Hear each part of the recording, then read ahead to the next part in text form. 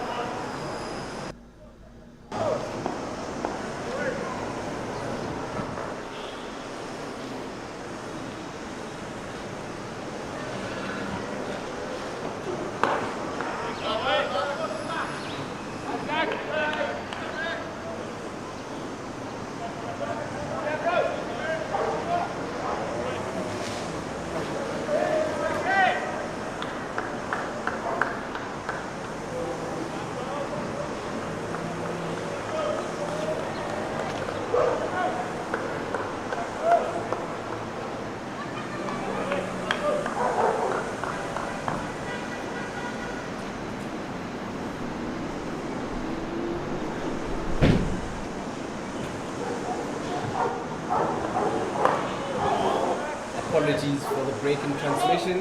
If you've just joined us, good morning and welcome to Willowmoore Park in Benoni. It is the CSA one-day cup where the home side, Eastern Storm, is up against the Garden Route Badgers. Badgers winning the toss and electing to bowl first. Storm said it's not a bad toss to lose.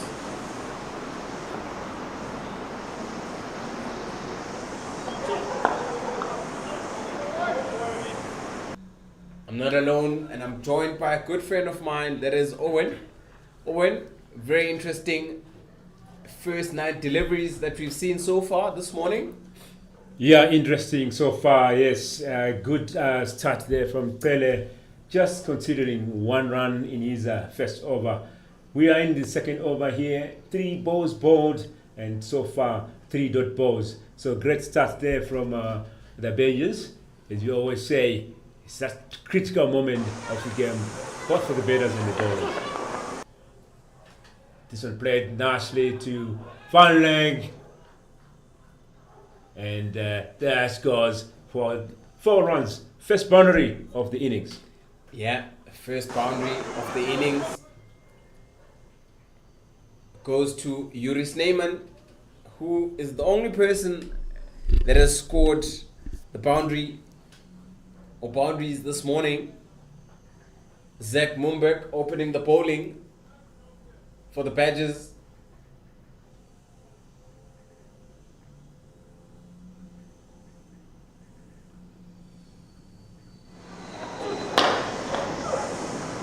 Ball not coming to the bat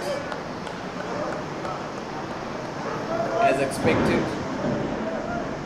Had a chat with one of the coaches and said the pitch will get slower as the day progresses.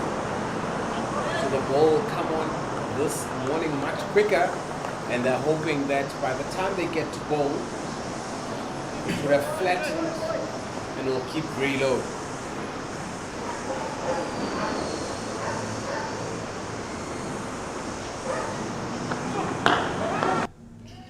Good hit, straight, and just breaks the furniture on the other end. End of the second over, it is 5 without loss. So far, good start for the bowling side, managing to keep the run rate at just 2.5. Yeah, Pele there, first over, just considering 1 run, and Mubek conceding 4 runs. Snyman on 5 from 11 balls, and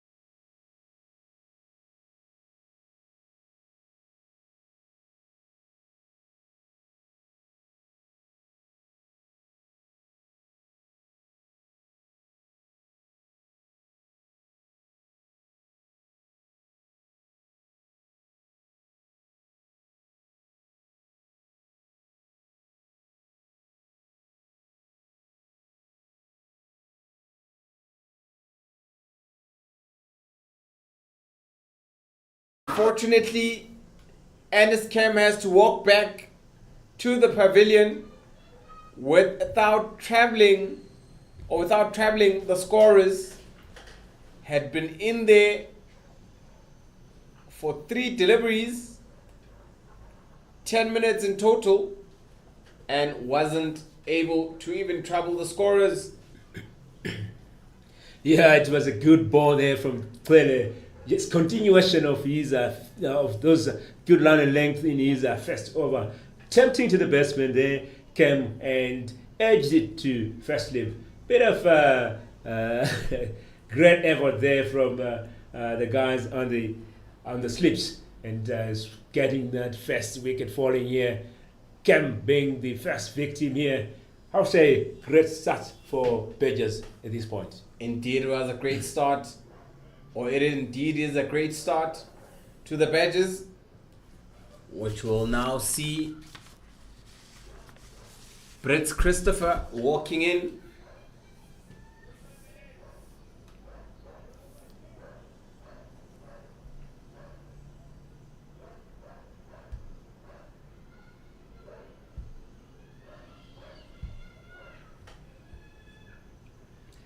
As you can see, or as you can hear, a noise in the background of kids who are out also here on Saturday to play their cricket. We've got plenty of other school cricket games happening in and around the vicinity. So kids also getting a chance to watch some of their heroes from the Eastern Storm.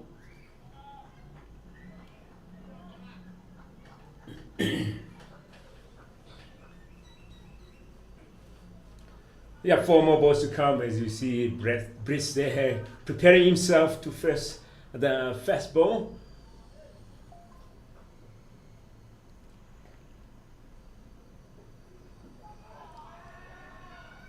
Some excitement there, shout from the bowler clearly, but from our angle, definitely going down leg there.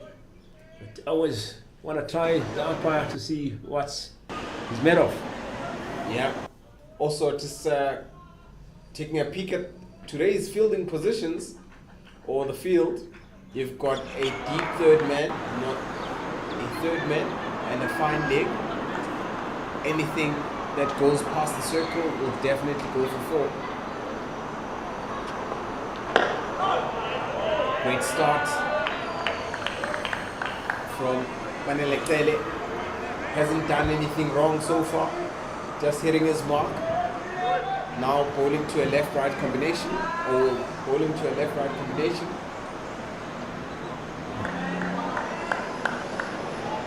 Yes, two balls to come in the over, and a bit of exuberance here from Badgers. They know they've had a great start. So far, so good for them. Another dot ball here. They want to keep that pressure. Can Eastern Storm sustain that pressure? Let's wait and see here. 1 more ball to come.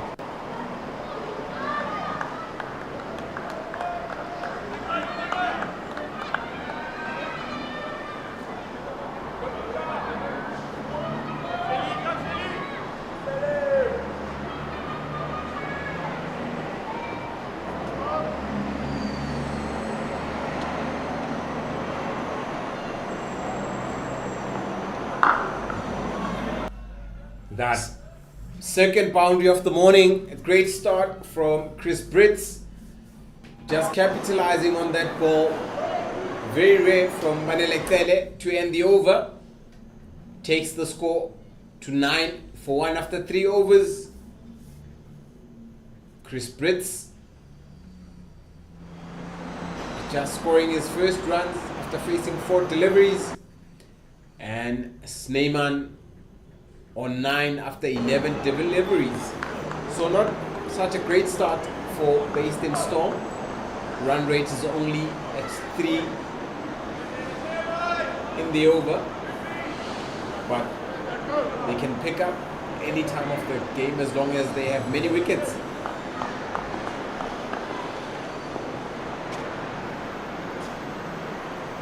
Mohamed coming in for his second over.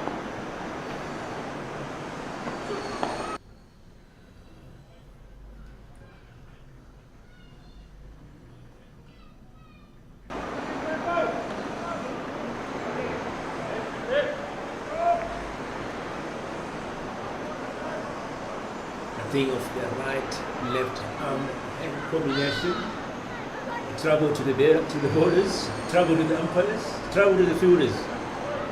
Yeah, you just need to know your story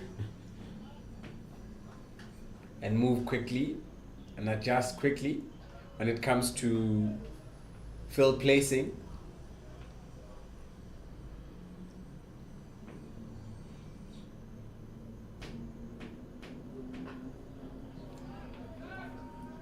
Chris Brits just getting behind the ball.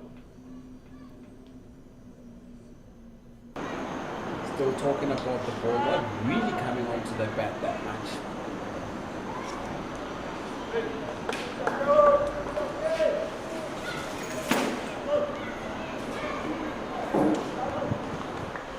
Run rate going at 3 and over at this point.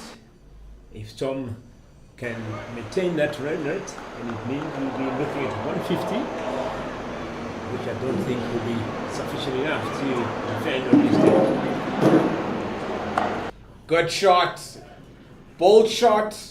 Is able to rock back and cut it for 4.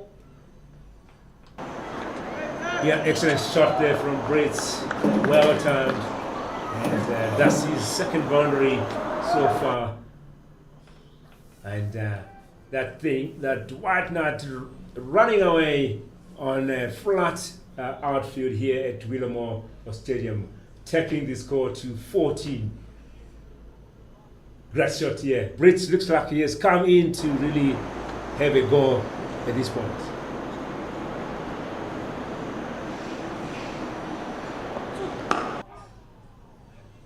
Airborne for a while, but just dropped short of the cover. Was interested for a while, driving on the up. That is Chris Brits as we see him walk down the pitch and do a bit of gardening.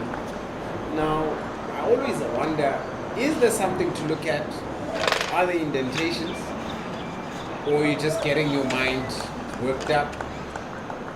It's hard to think, it's all in the mind.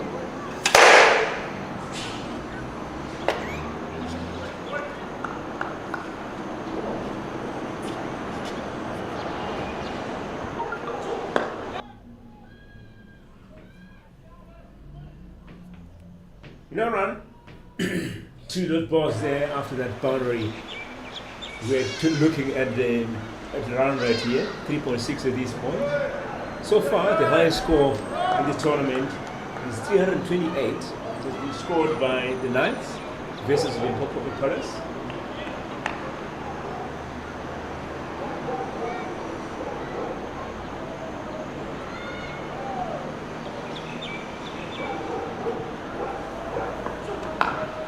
Talking about the highest runs scored. Just on Wednesday we saw a run chase. Thursday saw a run chase from the Limpopo Impalas, chasing down 275, having lost just 3 wickets. That was a good win for them. And tomorrow they take on the Northern Cape Heat in Northern Cape, where they'll be hoping to emulate the previous performance It is the end of the over. Fourth over to start, or fifth over rather.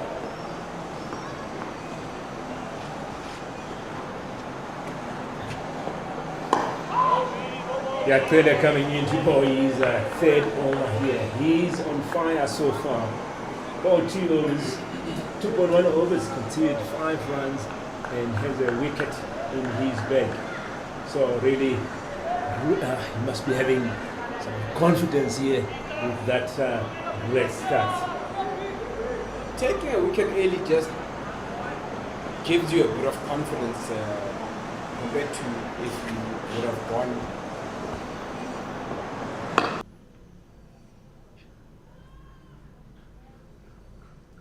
Yuris Neyman just jogging down the track. Haven't really seen him quickly take off, try and chase 2. Big man knows his strength, can hit the ball a very long way.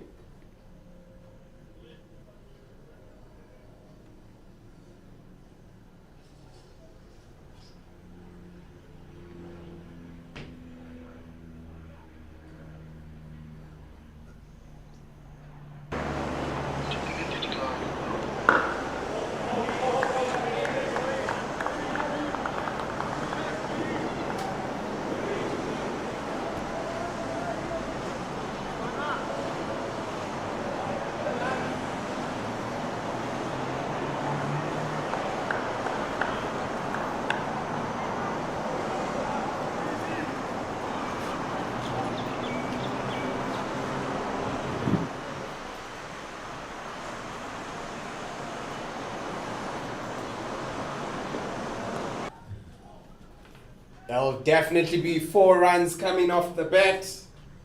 Straying a bit leg side. Brits scoring off boundaries so far this morning. Yes, Brits on fire here. Third boundary of his spell. Taking the score to 19. It's around 12 from 11 balls. 2 balls to come here from Pele in this over. Not coming back properly here, Pele.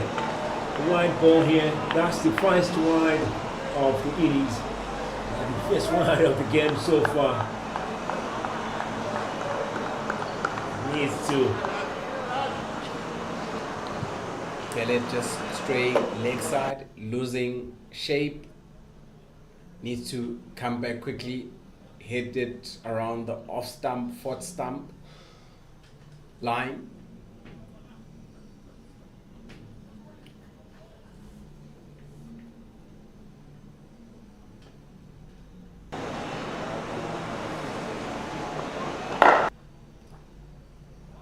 Misfield there. Fortunately, doesn't get far. Also quite important that when you're bowling on such a track, for me, bowling wicket to wicket is the most important thing.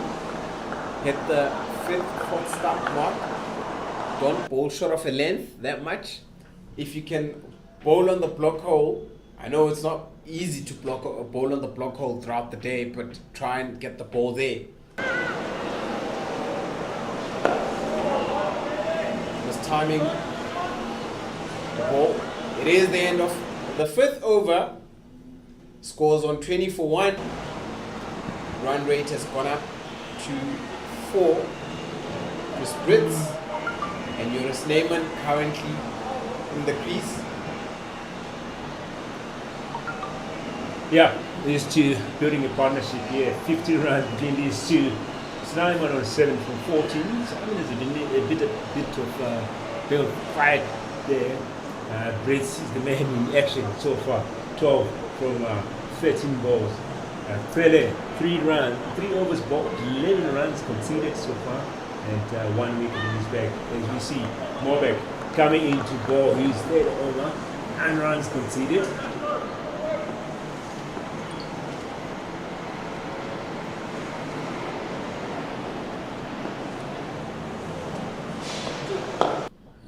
Clipped off his legs.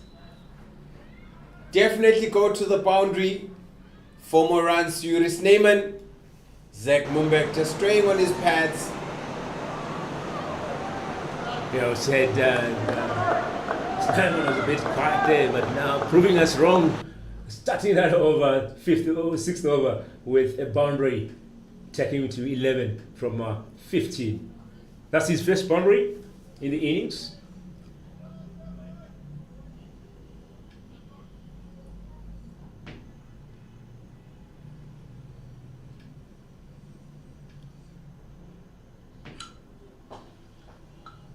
Four more, driven down the ground. Yuri Snyman starting to gain momentum. Welcome boundaries, welcome back-to-back boundaries for the Eastern Storm. And ladies and gentlemen, that's some excitement here from the spectators. Little kids watching the action here, enjoying that action. And we have also some adults around the field. You can see chilling on their chairs with the killer boxes here, expecting to have a full day of cricket as Mobek come in. Signaled wide by the umpire. They'll have to re-ball that one.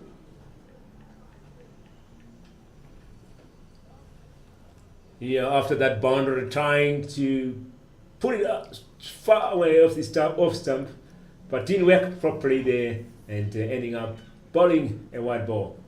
Can he come back strong here? He still needs to erect that boundary of the previous ball. Balls it short. Is able to get under it. Banged in very short there by Mumber.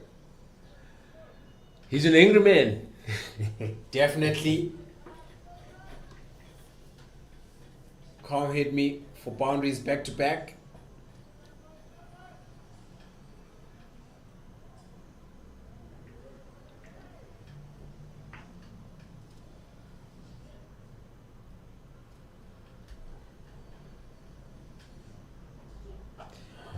Four more. Went on top of the ball and cut it. That is the third boundary for this over. Yuri Snyman on the trajectory for the Storm. Bowler opting to come right around for the last two deliveries of the over. Yeah, that was a great shot there from Snyman. Connected it perfectly.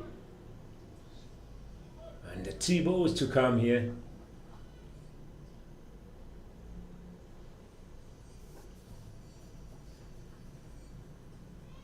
We'll have to start the run up again. Having come around this time for the last two deliveries.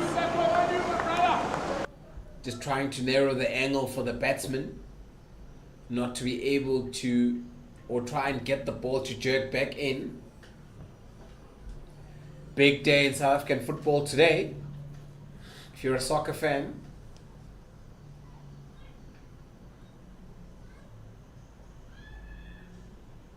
Good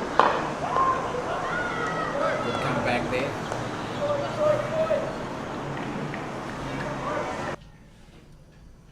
What do you mean the big day? The big team is not playing. It's only a big day when it's Sundowns playing. Right? Definitely no, you would have gotten the Sundowns player. You would have gotten the Eastern Storm coach very excited there for a moment. Big Sundowns fan.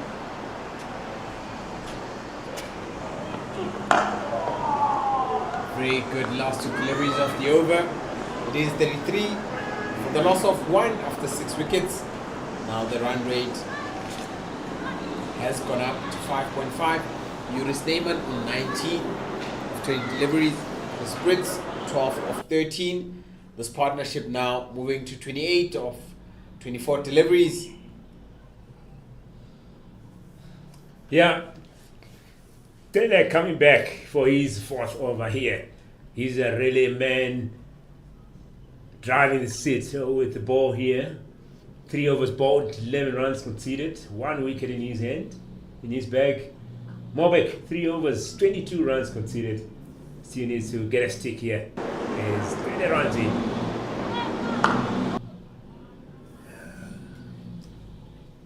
Just on the mark there, Kele. Going back to the conversation we're having, talking about the big day. It is the Soweto Derby. Kaizer Chiefs will be taking on Orlando Pirates. But we are definitely here at the cricket. Good news is that South Africa have qualified for the semi-finals of the ICC T20 Cricket World Cup. So joy for South Africans.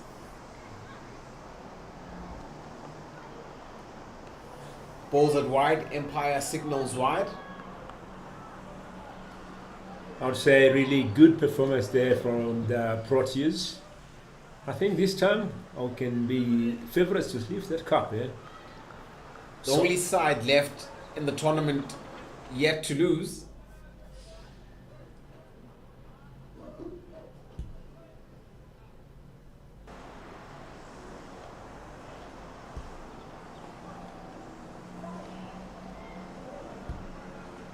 That's just escaped that.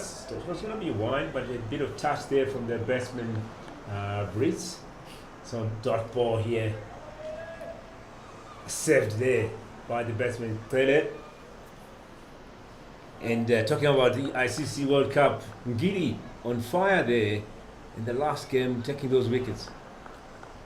Ngidi has had a great ICC T20 Cricket World Cup. With the ball, tickle around the corner, adds one more run. Plenty of cricket happening today. You've got the Hollywood Bets Women's Pro Series, where the Lions will take on the WSB Western Province from 1 o'clock. And in the ICC T20 Cricket World Cup, you've got Sri Lanka men taking on Pakistan men at 3:30. Interesting delivery there. It looked like Snyman was ready to come forward, but took time to get to him, so he needed to adjust his shot. As you can see in the very last minutes, it's a half-hearted defensive shot. Yeah, 2 balls to come. So far so good for Tele.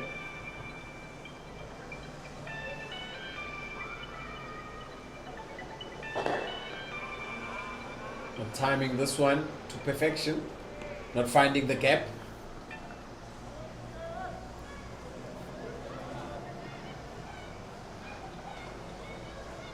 What's the perfect run rate as a batting team within the very first 10 overs?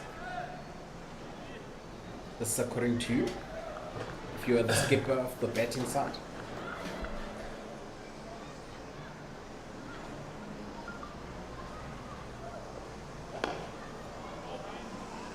Yep, finishing off the dot ball there. Good spell so far.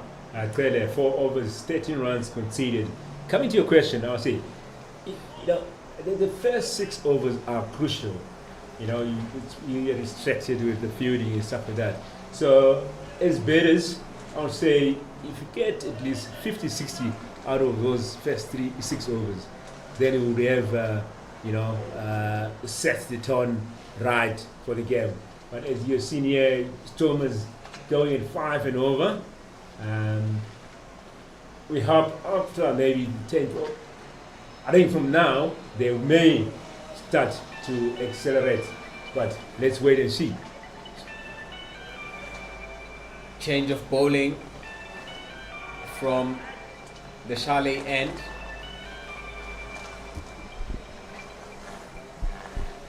Sintu Machiza, a right-hand bowler.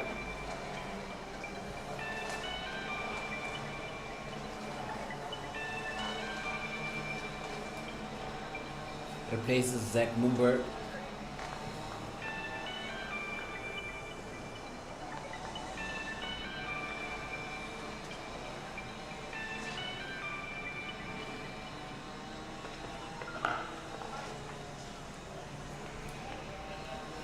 certainly saved a couple there. Starting short. Brits not capitalizing on the short ball, which had a bit of width.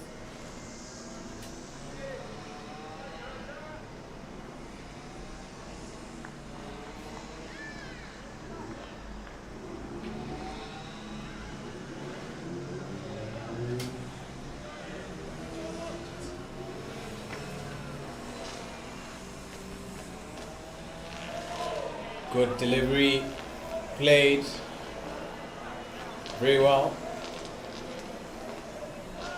or rather bowled very well and missed by the batsman.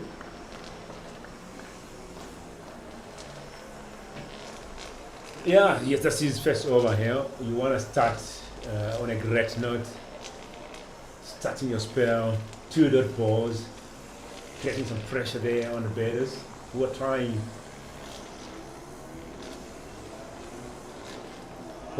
to check out how his bowling goes.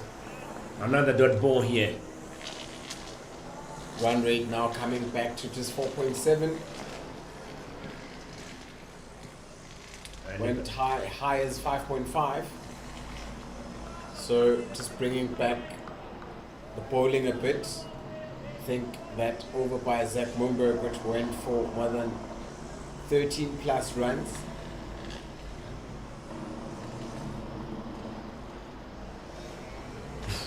Beautiful delivery, play and a miss. Really perfect delivery here from Majiza. What a start here. As you can see, the batters getting onto the middle of the pitch. They have a bit of a chat there. Yeah, Yuris Neyman just saying, wait for it. It's not as quick as you think it's coming. Just try and time how you're playing. You may be anticipating.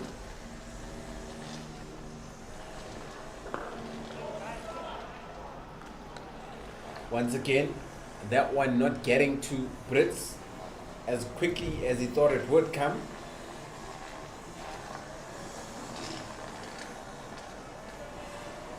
Yeah, one more ball to come here. Great start from Majiza. 5 dot balls here. Can Brits punishing on this last ball. He has been outclassed by Majiza.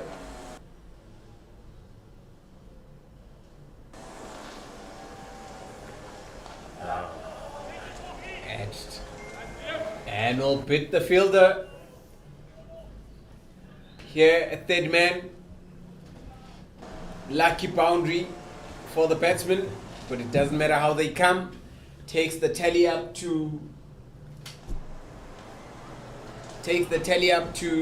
39 for the loss of 1 after 8 overs. Yeah, I wouldn't say lucky. He has been struggling there for the first 5 balls, and I'd said, how is he gonna do it this last ball of the over? Managed to put the bat there, get that edge, and get a boundary, and that's boundary attacking brace to 17 from 22 balls, and Snarman 19 from 23. Ladies and gentlemen, if you've just joined us, welcome to the One Day Cup. 3rd round of the games here. 6 Badges taking on Eastern Storm. Badges winning the toss and electing to bowl first. I think so far so good for them. 8 overs gone, 39 runs on the board, with the run rate going at 4.9 and over. Different from the last game we played here last week, where we're seeing the run rate going at 5 to 5.5 throughout the innings of the game, first inning of the game. Just missing out there. That is Yuris Neyman. Also hitting the ball very hard, but it's not coming as quickly as he thought it would come to him, or as quickly as he anticipated it.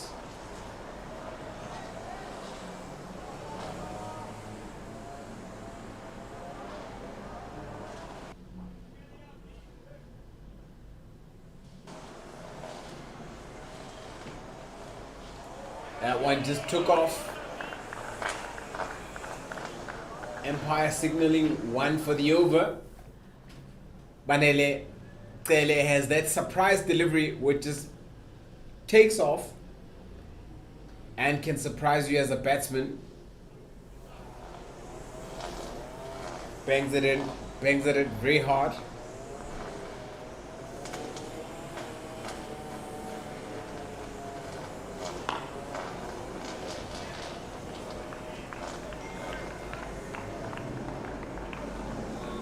So far is able to cramp Yuri if he bowls it closer to the body.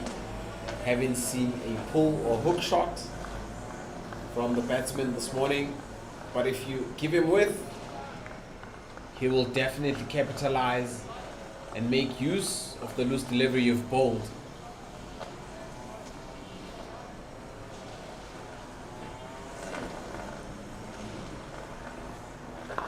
Like that. This time manages to find the fielder, doesn't find the gap.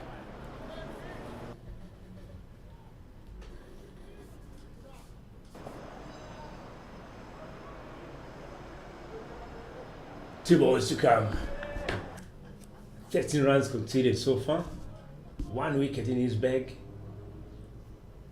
Good going so far for Tele.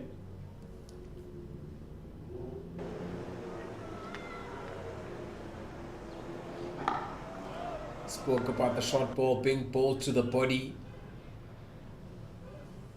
Haven't really seen Yuri being able to just pull or hook the ball.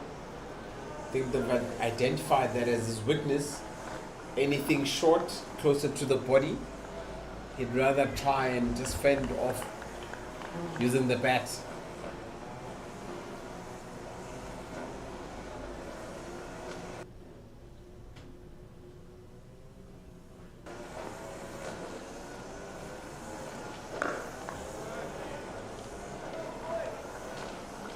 That's the end of the over here at Willowmoore Park Stadium in Benoni. Eastern Storm at home taking on 6 Badges. 9 overs gone, 39 runs on the board, 1 wicket down. Snyman on 19 from 29 and Briggs 17 from 22. A partnership of 34 runs between these two. Still 41 overs to go, so a lot of cricket to be played here at Willowmoore Park. If you are in the East Rand, come along and enjoy some action out here in the East Rand. People already have come in with their families. Not much, but there's plenty of space. Beauty of this ground, you can have a picnic.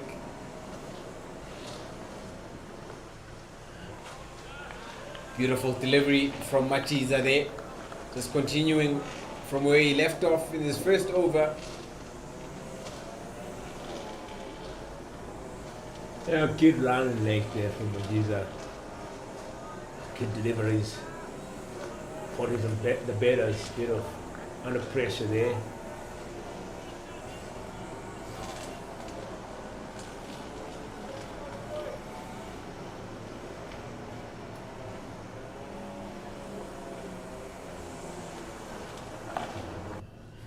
Good stop there at point. Not timing it well enough. That is Brits. Machiza just putting pressure on him. Bowling an excellent spell. Excellent. Yeah, that's we can see the batters there having a chat again, sharing some ideas there. I think Simon giving a bit of feedback to the Brits.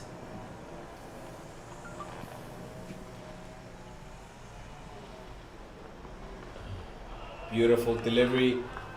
Just saying to him, wait for it. Yes, we can watch all day long these deliveries, ladies and gentlemen.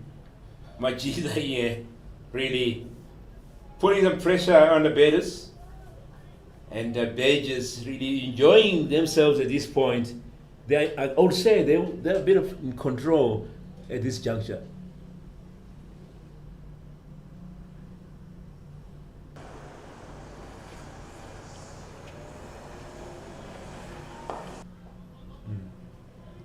straight off the leg side. Will be a chase to the boundary.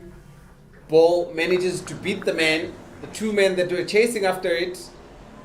That boundary releases the pressure of Brits there. Machiza just straying leg side and going to the pads. Yep, Brits there picking the gap nicely and rewarded for that. Four more runs to his score, 21 from 26 at this point. Mistimes it, was airborne for a while, stopped at the point area. With the ball just not coming onto the bat that much, I think a short cover will suffice at this point in time. Just bring in a fielder that will be very close for that ball that just goes airborne.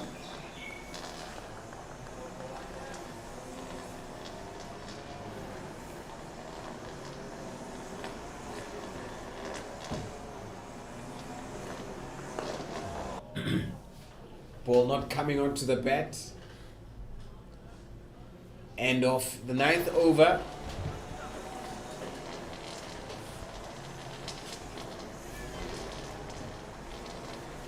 Beg your pardon. End of the 10th over. It's 43 for the loss of 1. Yuris Neyman on 19 of 29 deliveries. Christopher Brits 21 of 28. Partnership now with 38 runs. And we'll change of commentary. We welcome Kamba. Kamba, good morning and welcome to the Willowmoore Park here in Benoni. The weather changes every 10 minutes.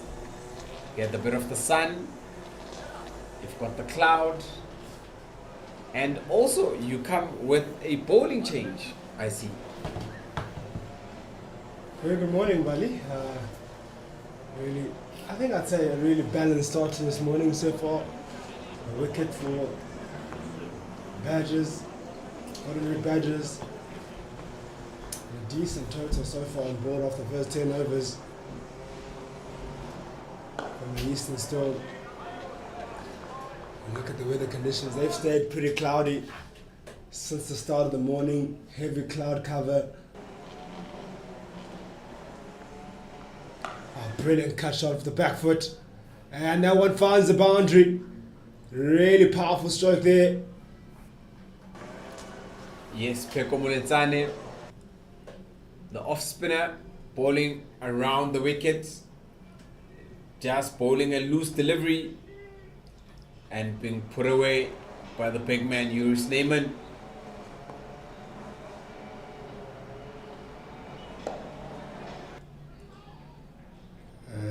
On that occasion, he takes a single.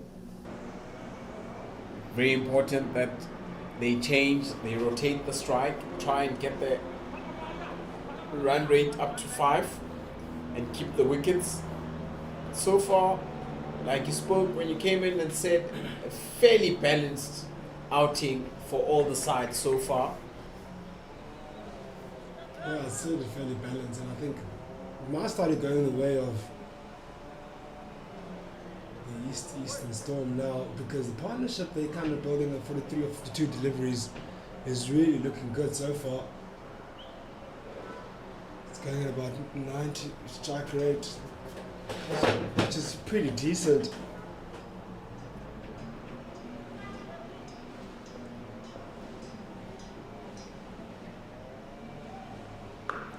Last game we did together, there were 2 centuries, one from the CSA emerging and one from Limpopo Impalas, and a 50 from either side also.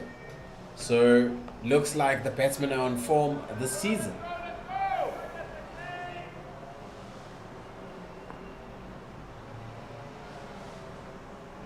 Oh, is that a take? Oh, it just chopped short. That one. was chipped straight down the ground by Eric Snyman, who luckily that one didn't carry.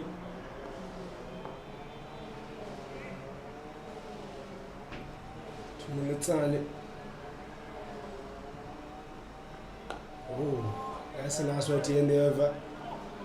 Really good way to end the over. That is the end of 11th. It is 49 for 1 wicket lost. Good start by Muletsane, just going for 6 in this over. Operating from the Ekurhuleni hand, was bowling around the wicket. His right arm off spin. Batsman not too comfortable. Saw even a chance the previous over. Just dropping just short.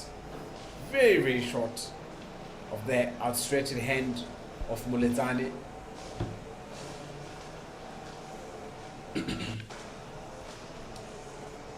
Yeah, usually those ones are really hard to take as a bowler, especially after finishing a game as a spinner. They come to you pretty quickly as you pop your head back up. It's hard to get your hand as quickly as possible, but a good effort at the end. Definitely stopped maybe a possible 2 straight down the ground there because it's hit pretty hard.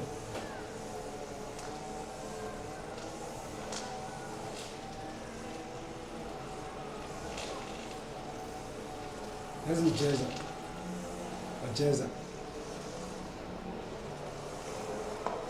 Starts off leg side-ish. Saved a couple there by Mumberg. Certainly saved 2 or 3 runs for the side.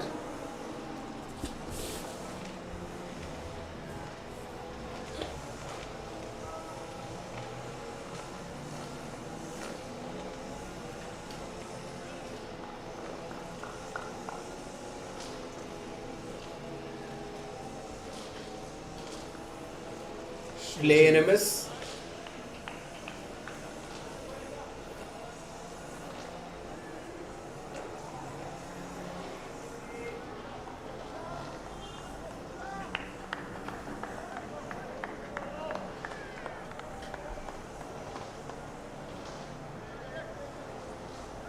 Usually the surfaces out here are usually pretty flat and up for run scoring, and you start to wonder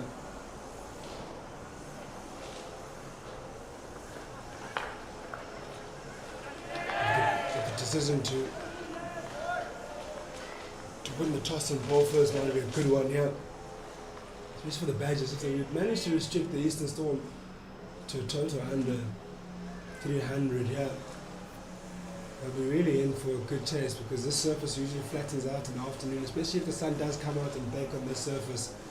Usually up for run scoring and not so difficult to chase here late in the afternoon.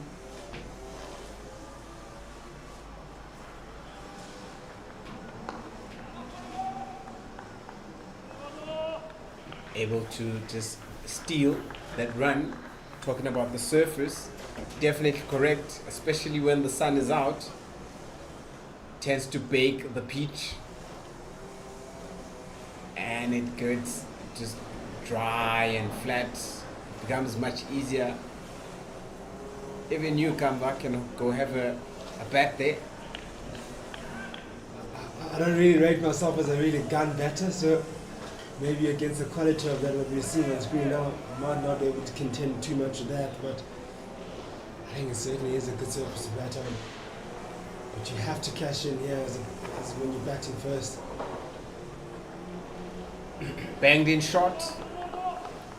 Empire signals wide. We'll have to re-ball that one. Majeza. Yeah, you can see that ball there. It's a tennis ball bouncy surface. That's what you'll get here at Willowmoore Park. It doesn't really skid through like you'll see it maybe at the Wanderers or in Centurion, where it will really go through. It will more be like a tennis ball bounce. So it's a lot easier to hit, but you see in that occasion the bat will go underneath it. Up in the air and up and over, past, mid off, and one bounce for really good shot straight. Maybe there a slightly overcorrection in that delivery. And with that boundary, it also brings up the 50 for the Eastern Storm. And a 50 partnership between the two batsmen in 44 minutes, 60 balls. Joris Neyman 23 and Brits 23 also, and 4 extras. So going about it very well. You can see again with that shorter one, when it gets to the bat, doesn't really rush the batter. It's easy to get on the back foot, walk on the back foot, because it just doesn't really get to you quickly. But it's one of those weird ones where if you don't really judge the pace of it really well, you can obviously mistime it and pop it up in the air. But as a bowler, you want to direct that one really well when you bowl. You don't want to bowl it too short if you're bowling short here on the surface. Well, if you're going to bowl too short, it's either you're going to try and bend your back much harder than you would on a normal surface.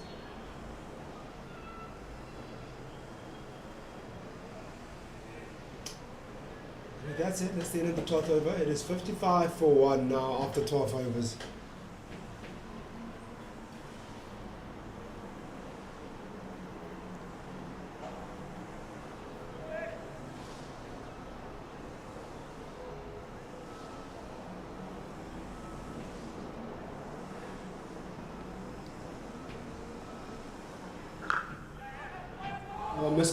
Misunderstanding in the middle. Oh, he was absolutely gone there. He hit the stumps. He's walking off. There's Sneyman. He was halfway down the track. Went down and took the call from Brits. And his partner turned him down. And rightfully so. There's no single there. Could have easily been walking off now. Straight up at leg side. Empire says it's a normal delivery. Unnecessary run there, honestly, Bali. Not needed at all. Plenty of overs. It's important to keep the strike rate rotating, but don't take chances.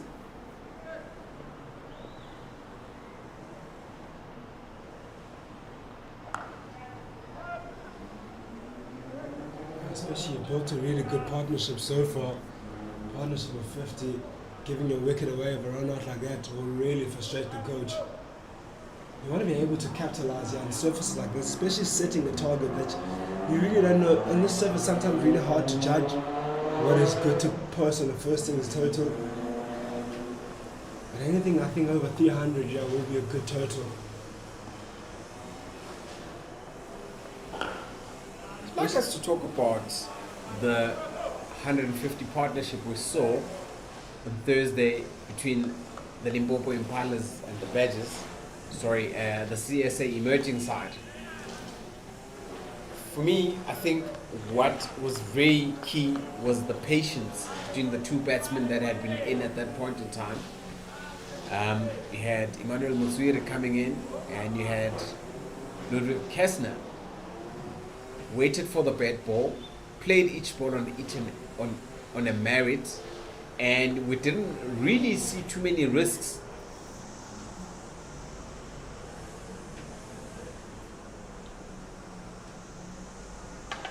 I think we can take a leaf out of that book, that partnership in particular. I think that's what is important there, and what they can take into here, the Eastern Storm, is that when things are not going, when the runs are not flowing, what's important is that you're able to communicate, to take those singles and rotate the strike. And what's also important here in the 50 over format is sometimes you might think you don't have as much time as you think, but rotating the strike and keeping that scoreboard ticking does ultimately put pressure on the bowlers, for one, the bowling unit. Then secondly, it does also progress the score when things are not happening. Then when there are opportunities to score runs, then your score looks a lot more different, because now you've managed to rotate the strike, get those singles, tick the score over. And then now when the bowlers get more tired later on in the innings, in the middle session, when you decide to press on, at least you have some base to work off with, where you can then score big. And you've also got yourself in that process. So that's going to be very important. Yeah, just to bide your time. Not coming to the bat, that is the ball. Very good analysis. Had been taking my notes there. Spoke about scoreboard pressure. Certainly will use it for my Sunday game.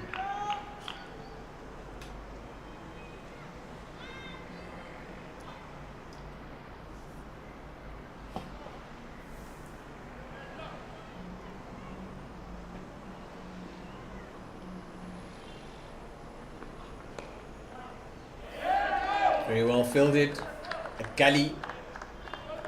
Certainly saved a couple.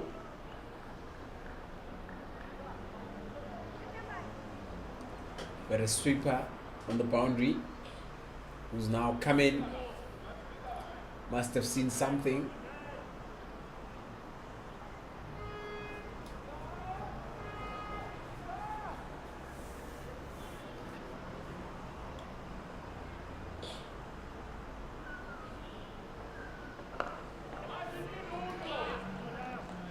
Machiza hasn't really bowled badly. This is his 4th over. Just conceding 14 runs. This is the time where the batters need to really, or bowlers or bowling unit, to be able to kind of hold the game down a bit and be in control here.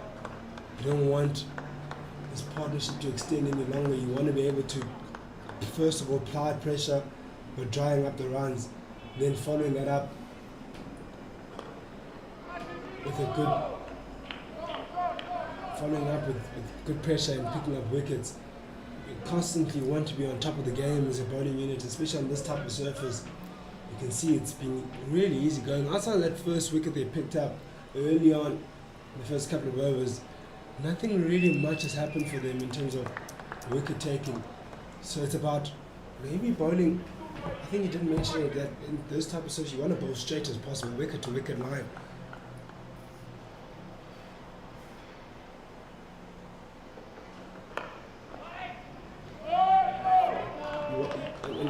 Bowling that wicket to wicket line, it does apply a lot of pressure, and it makes you want to play across the line or find ways to manufacture runs. But in doing that, also you have to find ways to set the right field setting, that is, to that bowling tactic, and obviously execute your bowling tactic as well enough.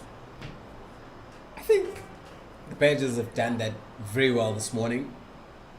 As you can see, Storm's not running away with the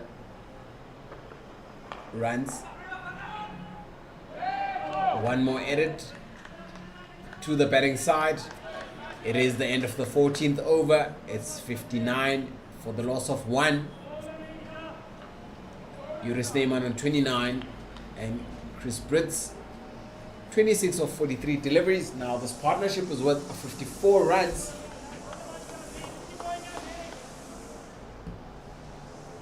It's been an hour since we started play.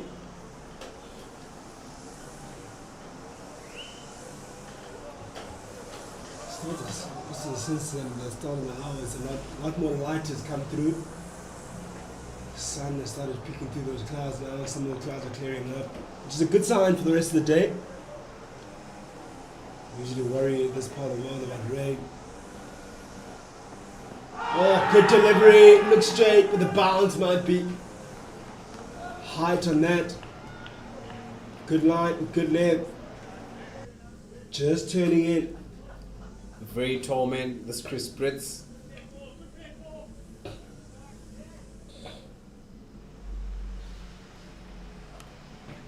First shot of anger, and it'll go all the way.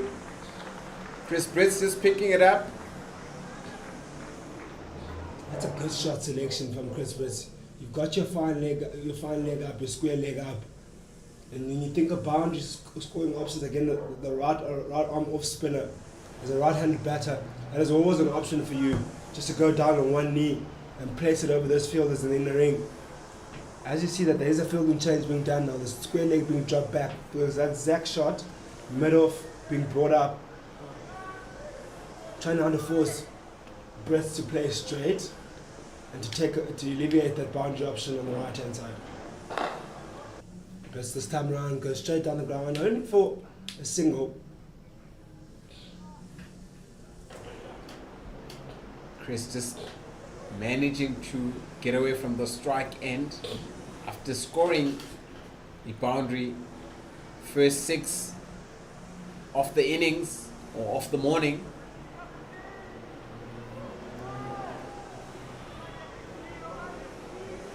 Also, this match is just a game of numbers. Quickly how the run rate can change in a space of 2 deliveries. Yeah, it can certainly change, and it goes back to my point of being able to rotate the strike. And sometimes getting big overs is just really about doing this.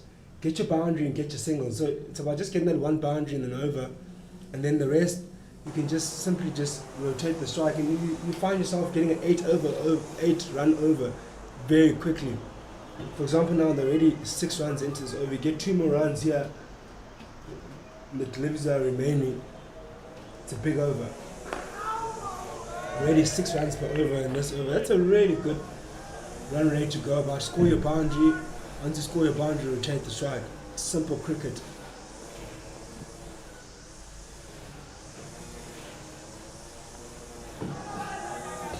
Misses out there.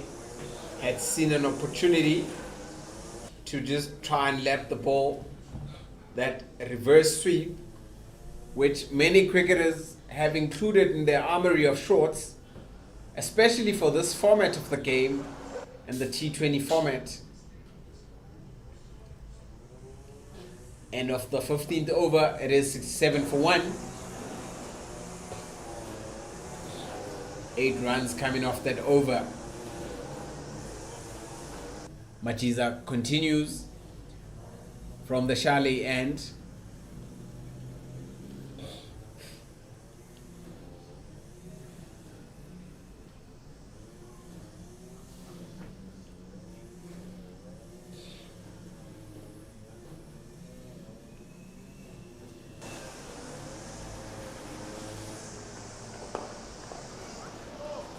Manu, we've seen this polish and they'll go about to 80 deliveries.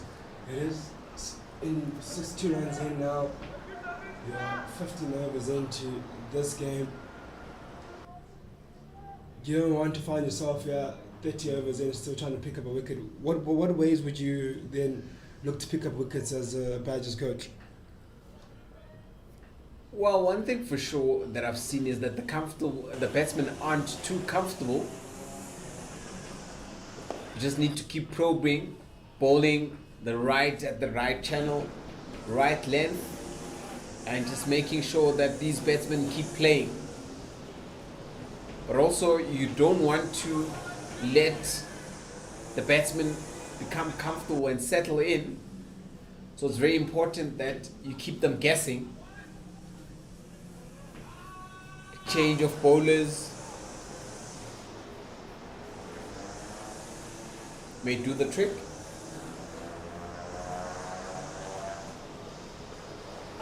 Short again, goes past mid-on, just marginally. Well placed, would Brit say. That one just marginally going past mid-on. Looking at that shot, looking at how the ball didn't rise as quickly as Brits anticipated it, just goes to show the pitch is on a bit on the slower side. Spoke about the tennis ball bounce.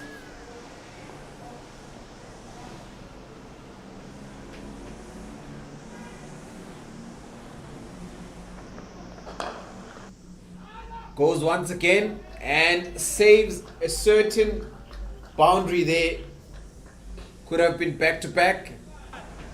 And a practice shot by Sneyman, who's probably saying should have hit it much harder and tried and clear the field or the fielder.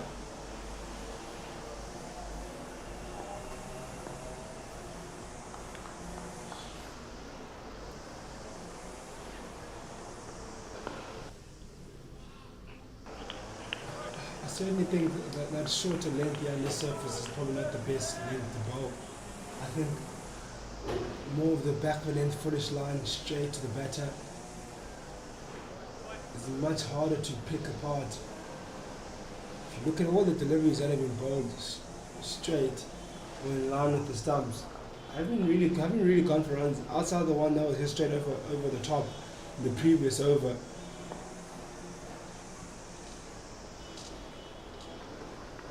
That one a bit leg side-ish, tickled around the corner for a single by Britt.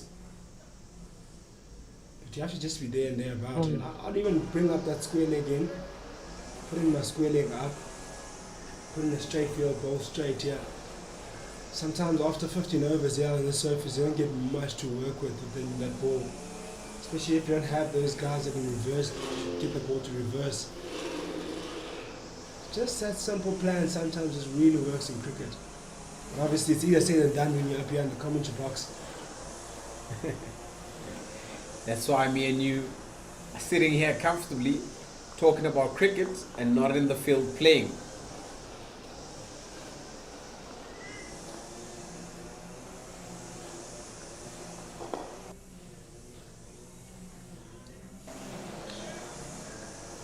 These two batsmen now look well in, and surely they need to kick on now.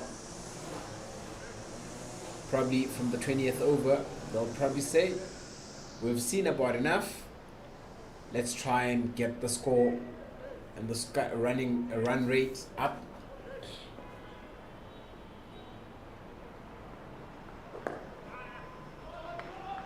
See all these singles here, taking a single, get a boundaries over, it turns the whole complexion of the over, makes it a really good one.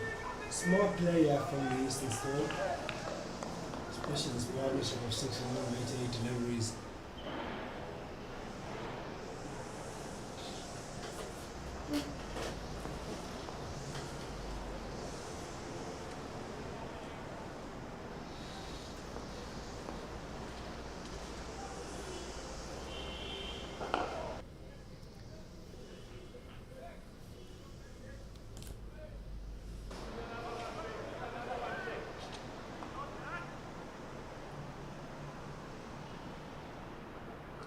Drop short and cut away. Cut away with some serious venom. Got that one through that gap in the previous over. And this time around it does the same result. Very, very good shot that. The point, it was about a meter or two away from the point. Fielder, he could barely get a hand on it.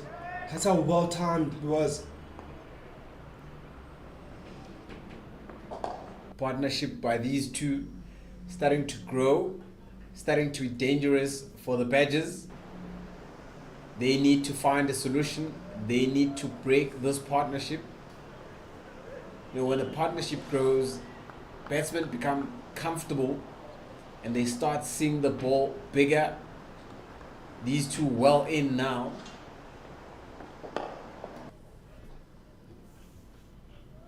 End of the 18th over, 79 for the loss of 1, and it will be the drinks break. Yuri Snyman on 41 of 49 deliveries. Chris Britz 34 of 50. Partnership now with 74 runs of 92 deliveries. We'll be back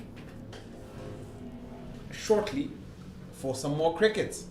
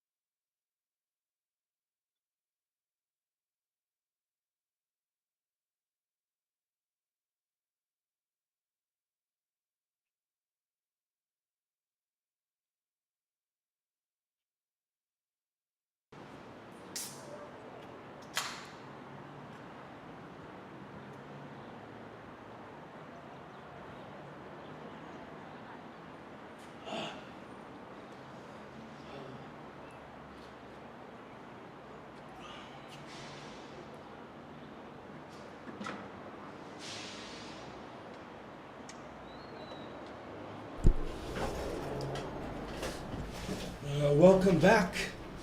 Just after the drinks break, with the score on 79 for 1 wicket lost after 17 overs.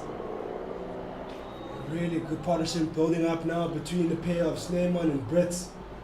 A partnership of 79 runs with just 92 deliveries, edging closer and closer to that 100-run partnership. Just 26 runs shy of that. They'll want to get to that. It is Snyman sitting on 41 of just 49 deliveries, and Brits on 34 of 50. It will be on strike now with bat in hand. Snyman, who I've said already, is on 41, is 9 runs short of that 50 mark, and it will be the Garden Route Badgers searching for their second wicket. Now learning commentary, still with Mbani Klope. Kamba, very important for these two batsmen to refocus with a change of bowling being seen there. Liam Alder with left arm spin.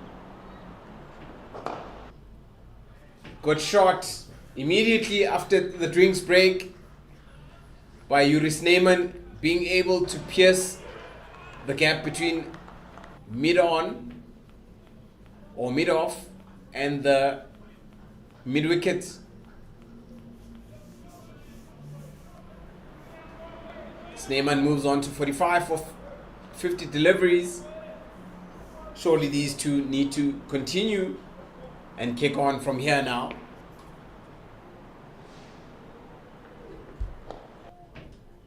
Chips his one in the air. It does Snyman this time around.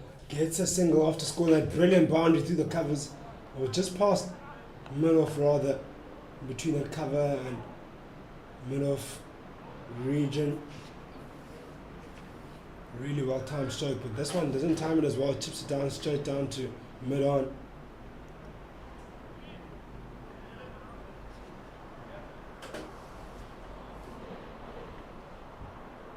To bring on strike his batting partner, Brits.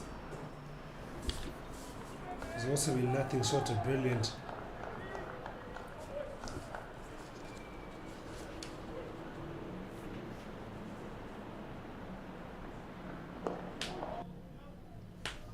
Very well bowled there by Alder, forcing Brits into a forward defensive cricket shot.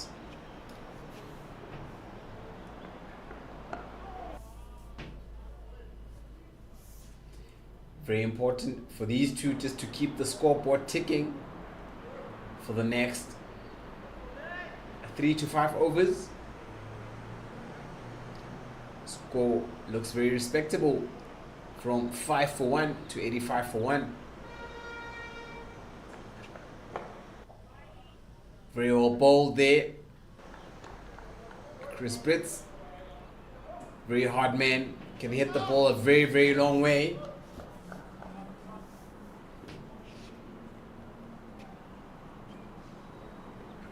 That one keeps a bit low there. Brings us to the end of the 18th over. It is 85 for 1 after 18. Good start after the drinks break for the Eastern, still picking up a boundary and getting 6 runs in that over. Very good start there. Very often we lose a wicket immediately after the drinks break. There'll be another change in bowling from the end that we're sitting, which is the Eguruleni end. We'll see the skipper himself.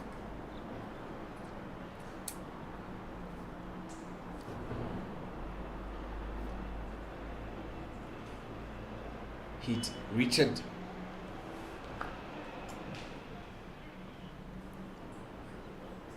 An all-rounder taking the ball. Wants to break this partnership. A partnership that is growing in leaps and bounds. Each and every delivery, these two batsmen are there, it becomes much more dangerous. Yeah, these two batters will certainly want to capitalize on this game here. They've really got some good starts. And I want to make sure they cash in here as best as they can.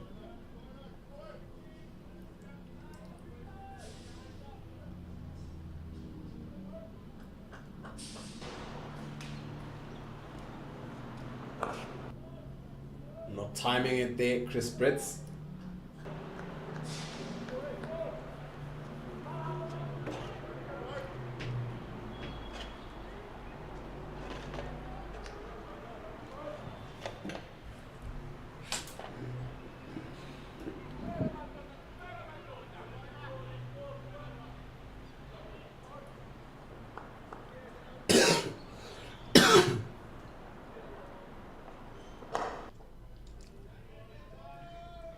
Clipped off his legs there.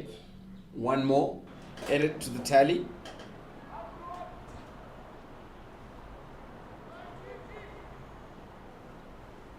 Now these two guys in their previous game that they played in the Northern Cape, in Kimberley, they both got starts. They never managed to convert. Uris Neyman scored 38 of 66. And Chris Blitz was in 36 of 69 deliveries. So both guys will have something to play for here. They weren't setting the total, obviously, in that previous game. They were chasing a score, a minimal total of 114, 115. And this one is a different kind of game now. They're here to set total, so they need to cash in, they need to score big.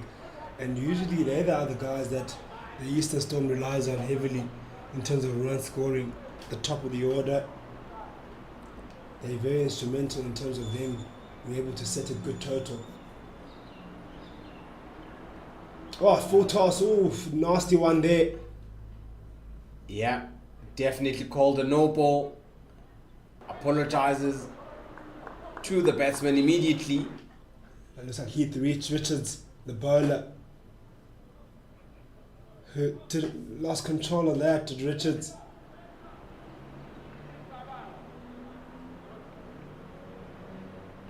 And no ball has been signalled by the umpire as a free hit to be. He has an opportunity now for Snyman.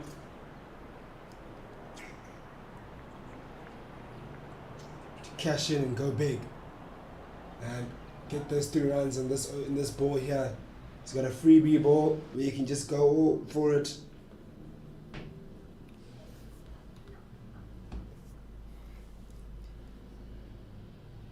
We want to go wild.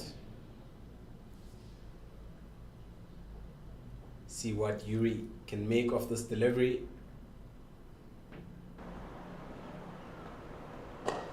Hits it. Will just fall short.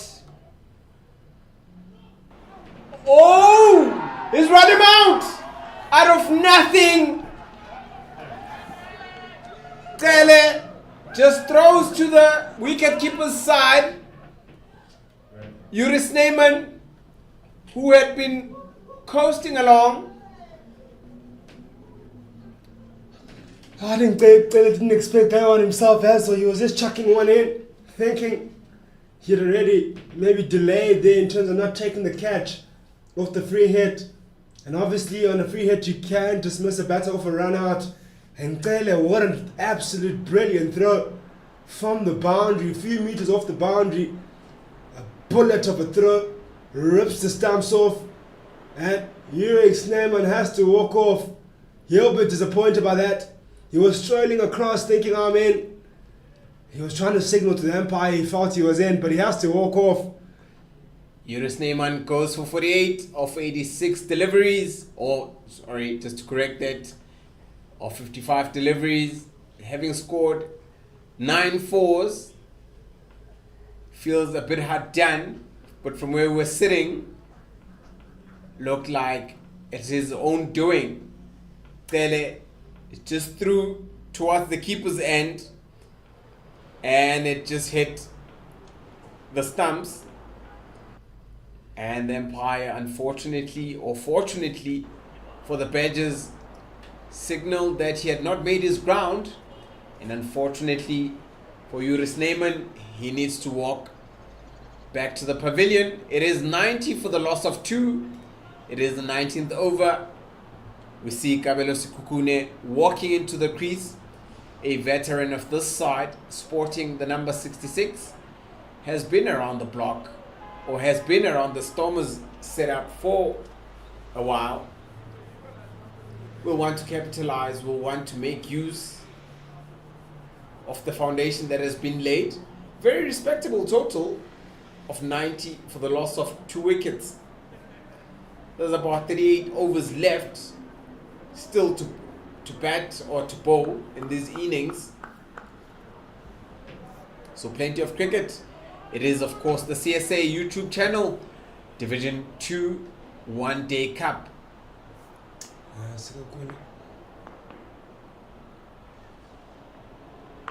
Oh. Interestingly enough, the last time I was here watching the Eastern Storm, Sekhukhune was dismissed in a very similar fashion, played it onto his stumps. He does sometimes, is a bit susceptible to that ball, that back on lane delivery. He likes to rock back on the back foot and play it under his eyes. And the last time he did that, he kind of inside edge onto the stumps. That was about earlier this year, late last year. But yeah, I'm sure you would have put that pass behind him. And Hurix Neyman misses out on yet another 50. He was on 48 there. Misses out on his 4th 50 of the season. Brings out Sekhukhune into the crease, who will be joining Christopher Brits. I think the lesson learned there is run your first very quickly, and when you do ground your bat.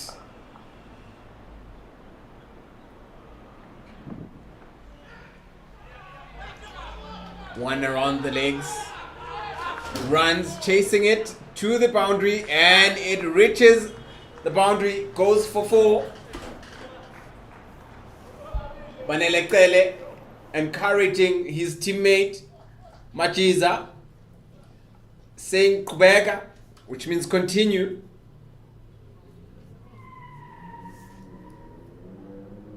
That boundary takes Brits to 41.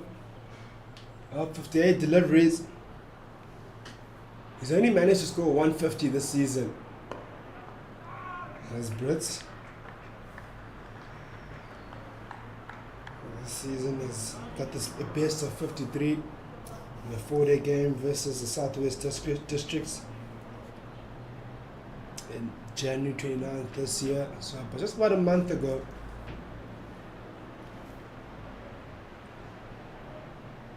The next one was the previous game of 36, and he scored. Certainly a lot to play for him. He'll want to get over that 50 mark again.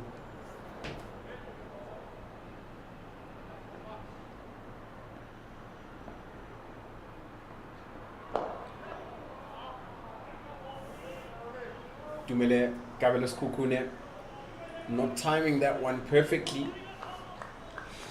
Yeah, also Kabelo Sekhukhune also is in need of some runs as well.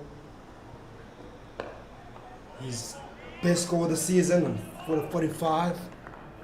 And also a 4-day game. Same game as well as Christopher Brits, who scored his 50. He scored 45 in the first innings and 28 in the second innings in Otson. And of the 20th over, it is 95 for the loss of 2, and there will be a commentary change.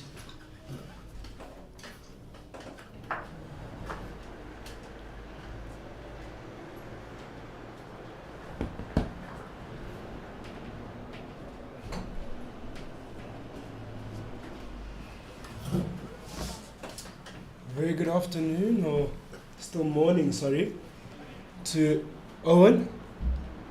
Yeah, still morning here, and interesting wicket there.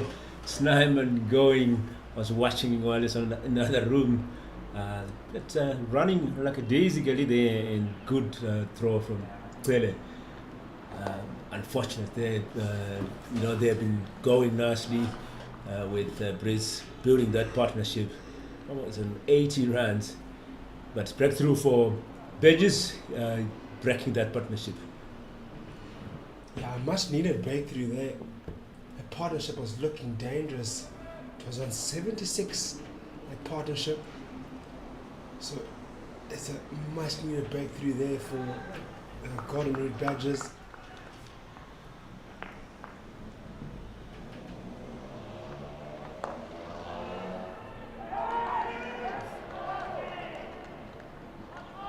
Must throw their naughty stuff. And they steal a single to the Eastern Storm. Yeah, misfielding there from that backup, and the Storm taking advantage of that and crippling in that single there. That score going to 97 as we see Skukuna and Brits at the crease at this point. Brits on 43 from 60 balls. Richards in attack.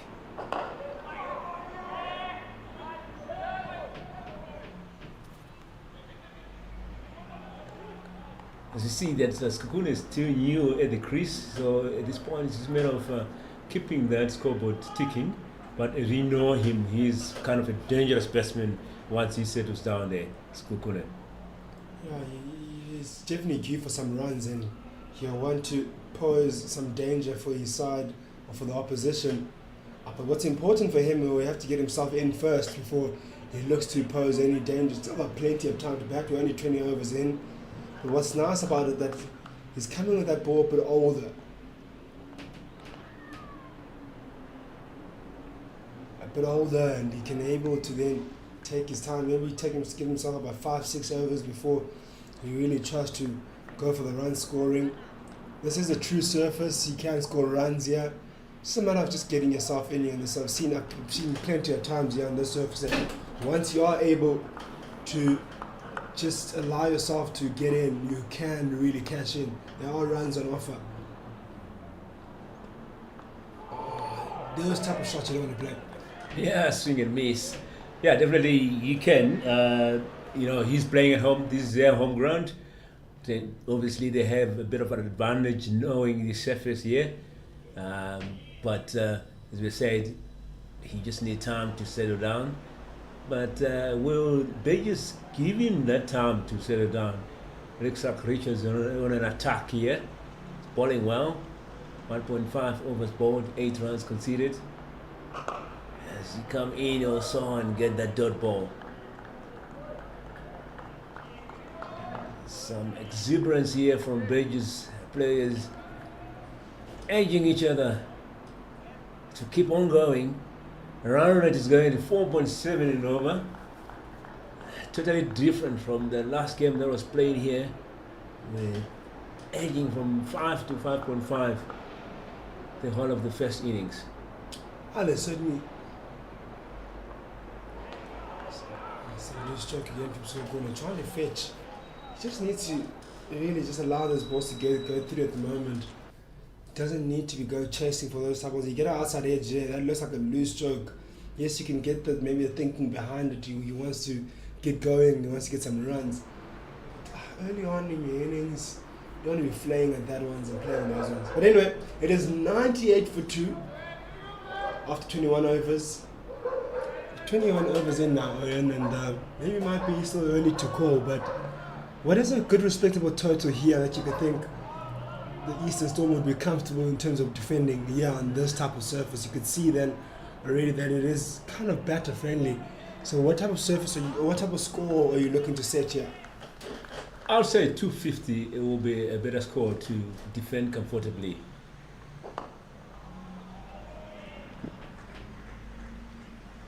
As Alda come in to bowl his third over here.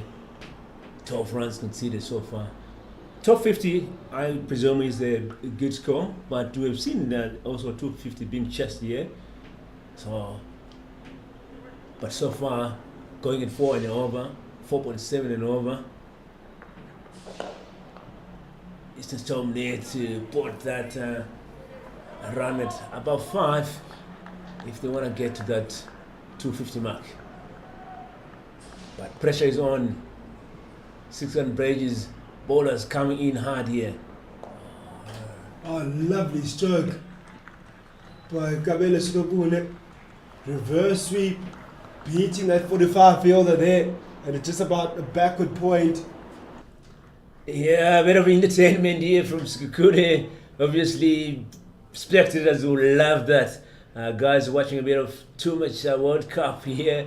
And ladies and gentlemen, with that boundary, that gives us 200 up, 103 runs, 97 minutes played so far, 134 balls played, and Skukune entertaining the crowd.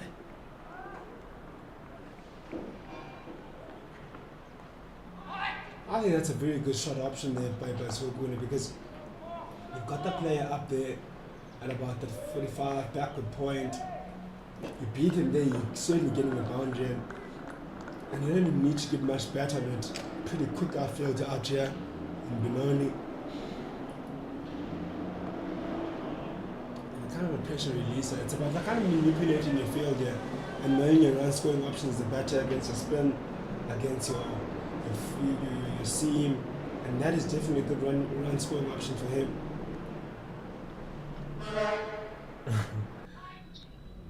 I want to do another reverse sweep, but this didn't work out properly, resulting in a dot ball, and that's the end of the over. 22 overs gone here, 103 is the score with a fall of 2 wickets. Out of 3 overs bowled, 16 runs conceded. I would love to see one of the Proteas players playing that shot in, when we're playing against India in the World Cup with a full stadium, just to silence the crowd. It was a good game, Proteas winning against India with the full-packed stadium.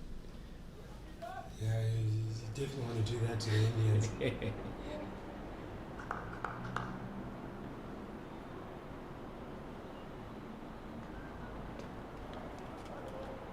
And you certainly just silence the crowd there up in India and Ahmedabad. And followed up that win against the West Indies. Got another game against Zimbabwe coming up as well to wrap up the Super 8 to really qualify for the semi-finals. It's going to be a big game though between the West Indies and India. Whoever wins there qualifies for the semi-finals. So a real game to play for a quarter-final game, that is. Just around the corner there for a single. Yeah, that's a big game there. Will Hetmeyer stand up and silence the Indians? How big will that be for the West Indians? Or even for India, being able to be knocked out of their own home ground tournament. That would be such a big statement. I'm not too sure if we'll see as big of a crowds if they'll be knocked out there. They'll have something to say about that, the Indians. We've got plenty of Indians and Pakistani and Bangladesh viewers on ours that are listening here, so they'll definitely have some few thoughts on that. I think the thing is, Indians love their cricket, and obviously they're hosting the tournament. They'll come to watch some cricket. I hope most of them basically have bought tickets for the semis and finals, as they always think India will be in the semis or finals. Yeah, why not believe in your home side? India came in as probably one of the favourites into this tournament of the T20 World Cup. So you want to be part of that. You want to be part of the big games, the semi-finals, the finals. And you want to have faith in your home side being able to qualify for that. And they are the defending champions after all. Obviously, this will make for an exciting tournament. But anyway, we're here now at Benoni. Score 106 after 22 overs and a loss of 2 wickets. Eastern Storm still rebuilding in a new partnership, sitting on 16 now of just 24 deliveries, 17 now of 24 deliveries. At the creases, Kabele Swaguna and Christopher Brits. He's a set batter on 47. He's searching for his second 50 of the season. Last scored 50 a month ago in a 4-day series game. Hasn't been able to score since in his previous game. Scored 36 as well. So he's in, I think maybe half decent nick as Brits. So you want to capitalize here and cash in big He's already got himself set on 47 of 65 deliveries. What's really important is his batting partner to be able to give him the strike. So good, and not to get himself bogged down and share this load of this pressure that may be on them right now.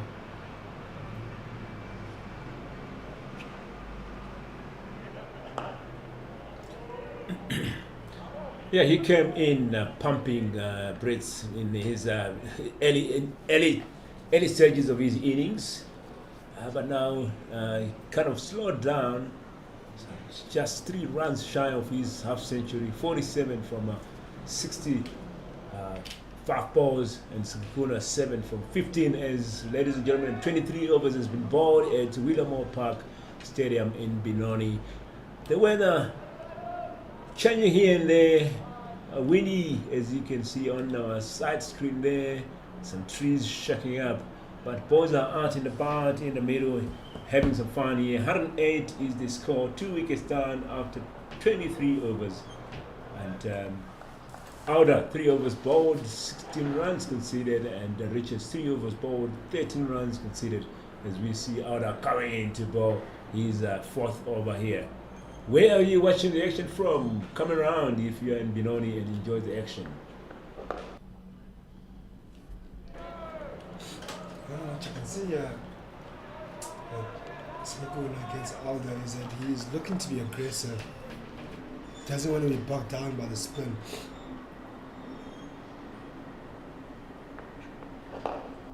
See, he's constantly looking to play positive strokes straight down the ground. And it's important for Aldo to identify that Sakuna is trying to get some runs, to be able to bowl that wicket to wicket line. So if he does make a mistake, you cash it. Yeah, so far so good here from Outer. 3 dot balls in a row. Squeezing in Skakuna here.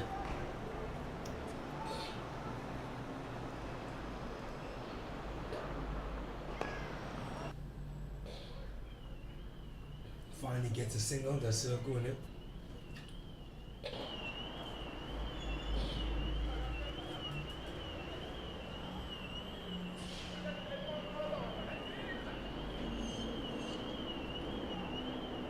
Let's change in field as we have with the left right arm combination here.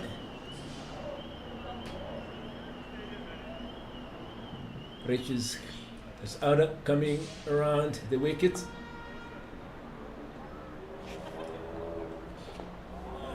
Another dot ball. So far so good here. 4 dot balls in the over. Can he finish strong and get that wicket here?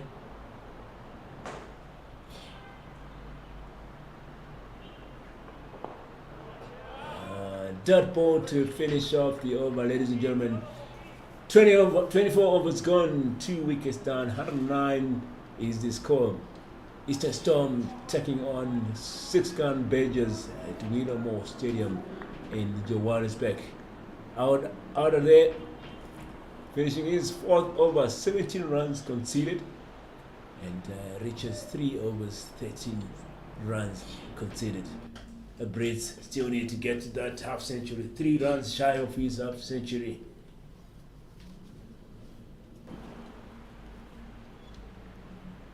Spectators coming in here, guys sitting down under the trees enjoying the cricket here.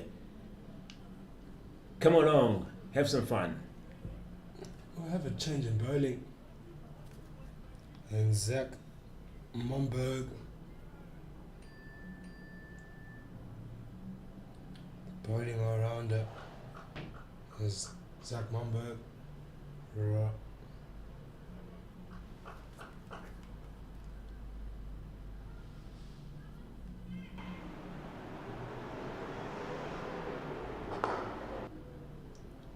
Coming around the wicket to the left-handed batter, Sigogone Kabelo.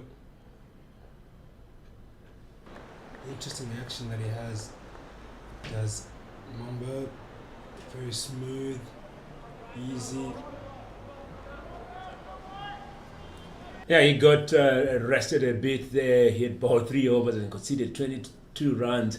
And now the captain deciding to bring him back. So let's see what he's going to be doing here.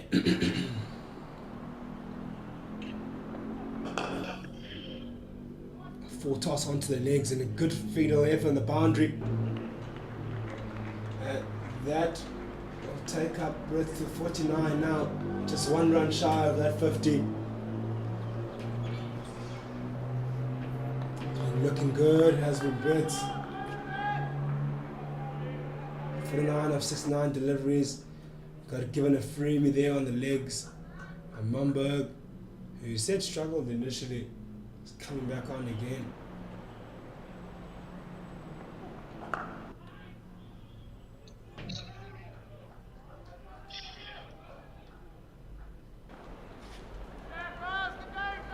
Yeah, that ball there, Sekhukhune not wanting to risk that, sending Brits back.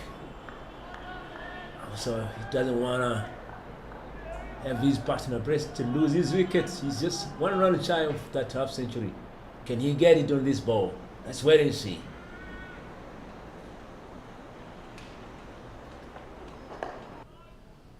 He still needs to wait for that half century mark.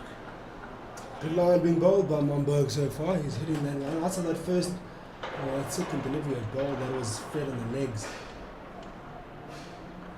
Everything else has been on that back of the leg line. And that's the line I've been talking about this morning. That's I'm saying that is the line you want to bowl here on this surface. You don't want to stray too forward. You don't want to be too short. You want to be that in-between length. That is not easy to drive, not easy to play on the back foot. And played in the gap. Easy stroke there. That will take him up to the 50. Christopher Brits brings up his second 50 of the season. Really good stroke that. Brings it up with the boundary. Yes, great shot there. What a shot to get that to that half century mark. 53 runs from 72 balls. And with that 53 runs comes 7 fours and 1 6. And time to raise that bet. Well done to Brits.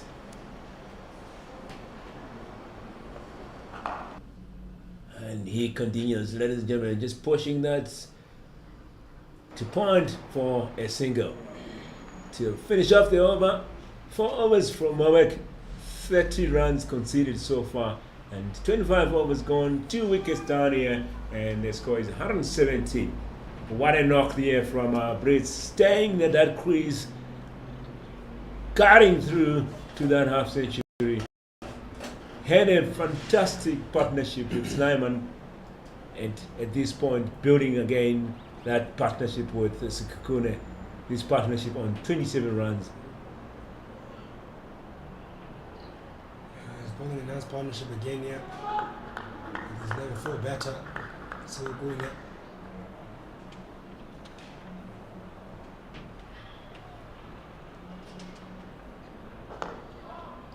Good shot again. Could be pushing hard for a second. They are pushing hard for a second. Good running.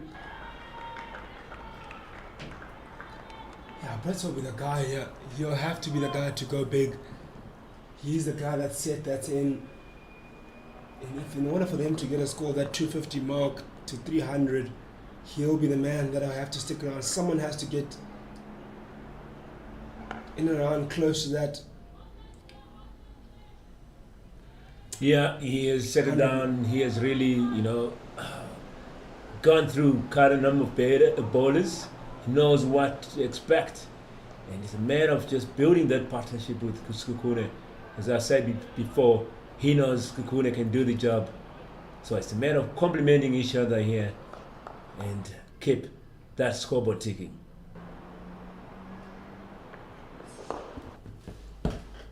Yeah, that's what's going to be Sekhukune's responsibility. Just to keep on rotating that strike. Get yourself in as easy as possible. Don't get yourself frustrated on the other end of trying to face so many deliveries. You've got a guy on 57 or 75 deliveries who's scoring at free roll at the moment. Give him the strike. Let him do the work. He's the one that scored the bulk of the run so far. Just like that. Goes down on one knee. Does Christopher Brits.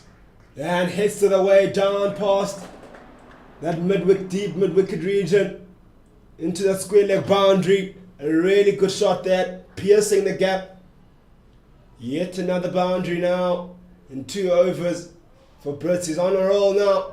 Best score so far this season for him. Yeah, he's on a roll. A bit of trouble there for 6 and Burgess.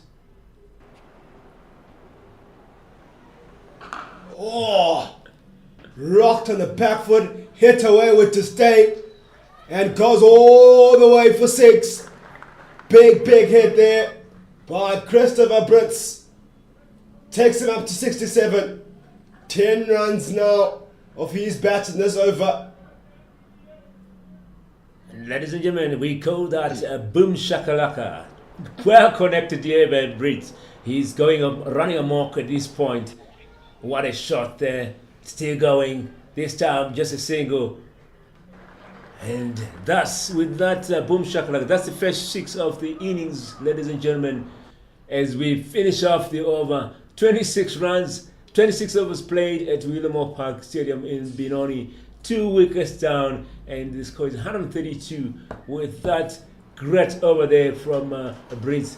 He was now on 68 from 78 balls. What a shot. And these two really enjoying themselves in the middle here, with partnership moving to 42 runs. Yeah, it's moved along quite quickly thanks to the bat of Brits, who's been absolutely brilliant this morning. Started off like a house on fire and has really continued that now. Seeing it like a beach ball at the moment. Oh, try to circle across and pull the other one away. Seeming like he's going for everything right now as Brits. Very comfortable he is. Yes, comfortable indeed. Have that confidence at this point. The eyes set in. It's just a matter of putting his feet on the accelerator here. Enjoying the moment. As Mobek come right on around to Sikukune, who is now on 10 from 21.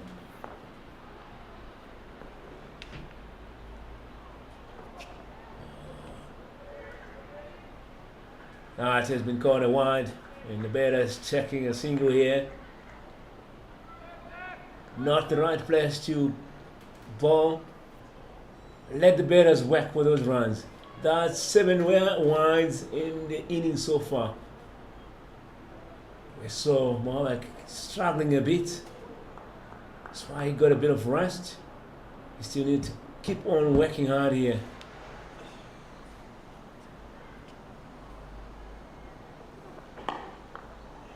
Coming into Brits at this point. Coming on all right. Dot ball here. It's a matter of keeping on working hard. Yeah, he has to keep on working hard for his team, for his side. They're heavily reliant on him right now.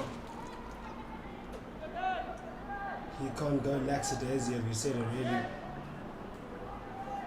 They really lost a wicket of Snyman. A soft dismissal that was. Oh, quick single. God, it might be a tight one. Oh, had to be a clean gather to be able to get a run out there, or even close to a run out. A good rotation of strike between this pair, applying the pressure on the field. Yeah, quick single there. Saw the gap. Let's keep that scoreboard ticking. That's the talk between Brits and Sikukune at this point. And that is working for them.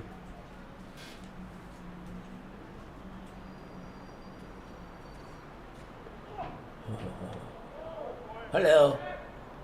Are you awake? That's Mobek to Sikukune. Yeah, nice short one there. Nice, well directed. Just passes that bat there. Sekune trying to play it over the top. Trying to play a cute stroke over the bat, but keeper's head.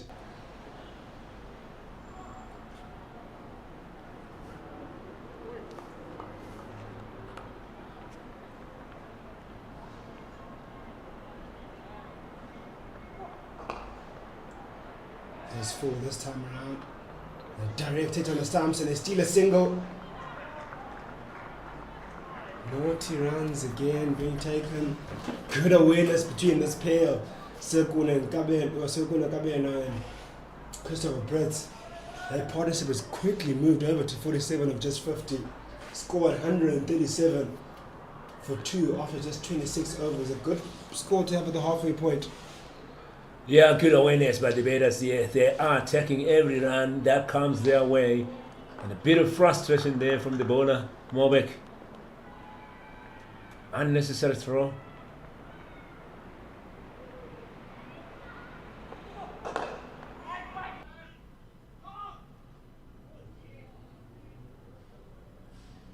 As Mobeck finished that over with a dot ball, 5 overs from him, 35 runs conceded.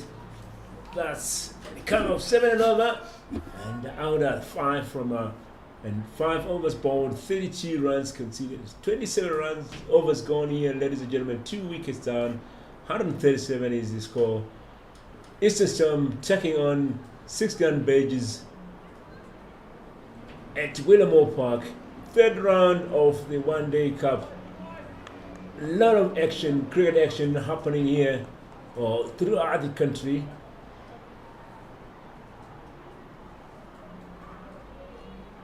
That run had gone up at this point, going at 5.1 and over. As we see changing bowling here. Liam coming into bowl.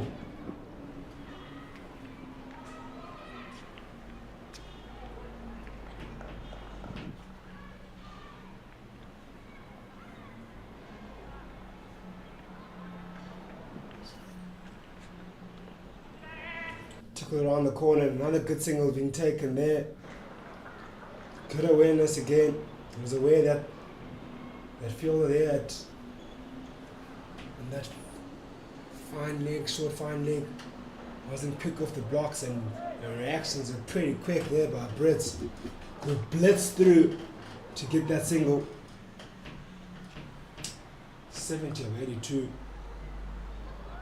Looking absolutely dangerous as Brits.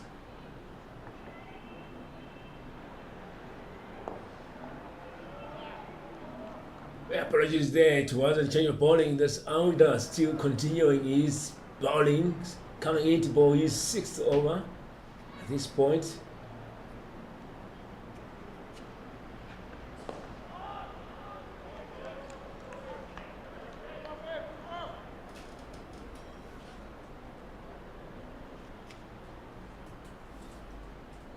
I say quite a number of spectators come in here. I'm really enjoying the action here. Not so hot, not so cold. It's a good day to come watch some cricket. Spend some time with family. Kids can have some fun by the grass bank there.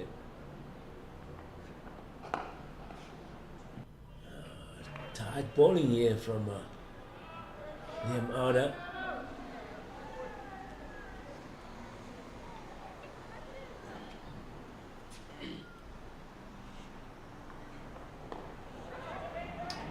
Quick single, and they get it again. Good running. The last couple of overs, and he's stealing some singles from Garden Route batches. Yeah, I mean, it's really a good awareness, you know, attacking on the fielders who are showing a bit of lapsing out there, and these two keeping on that scoreboard. Taking on this, we see 28 overs bowled, 139 on the score. As we see Tele coming back into the attack here for 6-gun Badges. He's bowled 5 overs already. Very economic, 13 runs conceded and 1 wicket in his bag.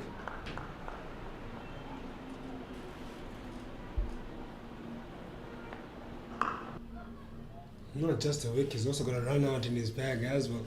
So responsibility, he's got responsible for 2 wickets today. He's got a brilliant run out of Snyman off the boundary. It was a free hit delivery. It was hit up in the air. And he probably would have backed himself to take that one, although it wouldn't have resulted in the wicket, but he would have restricted the second run, and he certainly did restrict the second run by getting the run out of Snyman, who was lackadaisy, as you've explained, Owen. Oh, nice delivery at the back of the length line, just snipping back slightly.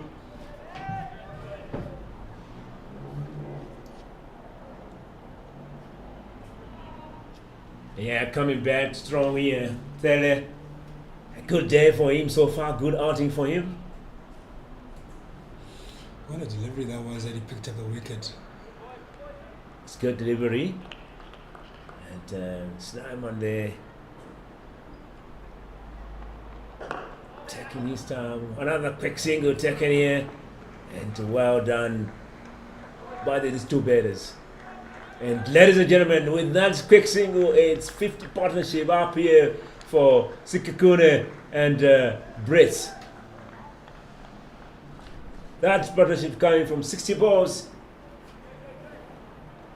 12 runs from Sikakune and 39 runs from Brits. 35 runs from Brits. Another partnership building here. Can Belgians get a solution to this partnership?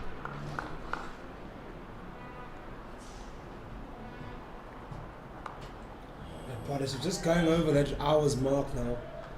They've been there for some time now, these two. And we know the responsibility they have together right now. Swakuna also bowling quite nicely his innings. And here want to also cash in on the start he's had so far. 25 deliveries, 13 runs, score on 441 of just 28 overs. So here want to, these two are so important, these top order batters, in terms of getting runs. It's obviously still yet to bat. Very good batter in Duan. Marez, also in decent nick. He recently scored a 50 not so long ago. Grant Thompson, the captain. You also want to have his own say with bat in hand. The wicketkeeper batsman in Brandon Hicks. So still plenty of batting yet to come for the Eastern Storm, but what's going to be important is these two to stick around and be there for as long as possible and allow those middle order, low order batters, or rather say middle order batters, to be able to have a nice platform to just go big at the end. Short up in the air, and it could be a wicket, and it's taken, and it's Pele with a short one, well directed, and it picks up the big wicket of Christopher Brits, who was set on 72 or 91 deliveries. What a delivery, what a well-directed short ball. I did say it earlier, if you bowl this one well directed, you can find the batter struggling to control it. And that one was not well controlled by Brits, who has to walk off, who was there for 115 minutes of 92 deliveries. He only faced 52 darts and scored 8 fours and 2 sixes off that brilliant innings of 72, but has to go off now. And will bring to the crease Duan Marez. And will break that 50-run stand. Yeah, great batting there from Brits. Did they put some runs for the team here? And one thing I liked there from Pele, he was already celebrating before that catch was taken. He knew that was gone, and it's a big wicket. Like we were saying, Belgians need to come up with a solution here to break this partnership. And Pele coming in and getting that wicket. That's the fall of the third wicket here for Eastern Storm, and it's a big wicket falling here. Yeah, certainly a big wicket, and Pele again in the game, picking up yet another wicket. That's his second of the day. Picked up the early one of Kem Erste in the opener. Kem Ernest, sorry. And now picking up yet another big wicket. Responsible for 3 big wickets. The opening wicket, the breakthrough that they much needed for the Golden Root Badgers. Then picking up that run out of Yurik Snyman. And now yet another wicket picked up. Yeah, took out Yurik Snyman at 48. Who was very set as well at that time when he was dismissed. And then now picking up a wicket of a brilliant wicket of Brits. He was on 72 of 92 deliveries. Yeah, he's having a good time out in the middle there. 6 overs bowled, 15 runs only conceded, and 2 wickets in his bag. As we see Auda coming in for his 7th over.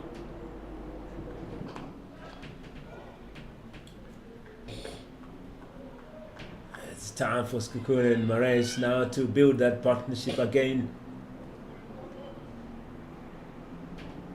I think you could argue it's relatively 2 quick wickets. Yes, there were plenty of runs scored in between that period, but 50-run stand broken at a really good time for the Garden Route Badgers. Partnership that was looking very dangerous.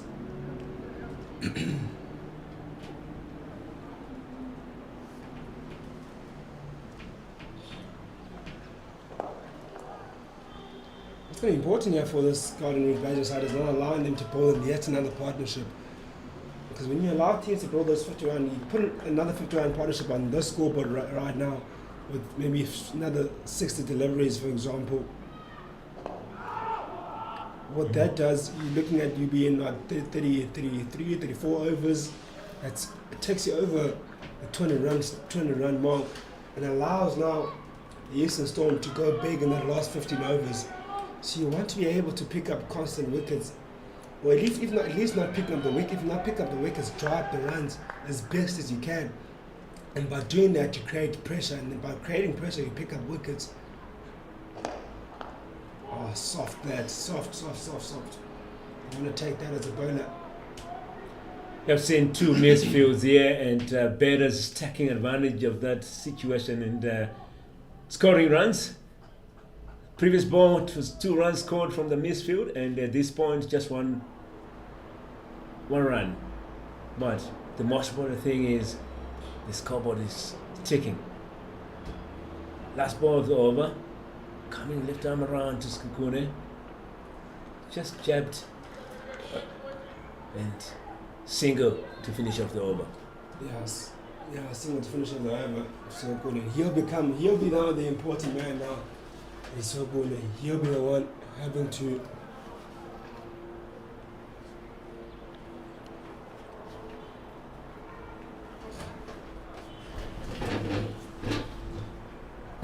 at the end of that over, we'll have change in commentary. We'll bring back Mbali Hlophe, and I'll be gone. Yes, Mbali Hlophe, the veteran, had a bit of a break. How was the break? Well, took a walk down to the other side of the park. Very good Saturday setup with families. Got gazebos, kids running around, playing on the other side of the field. CSA continues.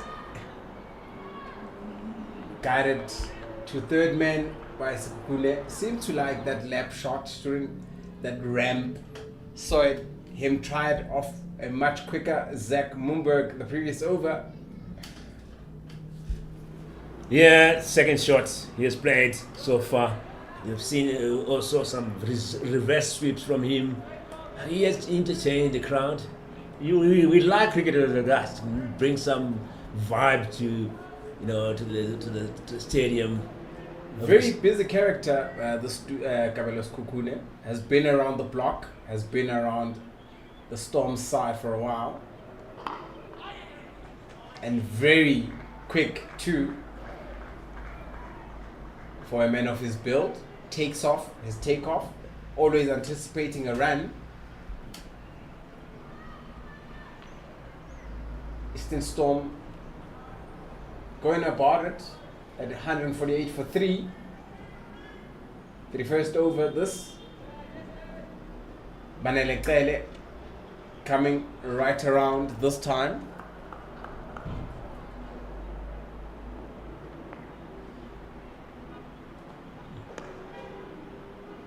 He'll want 2, asking for 2, and says no. Yeah, I would say Kwele is man of the moment at this point.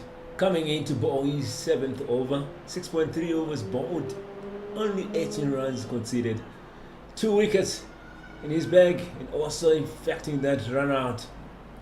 Man of the moment indeed for the Badgers.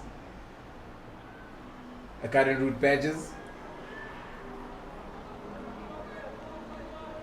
6-gun grill. Garden Route Badgers. It's the full name of the side. Ooh. Bump ball there. Got you excited? Thought it had gone to hand. Thought it was. That would have been a good over for Kele, who would have backed his third wicket here. But bump ball it is. And he's still got 2 more balls to come in the over. What a lovely day in the Eastern.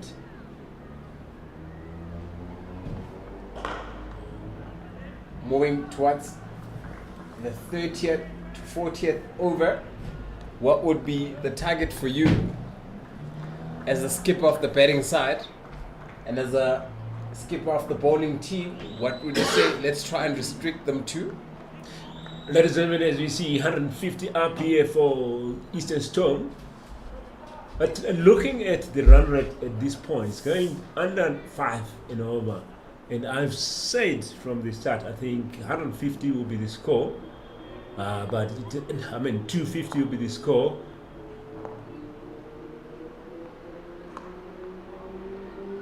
But it's a matter of how 6-gun benches will bowl here. Can they restrict Eastern Storm to below 250? As I said, 250 may be kind of a good score to defend. Not very comfortable, but defendable. As we see the end of the over there, Kele 7 overs bowled, 20 runs conceded, 2 wickets in his bag. 151 is the score after 31 overs. Liam Elder continues from the Charlie end. Has bowled 7 overs and has conceded 39 runs. Will bowl to Kavilos Kukune, who's now on 18 of 31.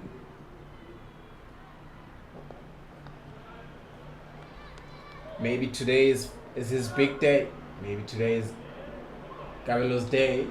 Has been a live wire, very busy.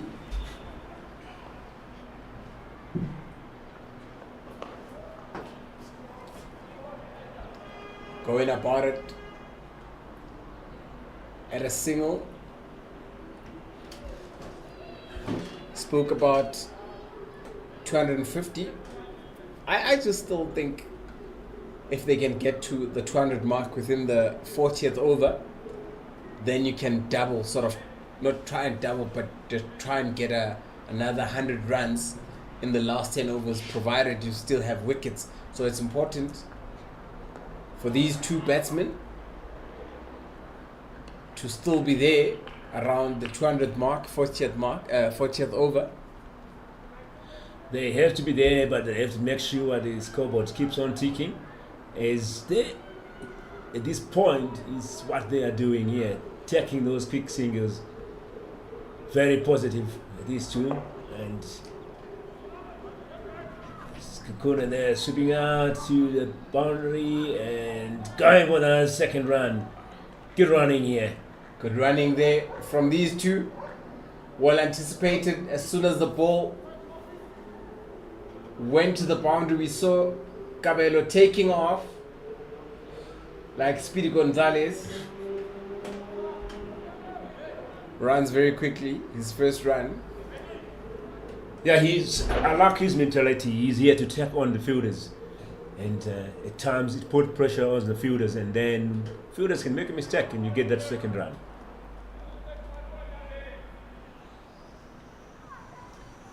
Also just keeps the scoreboard ticking. It's very important when you score your runs. Score as many as you can. Quite a number of school kids.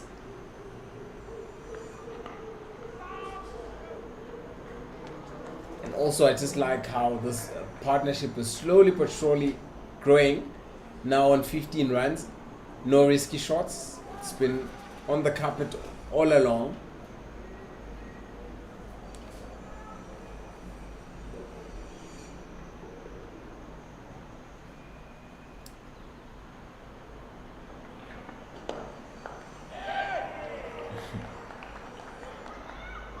Plenty of bump balls getting people at home excited. It is the end of the 32nd over. It's 156 for 3.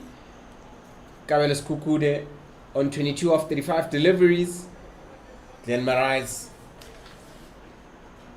or Devan Marais, 6 of 8. Plenty of batting still left. Yeah, Plenty of overs left in the day. there was a bit of excitement there from Pele from that last ball. Enjoying himself by the boundary there at mid wickets. As we See a change in bowling. Carl Jacobs comes in from the Egureni hand.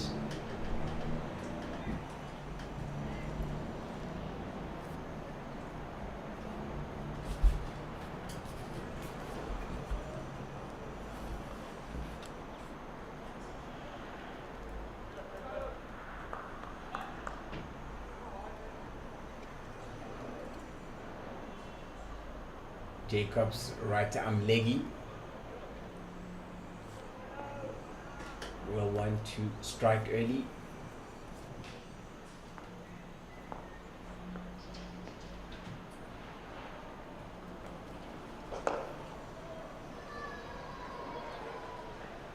Has got a field of 4, 5.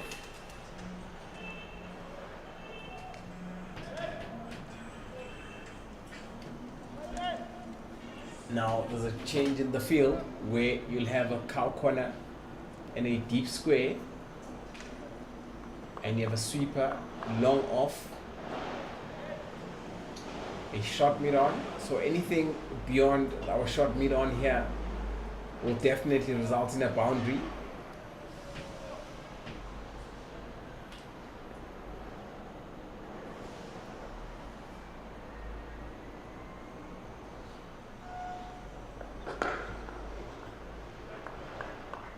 Definitely one if it passes the bowler. Having seen the very first 2 deliveries, just like to see bowling action.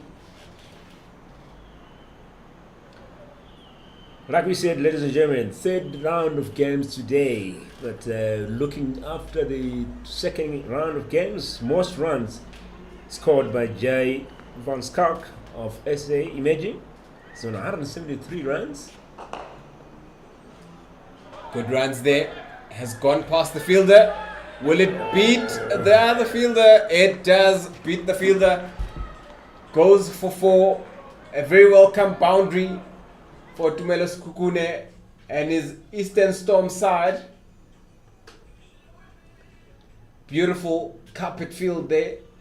If it goes beyond,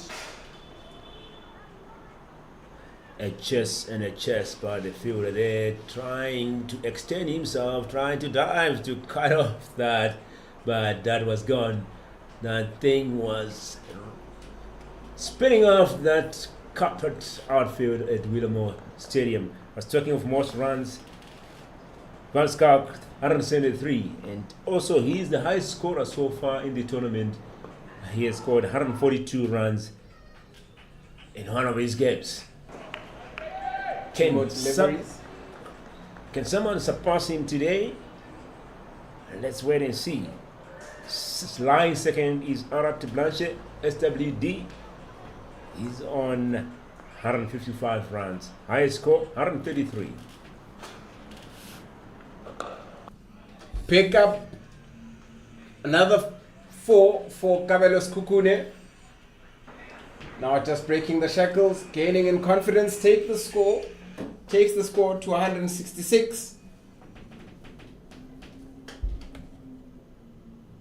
We have seen between these, mostly from the batting pairs that we were having, one batter will be having a goal, doing the job, the other one will be just supporting the other batsman. This is what we are seeing at this point I think Sekukune has taken that leading role.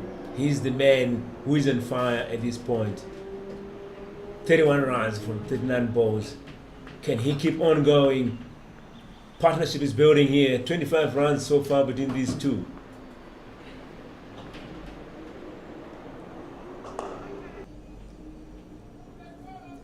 And Jacobs finishing with a dot ball here. 10 runs conceded in his first over. End of the 30th over, or should I say 33rd over, and it will be a drinks break. Just a recap of what has happened this morning. The Badgers winning the toss and electing to bowl first. Not a bad loss for the Eastern Storm. They are currently on 106 for 3. This is the 33rd over.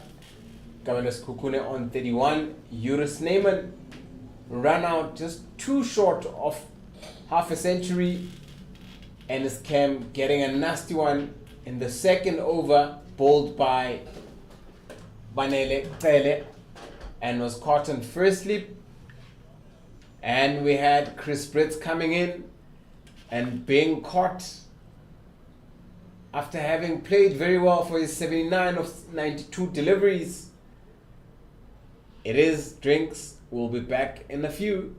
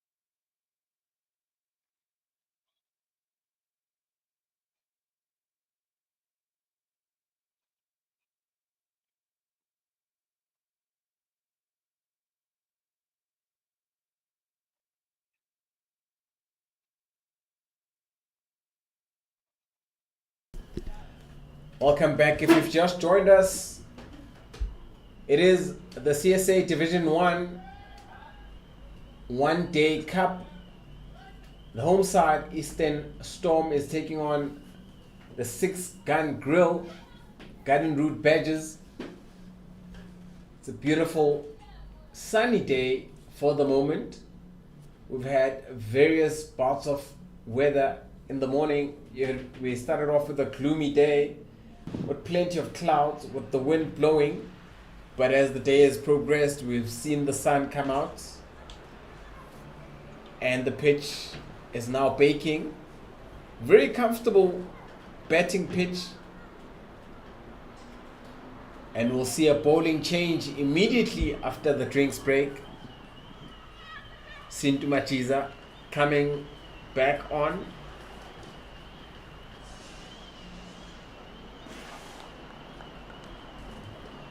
Yeah, took a break after his 5 overs. Can he come and cause some trouble here for Eastern Storm after that rest?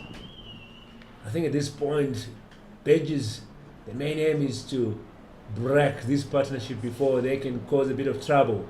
They are on 25 at this point, and one thing about them is they are taking every run they can. Good awareness between these two, keeping the scoreboard ticking. Immediately hits one in the air.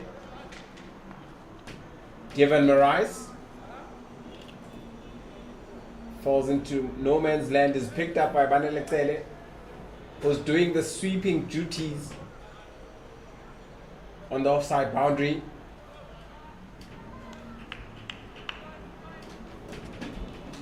Will keep him at a deep mid wicket. You've got a fine leg, a third man, and sweeper for the left-hand batsman. Anything beyond mid-on, mid-off is definitely a boundary.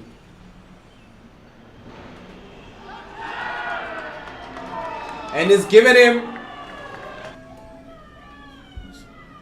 trying to nudge it around his leg.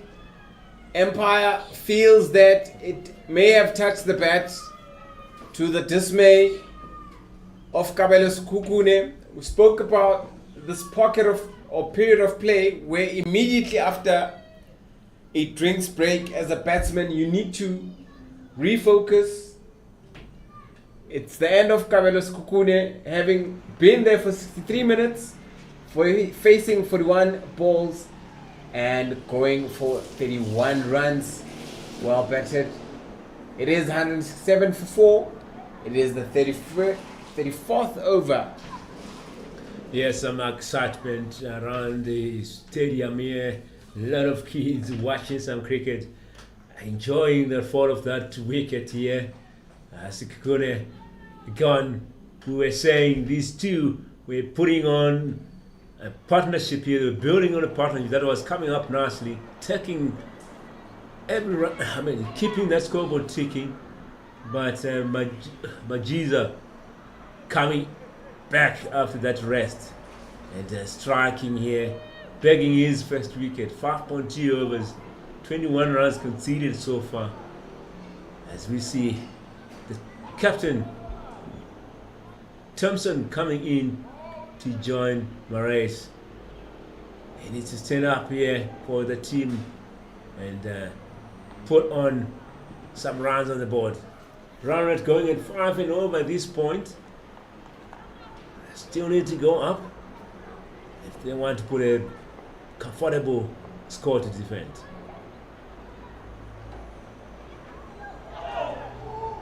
Check back immediately. Nearly cut the skipper, the home side skipper Grant Thompson, into half. Heard the oohs and ahs. Got the bowler and the keeper very excited. Yeah, Badges at this point excited. They have taken a wicket. We'll say, of Sekhukhune. He was a bit of threat to them. And obviously have the confidence and the excitement is up. Obviously the ball not coming to the bat or onto the bat as quickly as they thought it would.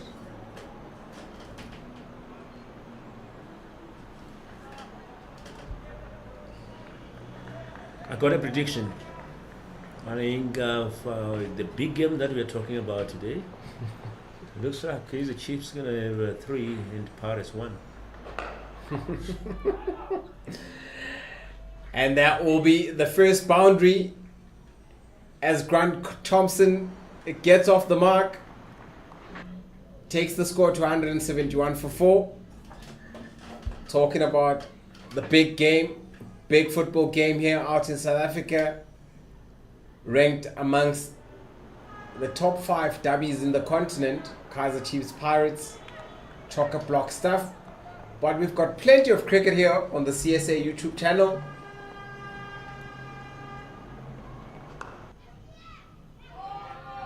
Very well stopped there in the gully area. Yeah, good fielding there to finish off the over. As we saw the captain there stamping his mark with that boundary. He's now on 4 from 4 balls. Murray's 8 from 10. As 34 overs has been bowled here at Willowmoore Park. 171 is the score with the 4 wickets. 6 on Badges taking on Eastern Storm. Badges winning the toss and electing to bowl first. And Storm putting on the score, 171.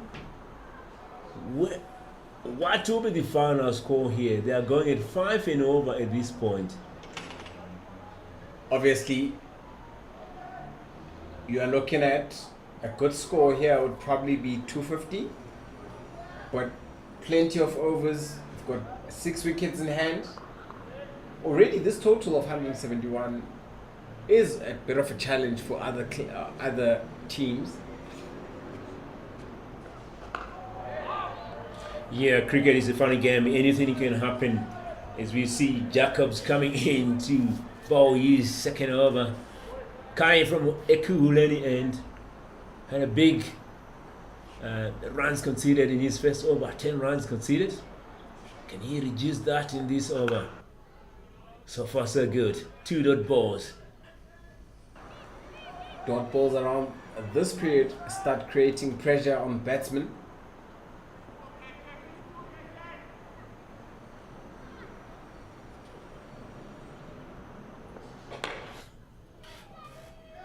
Shot of anger. Perfectly timed and perfectly placed around the cow corner area. Takes the score to 175. Devon Marais, who hasn't been in there for a while, has now become the senior partner. These two have an opportunity to just create a meaningful partnership.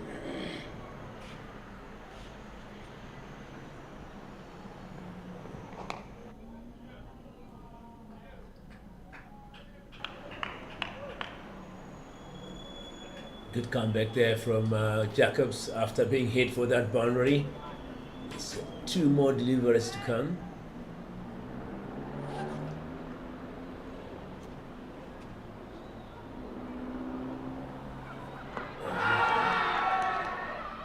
Some excitement there, big shot. What up? Not flinching on that one. Kind of going down leg, I think from my angle. Did it pitch in line? Don't think so.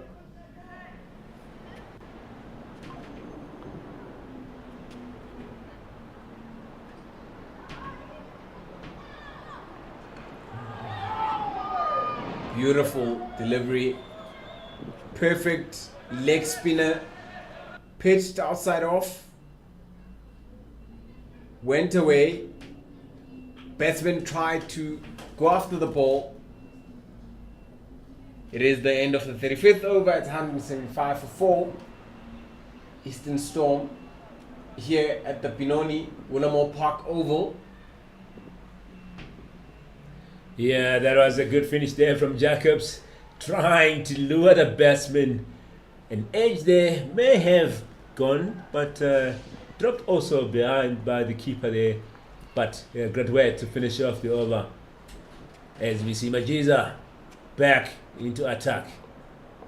Coming in for his 7th over.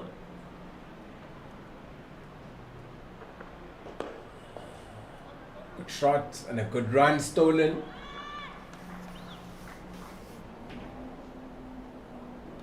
Knew that the fielder would have to move towards his left, which is his weaker side. Was able to quickly scamper through.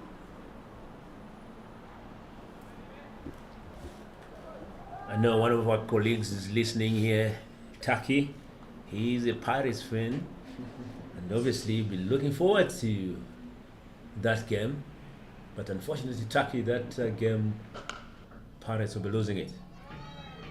Only a Sundowns fan would see a loss before the 90 minutes finished. 4 more runs added to the tally, moves to 180. Very well timed. These two are starting to look dangerous. Partnership getting into double figures, and they've managed to score 4 boundaries of the 13.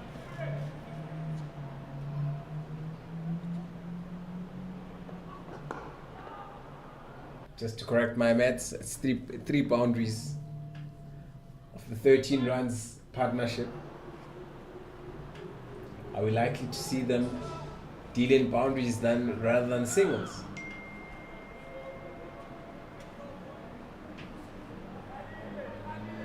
Yeah, but at times it's a matter of waiting for the, respecting the good balls, waiting for the bad balls, and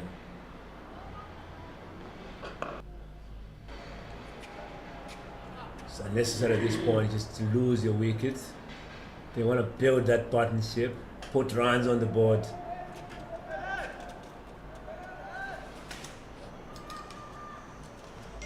Two more balls to come here. Majiza. 6.4 overs, 30 runs conceded.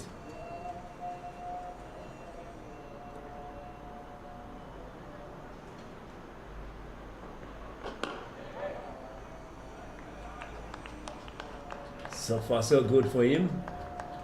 Can he finish strong here? He has got 1 wicket already in his bag. Anticipating to bag another wicket. Can he do it in this ball? On this ball? It's coming right time around to Moraes.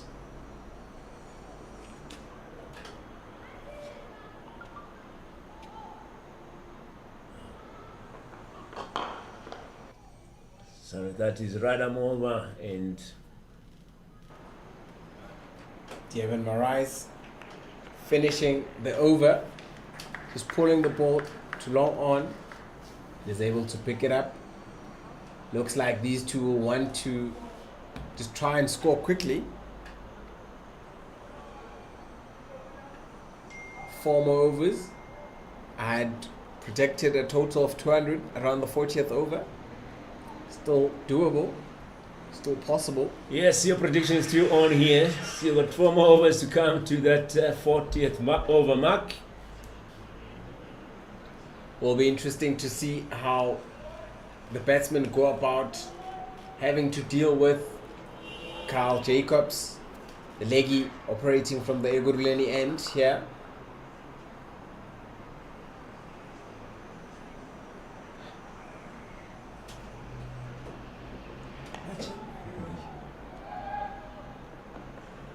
Edged, and will certainly reach the boundary. Yeah, edge third man there, scoreboard ticking. And talking about wickets, we after the second round of games, leading the wickets table is T. Radebe from Limpopo. Ball 10 overs, conceded 52 runs, and bagged in 5 wickets. Are we gonna see a change after today's games? Obviously, can he maintain that, or he's gonna drop? Don Khadebe on Thursday took a fifer as we saw Limpopo beat the CSA emerging side. Bowled very well for his 5 wickets. Was the pick of the bowlers and was the difference between the bowling team, the 2 bowling teams.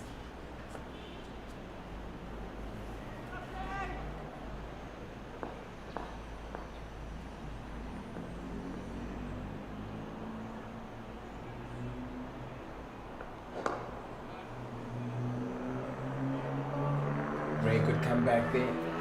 5 runs already, 3 balls to go.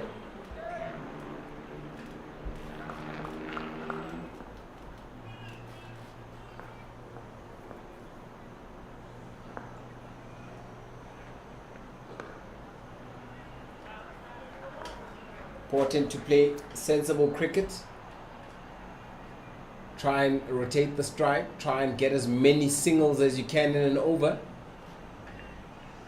Does really make a difference.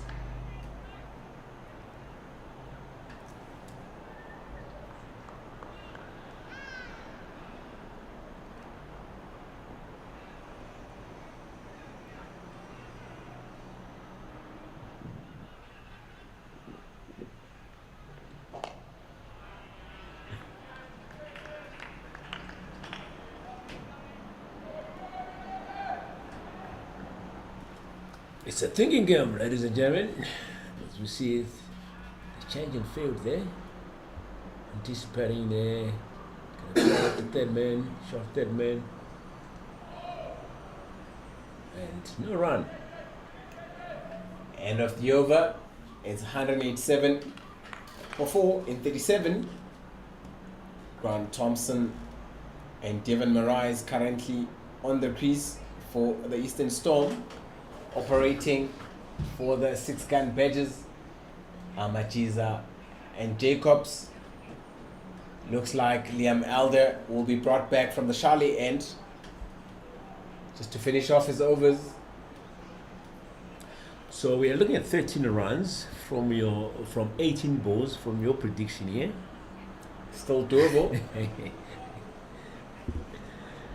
But also for the badges, it's important that they break this partnership, which has now moved to 20 runs, starting to become very stable.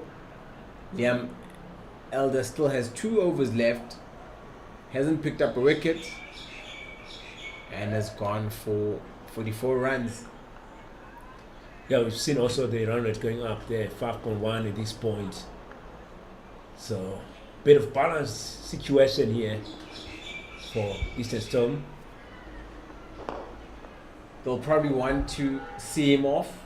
Very dangerous bowler. One of the most talented spinners I've seen, left arm spinners, was part of the Lions side.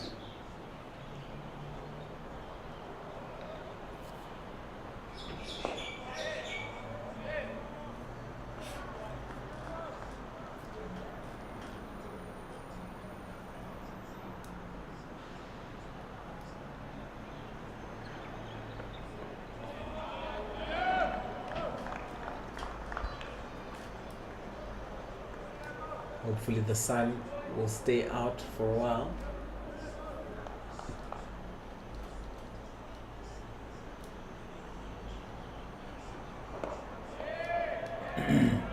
Pressure is on here. Outer. Body well. Dot balls coming in. Pressure building in here for Thompson and Marais. 2 balls to come.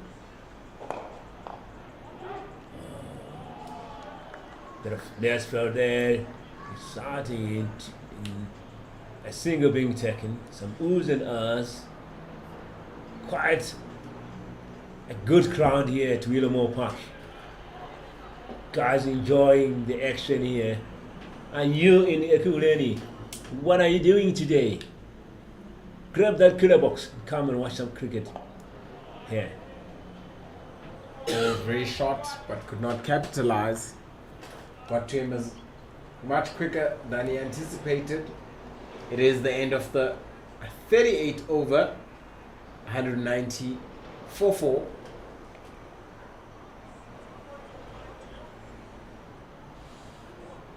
Eight from 9 for Thompson and Marais, and 23 from 29 balls. A partnership up to 23 runs at this point. Run rate at 5 and over. Action coming to you live from Willowmoore Park Stadium in Ekuleni.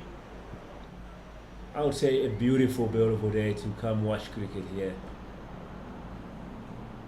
Bring the kids, it's a weekend. Have some fun. As we've seen, one of the games on the other field is just finished. And the little ones are by the grandstand enjoying the cricket here. And obviously, they have some of the guys playing here as their heroes. As we see Jacobs back into action, bowling his 4th over. Right start, dot ball. Yeah, looked like it was a googly.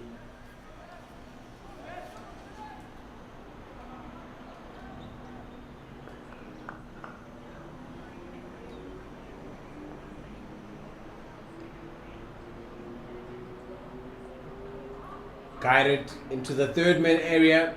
Will it beat the fielder? manages to run and catch up to it and is able to haul it in.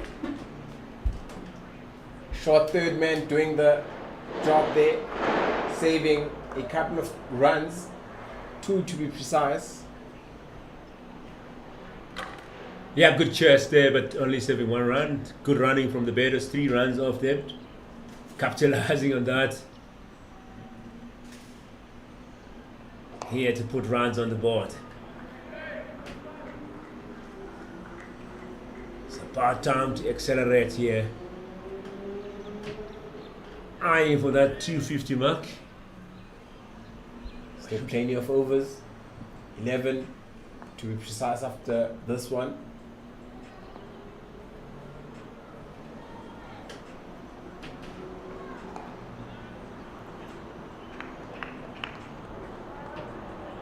One more delivery left. Jacobs will want to close off this over very well on a high.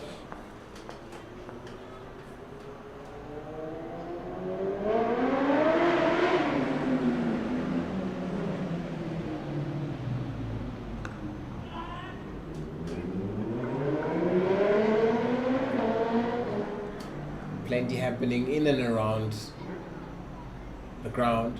If you're home, you may be hearing the sound of a scooter, music. That's just how lively this area is.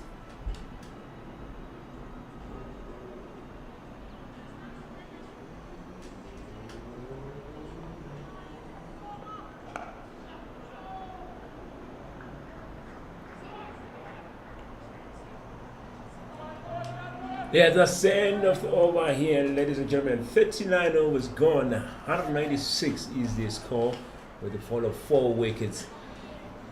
As a 6-gun Badgers taking on Eastern Storm. Badgers winning the toss and electing to go first. At this point, Eastern Storm doing the work of putting runs on the board. What's your prediction? What will be the final score for Eastern Storm here? What do you think will be the most comfortable score to put on the board? Our prediction is 250. Minus 280. I will stick with 250. Let's wait and see as we see Alda coming to bowl his last over.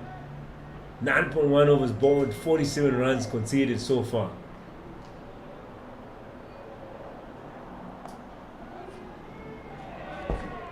Second dot ball, excitement here for Badgers.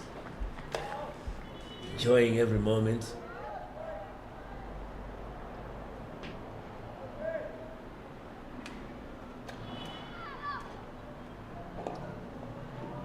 As we have said before, I think Alda is doing his job here, keeping those dot balls. Yes, he hasn't got the wickets, but he's keeping those runs dry. 3 dot balls so far in his last over. It's missing out there on a full toss.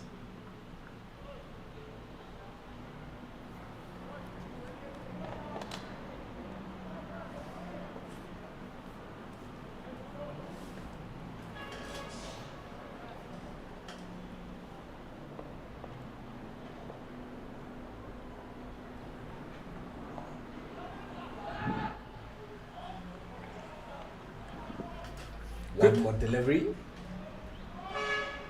of this over.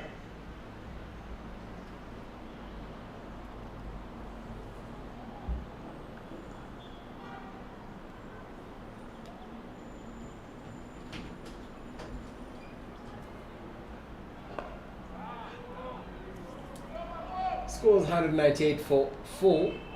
40th over done. Spoke about the 200 mark. Yeah, 200 mark. That's 2 runs shy of your prediction, buddy.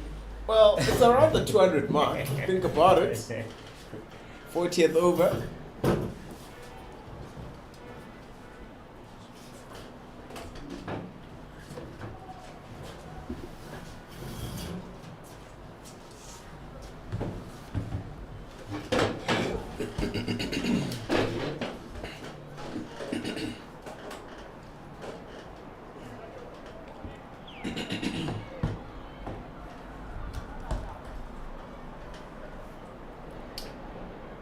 We are in the 40th over now, getting into the last 10 overs of this innings of the Eastern Storm.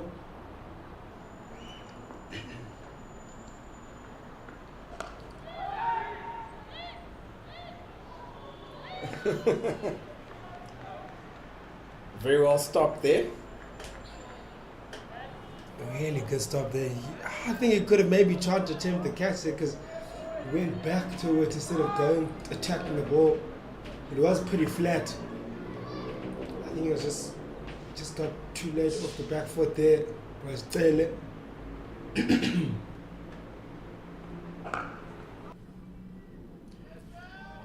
I hear you gents speaking about the predictions of this game. Scored 199 now. With into the 40th over. Or 41st over. Sweep down to mid wicket. Cow corner region. Only for a single though. 200 up now for the Eastern Storm.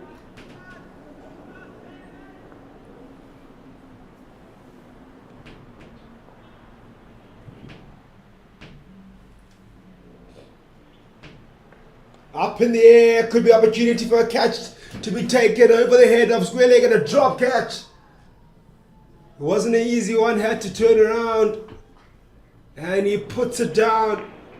The fielder at short third man. Opportunity missed there to pick up the wicket of Murray.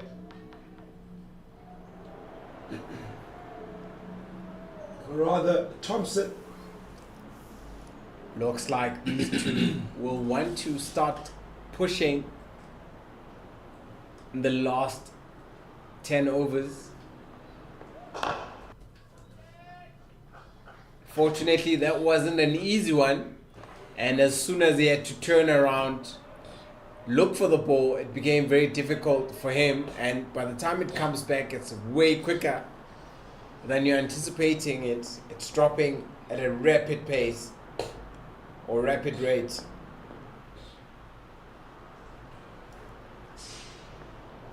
Yeah, that one was up in the sky for a long time and he couldn't sit underneath it. The fielder at square leg, or third man rather, short third man, had to settle in early there. I think just lost it as he turned. But he actually got there to the end of it and then didn't manage to grasp it because it landed in his hand safely but popped out in the last moment. That brings us to the end of the 41st over. It is 203 for 4. 9 overs remain now. So it'll be interesting where we finish off at this point. 2 batters already. Perez on 28 of 39. You could say he's pretty much set. And then you can see Thompson also starting his innings at 17 deliveries. But these two will want to take this out right until the end and cash in. And hopefully get over that 260 mark, 60 more runs here in the last 9 overs. That will be a good finish.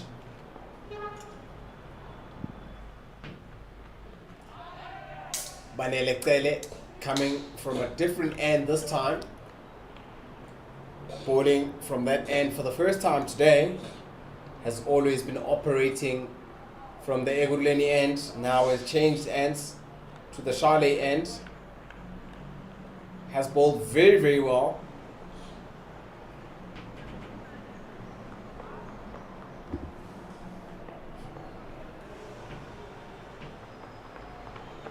Very well guided to the third man area.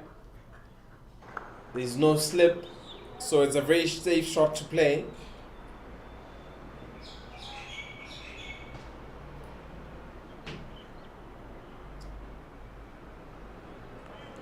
You start to wonder when they'll go big again. Or the Eastern Storm side. Still got some wickets in hand. Still a few batters still yet to come. Oh, shot over mid-wicket. And that one will go for the boundary. As I was saying, when they'll go for it, they'll certainly go for it right now. And there's Marais, they'll take me to the 30s. These two certainly going after it now. They are showing intention. They are showing aggression. It's been evident in the last 2 overs. They want to get on with it. Owen spoke about 250. I spoke of a 280. And what would your prediction be? I think more than prediction or anything, I think a score between, from this point onwards, a 260 mark would be a really good score to defend you on this surface. Yes, it's probably going to be pretty flat to bowl on, but if you bowl in the right area and the right disciplines, you can create pressure. We've seen that shorter delivery hasn't been the easiest to play on the surface because of its sticking.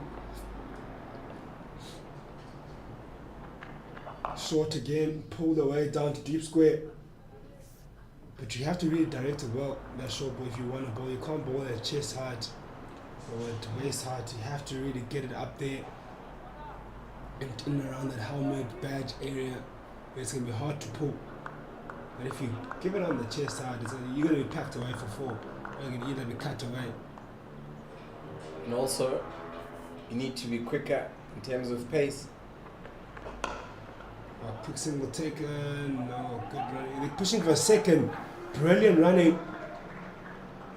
Very good running there. Spoke about these two upping the tempo.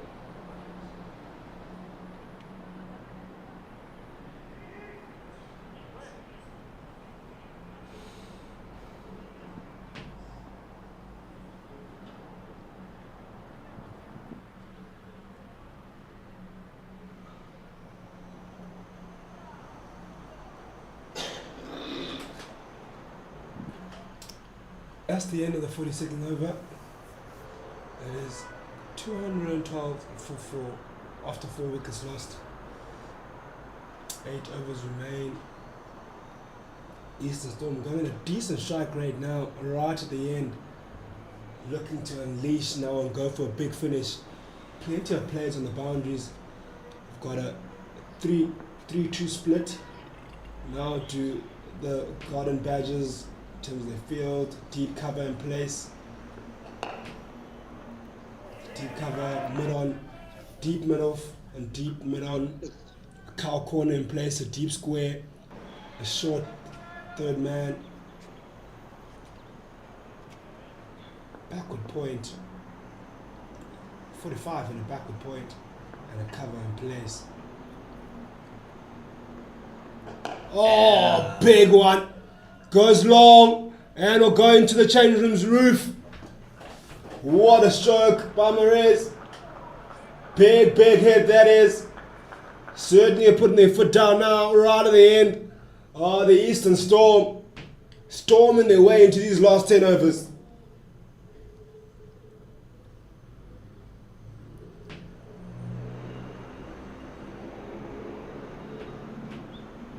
It's getting there.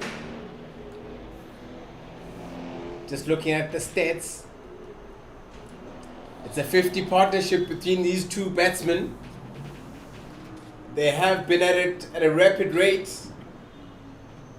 Partnership is a 51 or 54 deliveries.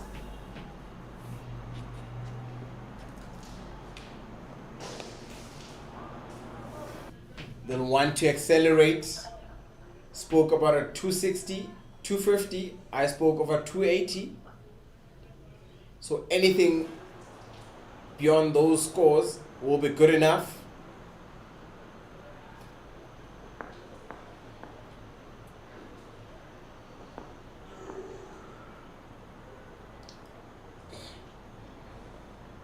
Short again, cut, but it might be only just be a single. Could have gone for 2 if they ran quickly. Would have been a tight second there if we would have gone for a second one.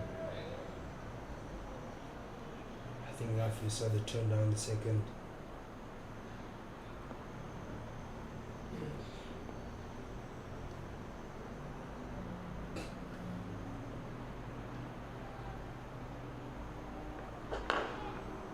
A powerful hit straight down the ground. And just a correction there, it was Thompson who Hit that 6 there. It wasn't Moraes. Hit that powerful 6 down the deep cow corner region onto the roof of the team changing rooms. Grant Thompson, skipper, very powerful man. Looking to unleash again there. Which ends the 43rd over. 220 for 4 now. 7 overs remaining at the rate they're going at about 8 runs per over. We're right at the end now. To make for an interesting finish. Or maybe that 280 mark you're looking at there in Bali. 260, between the 260 280 mark. I think 260 might be even more comfortable at this point. They're going at 8-10 runs per over. 10 runs per over now. Looking to add another 70 runs. Yeah, that takes them up to 280, 290. So I think 270 will be a good in-between score for a good finish. Let's They've got see. 10 runs per over.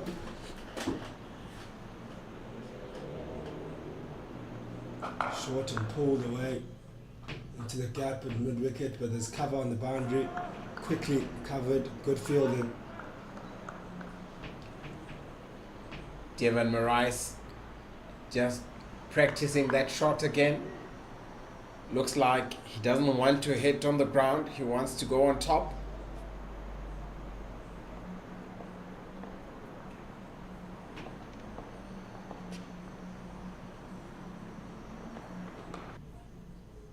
Very well stopped, but they managed to steal a single. Runs are important around this time of the game, and we are on double Nelson. Don't know if you have superstitions or beliefs.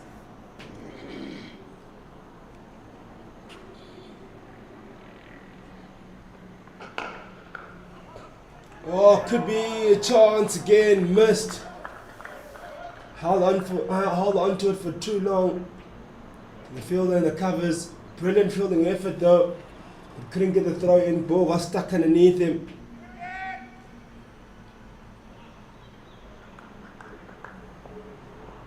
You can get double Nelson all you like. It's about playing the right kind of cricket, yeah. Short up in the air and over the short third man. Looked like it was going towards square leg initially, but actually tickled around the corner.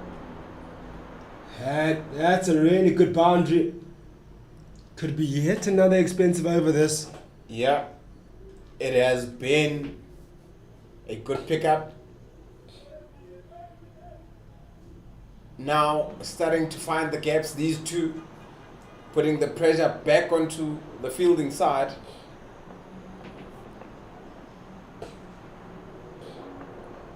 Oh, missed absolutely everything and taken by the keeper, taken by surprise. Definitely saved 4 more runs or 4 more byes.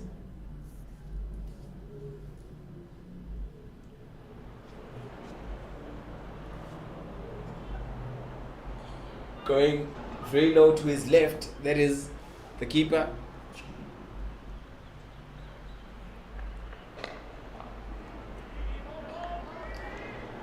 Slowing it a bit down by Sanele or Banele Kele, and finishing off this over. 1 more left in his spell. It's 227 for 4. We are in Benoni for the CSA One Day Cup. It's Division 2. And a change in bowling. We'll see Zach Mumberg coming back from the Ekurhuleni end. Open the bowling for the Badgers side.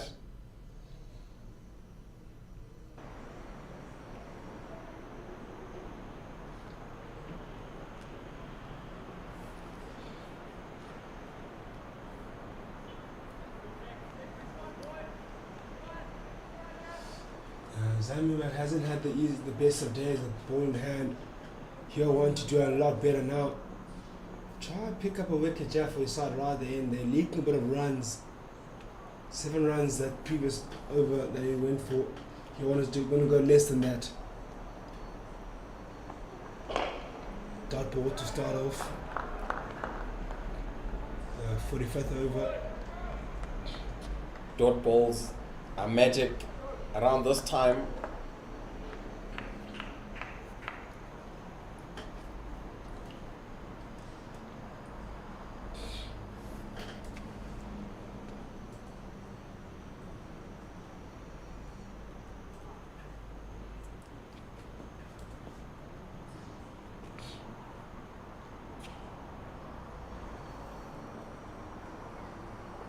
Oh, full toss.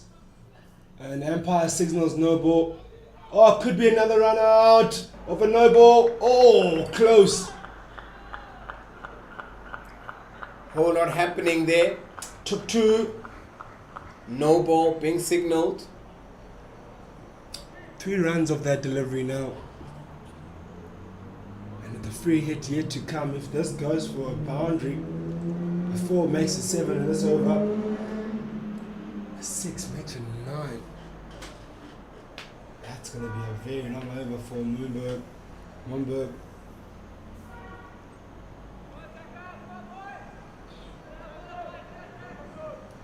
Can he bowl in the block hole and restrict them just to maybe a single or even a dot? That would be gold.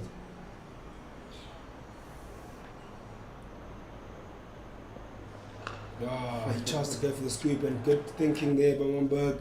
Went wide, didn't bowl in his region where you want the ball, had to change his shot. I think also at times you anticipate one that will be fired into the stumps, and immediately when you start moving, the bowler is able to pick up what you're planning.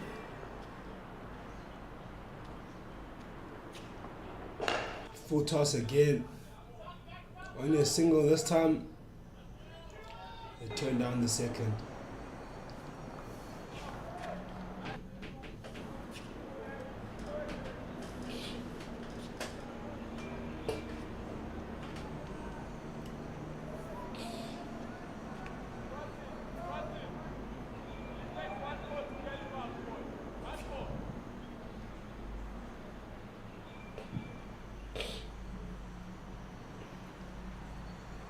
Oh, another full toss, another no ball. What's happening here? Yeah, Zach failing to grip or failing to come to terms with the grip of the cricket ball. And obviously there's a conversation between the 2 umpires. That's the second illegal delivery.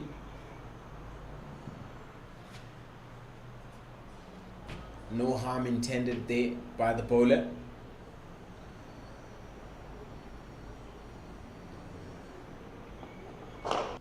Another no ball, not punished. One thing that the Eastern Storm have failed to capitalize on is the extra balls, extra no balls that have been bowled.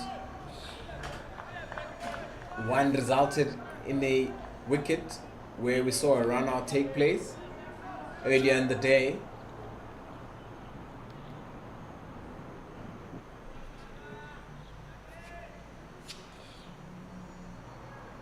They bring their man off up. Interesting decision that. Oh, swing straight. Straight, half-hearted appeal from the bowler, not convincing and not convinced by the bowler. Those are the 2 umpires.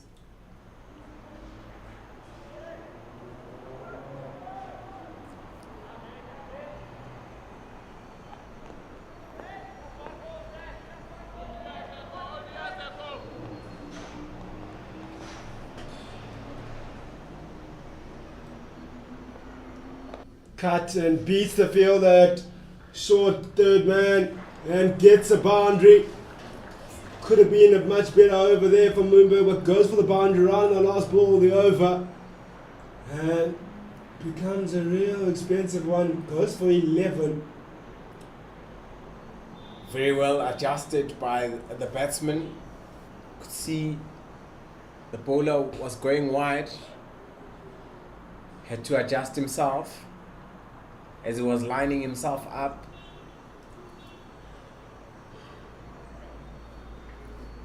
Benoni will bowl his last over of the innings, of his spell, of his alerted overs. He wants to finish up on a high. Able to rock back on and swiveled it around. Goes for 4. Starts off the over with the boundary. Benoni bowling a bit wayward there, and then allowed a no ball again. Yet another one. That's the 4th of the game. Yet another free hit. 5 of that delivery now. Not doing themselves any favours are the Garden Red Badgers. Score moved over quickly to a 243. Yeah, no. Lack of discipline at the end might be huge here.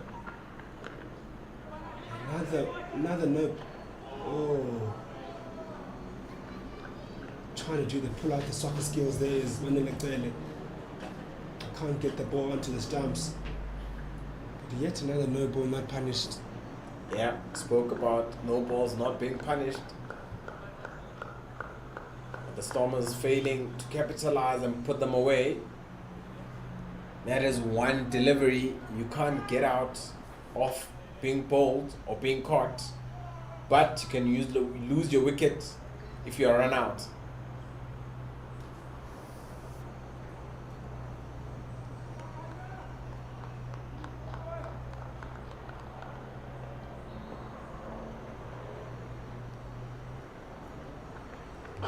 Oh, shot straight and goes all the way. Hits the side screen. Powerfully hit there by Marais. Thompson rather. Takes them to 250 in 282 balls, 28 fours and 4 sixes, and 250 minutes. This is of course the 45th over.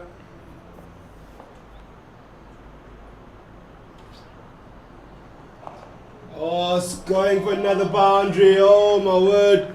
This is turning out to be a real expensive over now. 254. Still a couple of balls remain in this over. Tough going now for the Garden Red Badgers. Could be staying down a big total. We spoke about 10 runs per over would take them to 290. They could be well onto even a bigger total. Oh, almost guarded, almost a cheeky one there to end the over, is it? One more delivery left. Will be interesting to see how Marais will fare with this. He's on 47. Yeah, this is an absolute massive partnership. 88 of 77 deliveries. Thompson on 46 of 35.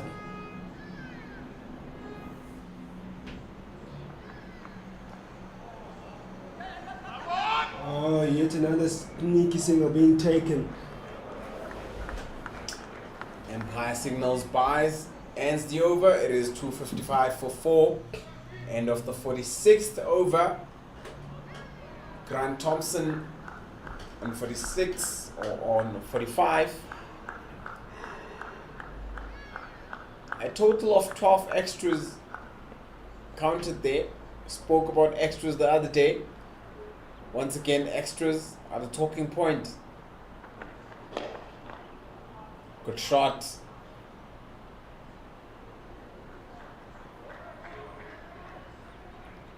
Is able to pick it up, hold it in. Thought the over had closed out previously. It is now the end of the 46th over, 257 for 4. Looking at a maximum or minimum total of 280 if these two keep going at the rate they were going of 10 and over. They're looking at well above 280.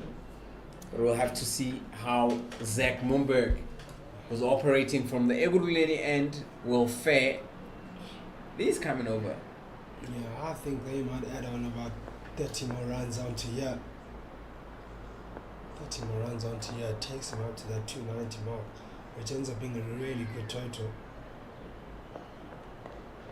Oh, really well guided pass, that short third man, yet another boundary on the first delivery of the over. And that will be 50 for Thompson, a brilliant 50 that is. 50 of 37 deliveries, came in no time. Certainly proud of that. Captain Fantastic, scoring 50 of 37, 5 fours and 2 biggies or 2 sixes.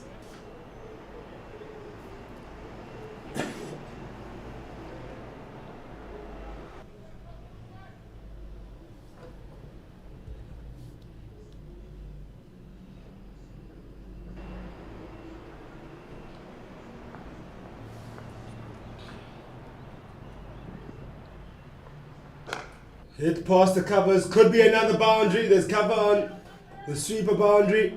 They only get 2. So far this over's already gone for 6. The first 2 deliveries. 2 more added to the tally. Takes it to 263 now. Plenty of balls still left within these innings.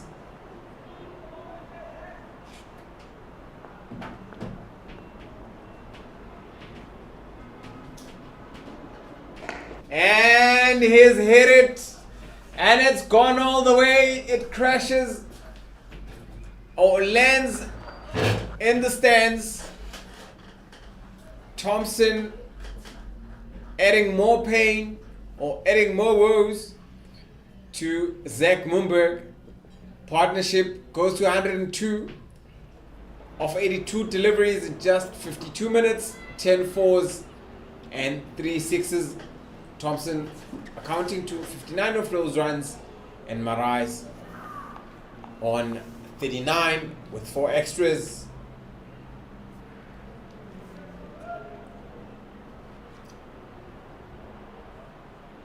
Big over this one, 3 deliveries bowled, really sitting on 12 runs.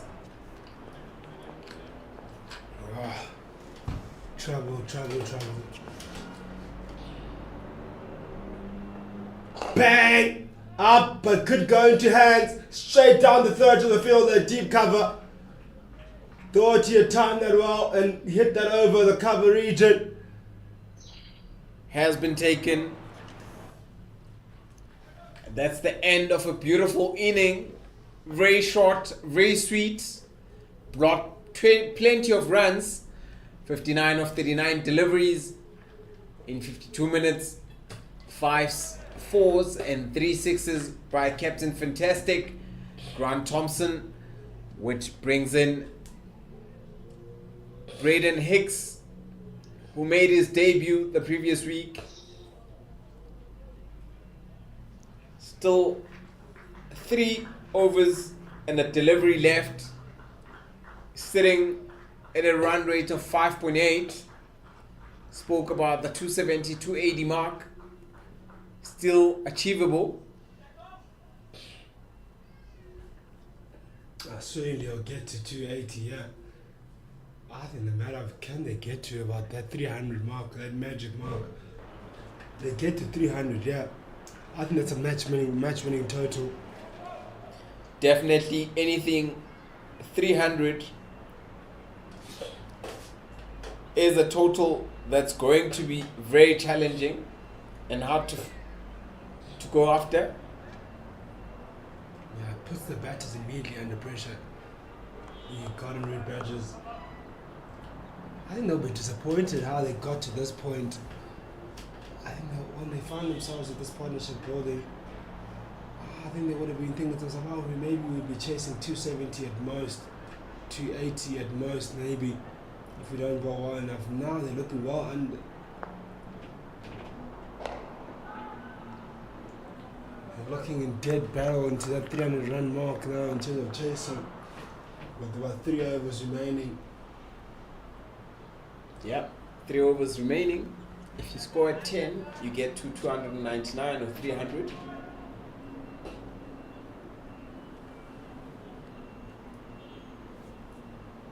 So Murray's still out there.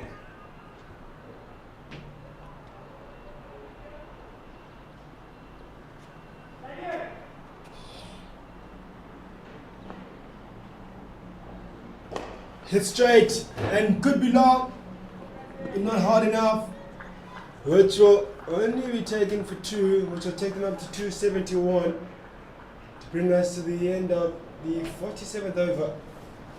It is 271 for 5 now, with 3 overs remaining, 18 deliveries remaining. How much more can they get on the board with 18 deliveries remaining in the Eastern Storm? I'm sure they'll be really happy with this total, but I'm sure they know that their work is not done. They want to get themselves in a comfortable position and maximize these last 3 overs remaining. Still got Marais, the crease, who's set on 47, hunting down that 50.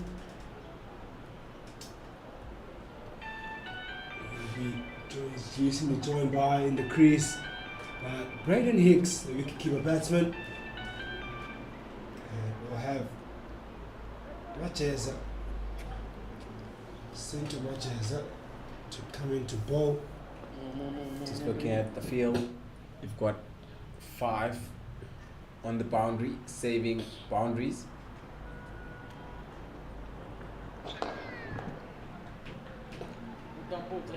Ran the first one very quickly.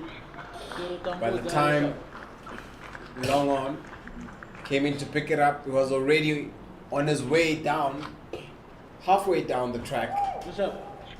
I see what that intensity, that kind of running, what it does is it puts the fielder under pressure, makes him look up all the time as he's running, and that's what hence you see that misfield there.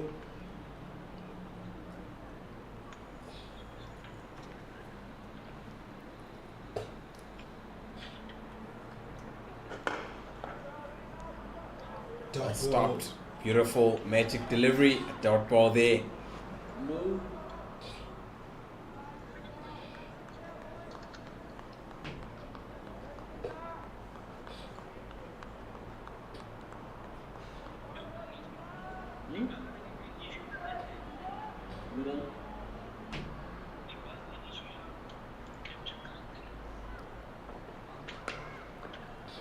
Played.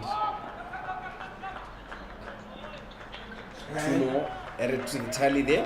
And 2 more that will bring up the 50. Oh. Dewant Marais, who's played brilliantly as well, scored 51 now of 57 to 56 deliveries. Only faced 25 dots in that. 5 fours, and he spent about 81 minutes there, just over an hour and a couple of minutes. You want to close out the innings here. Oh, full huge appeal, but sliding down leg. Also, 2 sounds there. Sounded like a bad pad moment.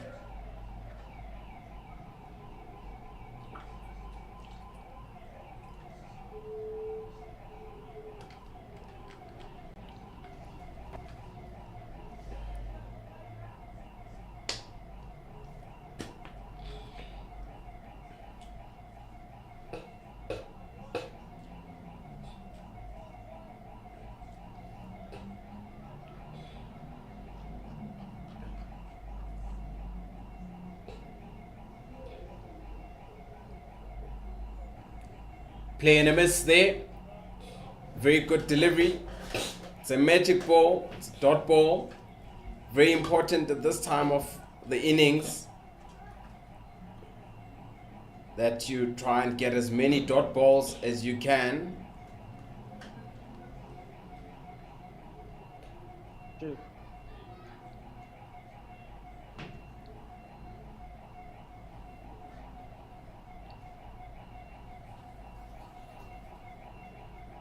Goes big, but not big enough.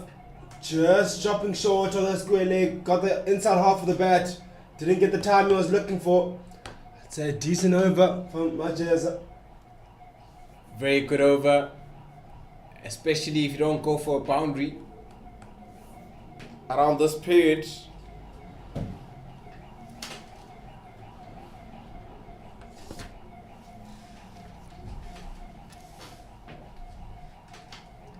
Zach Mumberg will continue.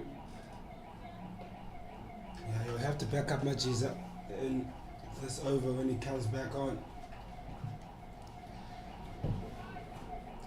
Can't go expensive again.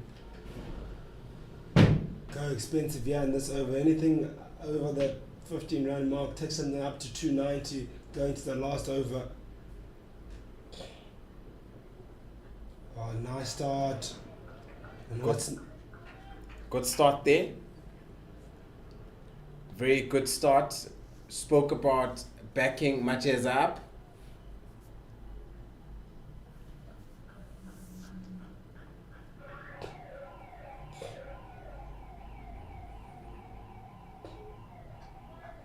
Yeah, what's important also is Braden Hicks is on strike.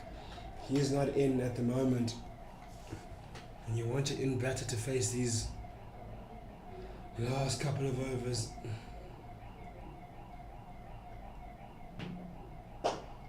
Tries to go hard is Braden Hicks. They're pushing hard for a second. Sails him down the drain.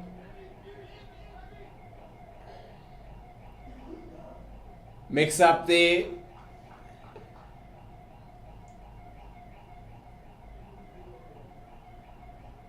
These things do happen, especially at this time of the match when you're trying to score as many runs as you can. Braden Hicks unfortunately run out. Miscommunication there. I think the two might have been on there. You can see that he walks off very mad. Looks like enough runs on the scoreboard. 280, 270. I think we're going to make there Braden Hicks. So we're going to give his wicket away. He's not here. Allowing him to stay in. Trying to get maximum runs. Fully agree. Senior partner will probably have a laugh about it when he gets to dressing room to say, hey buddy, two was there, two was possible there. I don't really think they need to win the second there. So just keep the strike as well. That's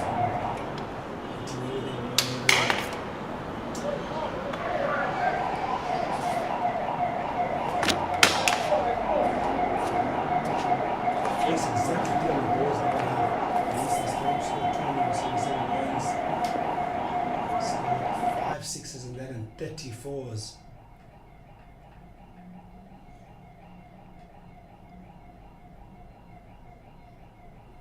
Oh, full toss. Yo! That's gone up. Could be a catch and brilliant one at the end. Very well taken. Oh, no ball signal by the umpire. Am I mistaken? Empire signals. Unfortunately, Aman Khan walks back. Oh, it seems like another wicket stands. Was a legal delivery. 7 down, 2 more overs, or should I say 11 deliveries left. Finally, Zach Mumberg gets a wicket. Aman Khan was there just for a single ball. It's been a really brilliant 49th over so far from Mumberg.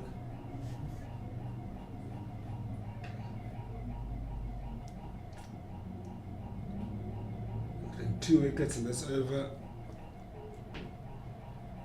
Changes the complexion of the game, but Looking at the runs that are on the board, still a very good total. I don't think it changes the complexion of the game much, honestly. I think the total on board is good so far for the Eastern Storm. Good enough total to have and set in the first innings total here at Willowmoore Park.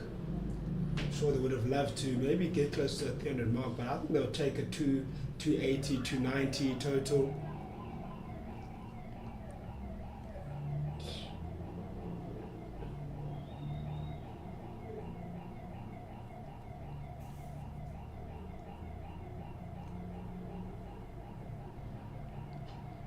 Strays leg side.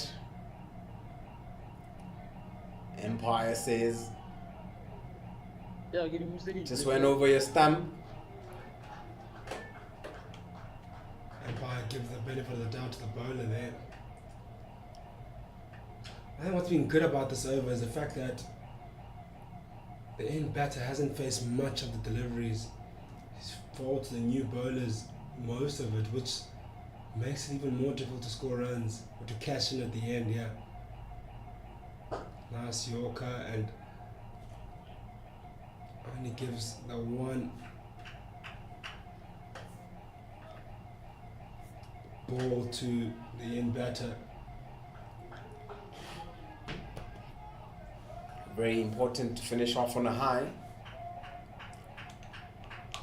Yeah, you don't want any momentum to shift, to change or shift. If you know this game of cricket is all about momentum, and if you take momentum and change them and win these last 2 overs, pick up wickets, you come into the changing room with a bit more confidence. Head straight, only for a single. They'll take that single, which will take them up to 279 after 49 overs. 1 over remaining, 6 deliveries. That'll be faced by the end batter Marais on 52 or 58.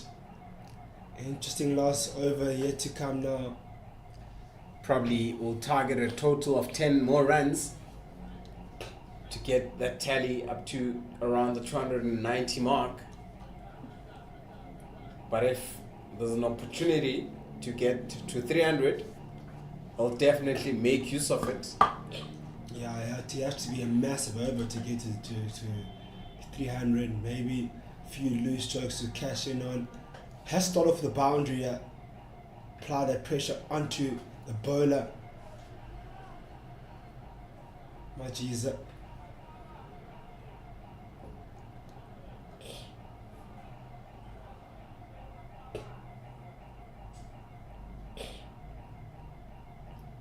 Here's the first ball in the last over. Oh, that's the start you're looking for. Boundary. Strays down leg and tickled around the corner. Beating short. Fine leg. For boundary. Takes him up to 283. Exactly the start they would have been looking for the Eastern Storm in the final over. Yeah, exactly that start that you spoke about. You spoke about getting a boundary quite early in the over. Very bad delivery. Trying to bowl in the block hole and missing the mark. Devon Marais just lapping it around. The short 45. And once it beats him, it definitely goes for 4. A much better delivery into the block hole. They push him hard for a second. They will get it, I think. And good running there. Good running from Devon Marais there. As soon as they hit it, he was set for 2 and is able to make it with ease.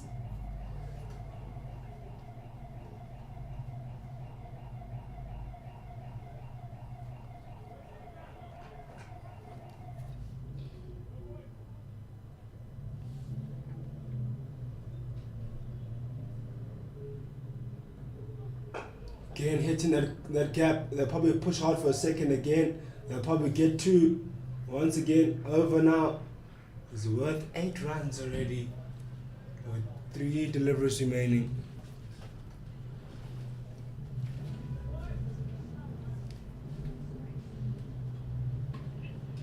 2 6s here in the last 3 deliveries. get them just about close to that 300.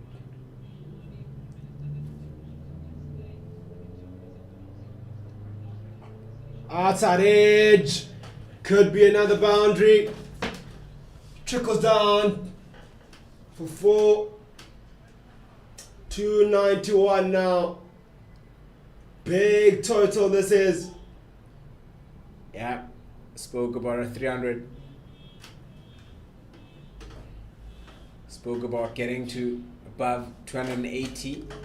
This just becomes a very mammoth task as a betting side, especially in the second innings. Shows how important that was for Moraes not to face that second last over.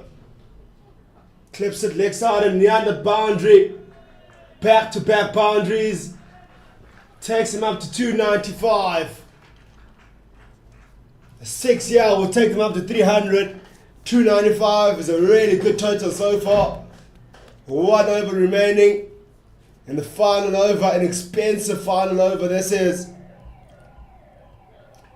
Get a boundary, yeah, it's 299, chasing 300. My word, what a finish it's been. It's been an exciting over for the betting side. Not a great over for the side on the field. He'll want to make sure he finishes on a high. And a big shot. Luckily, is able to pick it up on the boundary.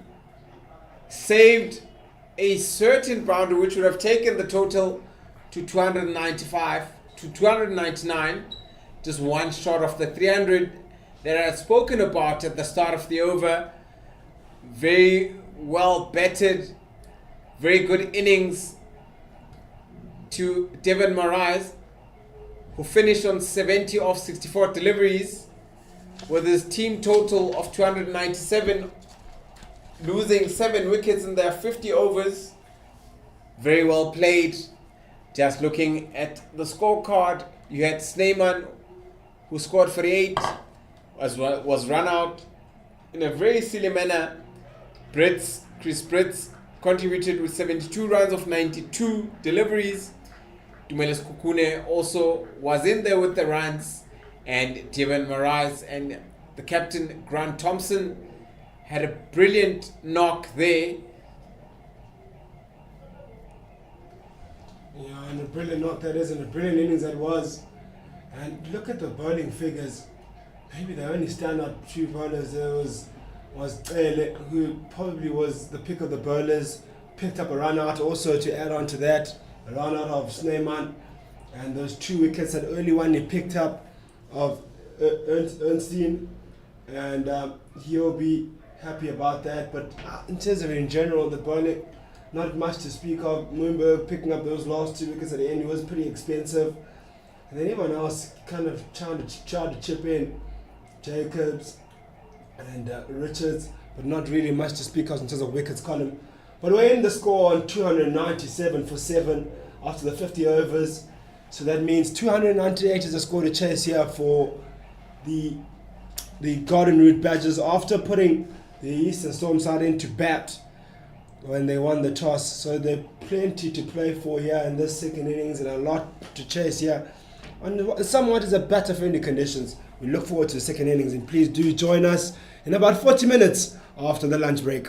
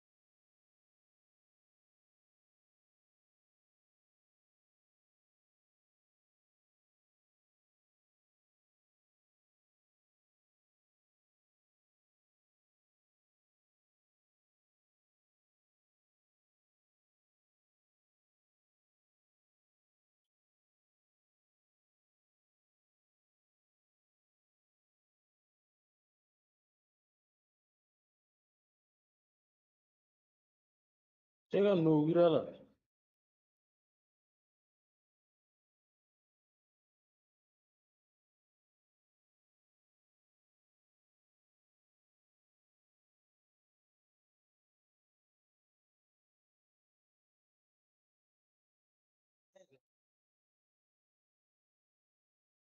Aga na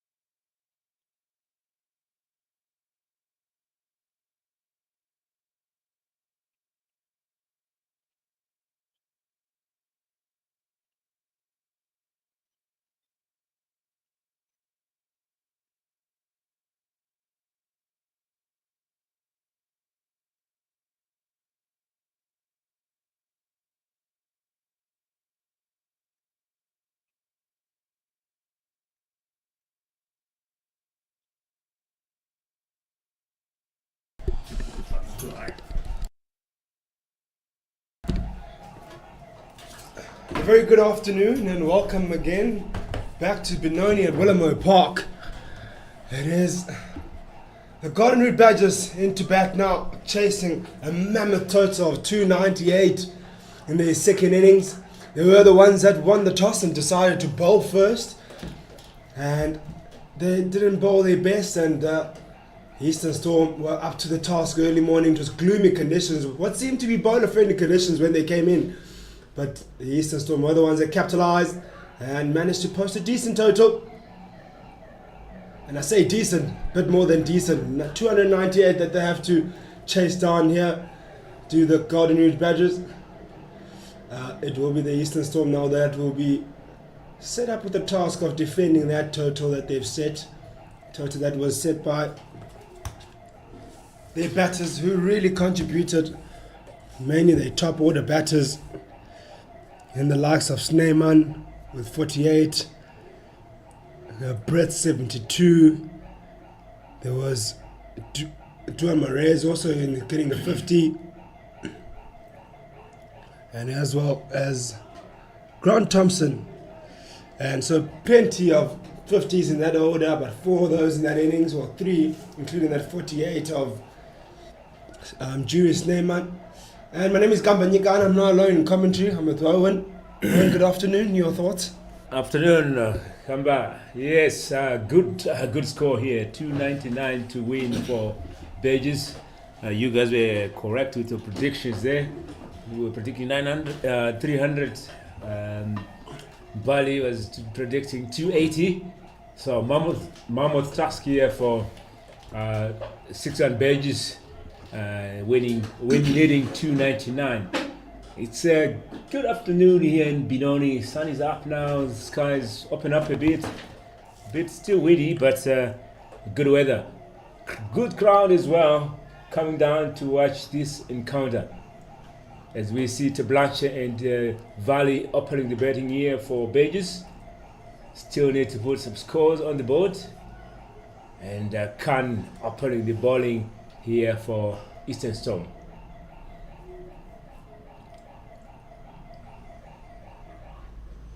Oh, I would say comfortable score here for Eastern Storm, considering they are at home ground. They really have to use the home ground advantage and try to snatch another win here, coming into this encounter after winning their second game. As you can hear, very exuberant Eastern Storm players. They know they've posted a good score. Can they go around to defend that? 2 balls to come here from Khan in the first over. yeah, good start so far by Khan, hitting that back of a length line, which is usually a good length to bowl here on this surface. In and about that back of a length fullish line. That is just around about that fifth stump line. Usually does ask a lot of questions, the batters. But the question is, can he be consistent enough to stick to that line and be able to apply the pressure on these 2 opening batters in Ruan Tablanche and Yasin Valley.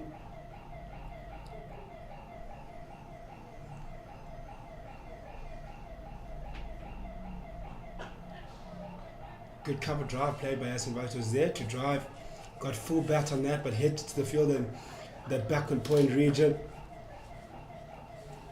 Brings us to the end of the first over. It is none for no wickets lost. Yeah, good start there from Khan, Eastern Storm. As the strategy obviously is to put pressure on the batters from the word go. They are chasing a big score and still a lot of cricket to come here. 49 overs still to go. Rate required is at 6.1 an over. We have seen in the first innings the maximum he went was 5.4. Can Badgers surpass that run rate? The required run rate is not too bad at all. 6.1 per over. It's and the surface does allow for you to score runs. I think what's really important here is actually bowling partners. It's something that you saw very often with that batting innings of the Eastern Storm. They built plenty of partners. So I think there's about 3 or 4 50 run stands in that quest of 298.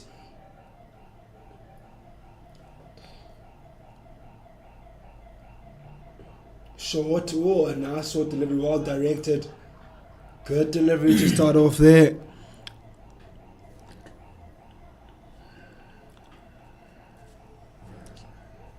Jesse James.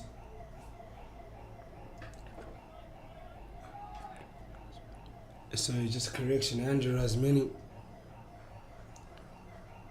to start off with a nice, well-directed short ball, letting the batter know he's right there and is there in for that contest.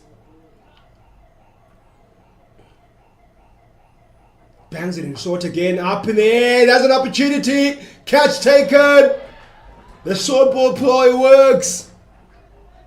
2 short balls to start off his spell from Andrew Rasmini. This time around, the batter goes for it and straight into the hands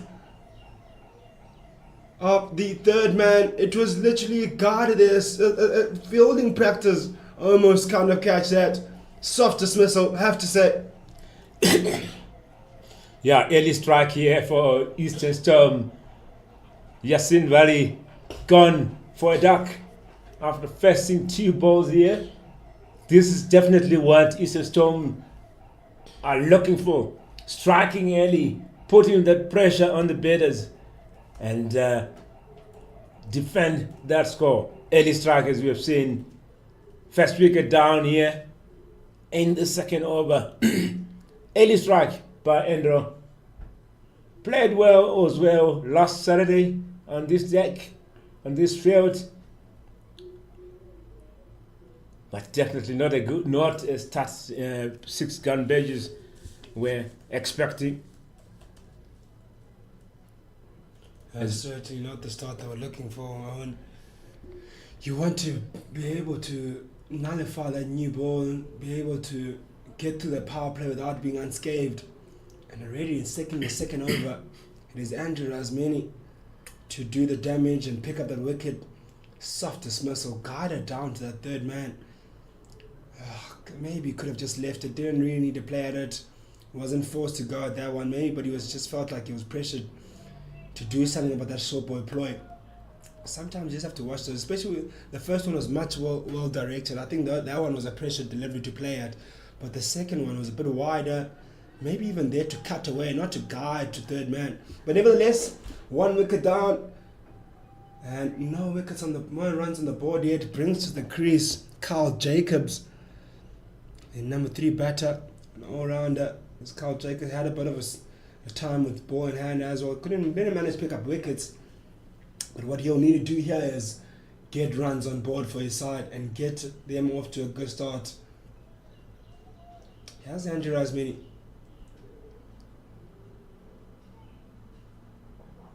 Goes fuller this time, a double bluff. I do apologize if you hear any sirens in the backgrounds in our stream. There is a building that is currently maybe under construction, if I'm corrected, or a car, I'm not too sure, but the alarm is going off consistently, so we haven't managed to get that switched off yet. It's right across the ground, so if it is pretty loud on the stream, we do apologize for that. Short again, but not as short as the first 2. Clear plan here by Andrew.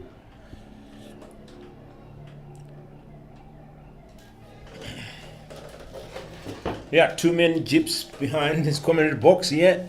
That's where the alarm is coming from. As we see Rasmani into action here. 2 more balls to come. This over, great start from him. 1 run conceded so far and 1 wicket in his bag.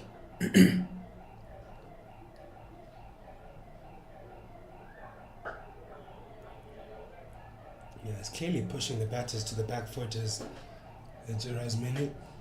He's definitely not bowling anything full.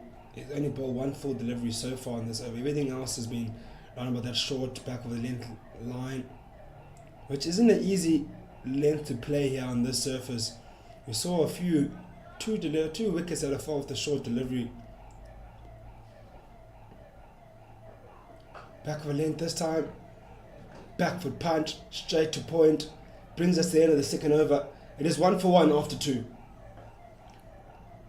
Yeah, first over for Rasmani. 1 run conceded there, 1 wicket in the bag. Khan, 1 overboard, no runs conceded. What a great start of these by these two, exacting pressure onto 6-gun Page's batsman. Valley there succumbing to that pressure, losing his wicket without scoring some runs. And at this point, Blanche and the Jacobs at the crease. Blanche still need to go off the mark as we see Khan coming back for his second over. He's gonna come right on over to Jacobs, who's taking his time to mark his guard.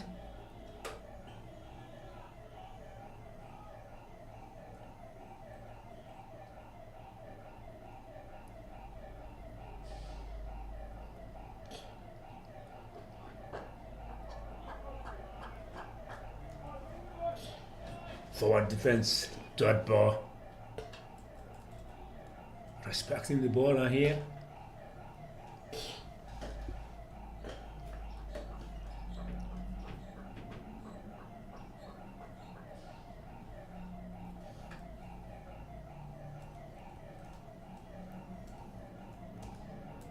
I think with this confidence here from Eastern Som, that'll be the confidence Pirates will be having tonight. I hope so. It's a big game, fully sold out.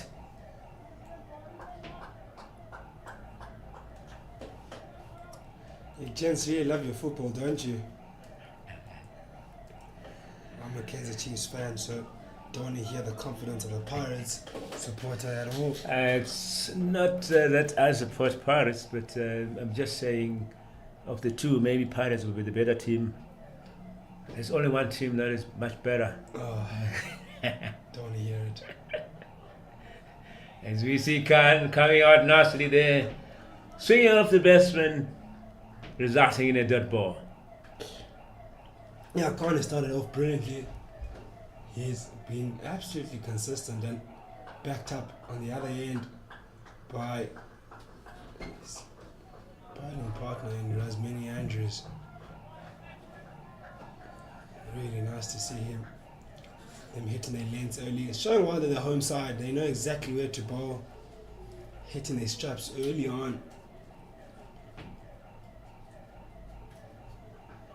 Oi, nice delivery again. That one slightly jagging back in really good rhythm. Here's Khan. He'll want to get yet another breakthrough for the side here. But what's going to be important here for the Garden Route Badgers to get past this initial storm that's coming from the Eastern Storm. Just really be able to absorb the pressure and maybe be able to identify that, okay, look, things are not going away exactly at the moment. They're bowling really well. It's just about respecting their bowling. And then when things do open up, maybe when there's a change bowl, and then go for it. Yeah, as you say, his first 10 overs are very crucial for the batters. It's a matter of staying in there. Customize yourself to the crease. Keep that eye in.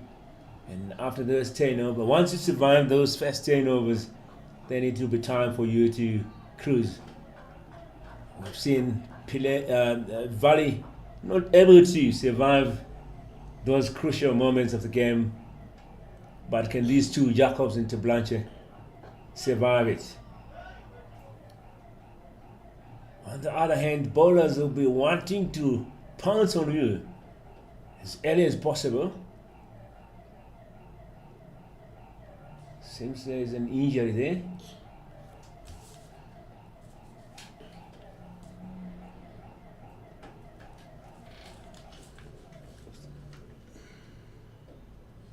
Yeah, that ball was hit powerfully at backward point, and it was hit viciously on his leg.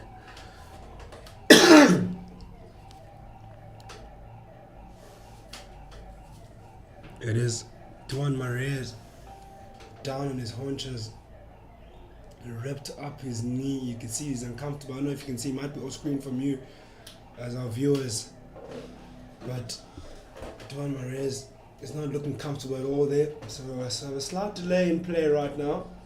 We are 2-3 overs into the second innings, and it's been a circumspect start so far from the 6-gun Badgers. We've lost an early wicket. Yeah, the last 10 overs for Eastern Storm were really interesting. So the guys really cruising in those last 10 overs. Because I think the last time I was here on the 40th over, it was 240, just below 240, I think, but managing to cruise to 298. So those are the overs where you would want to accelerate. They're also crucial overs as compared to the first 10 overs, as we see back on here. And Khan back into attack. Big flurry there. Threw his arms at that. The Jacobs missed it all, ends up. Ends the third over. It is a 1-for-1 still. Good start so far from the Eastern Storm, defending this total of 298. That's the start that we would have been talking about in the changing room. Yes, some excitement there from all the players of Eastern Storm. After that swing and miss, they are on a right track at this point. On a run, 1 run posted so far. And pressure is being applied on both sides here. Rasmani, he has seen our bowling in partnerships. We often talk about partnerships in batting. How crucial is this partnership here in this bowling? Oh, good delivery, slight nip away.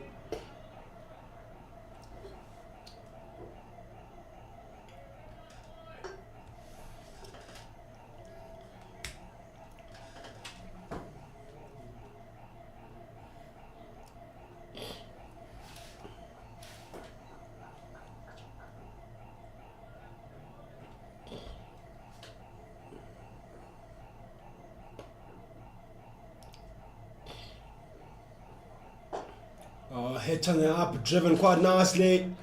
Really good shot there by Blanche. Gets the first boundary of the day. And gets his first runs of the day after 9 deliveries being bogged down. On Nort on his 10th. Gets away with the boundary. That will be a big confidence booster for him. It was there to hit. Bit fuller than the other deliveries he's faced since the start of his innings, and he was up to the task. Yeah, first boundary of the innings, hit hard there onto the ground, and rewarded by the electrifying outfield at Willowmoore Park.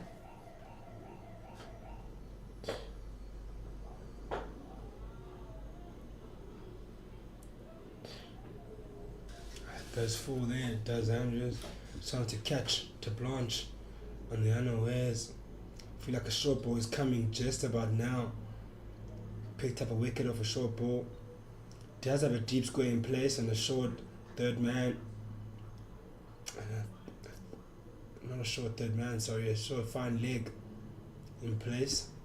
And the third man is quite deep. Goes the back of a length. He just drop and run, does to Blanche and gets the single, puts Jacobs onto strike.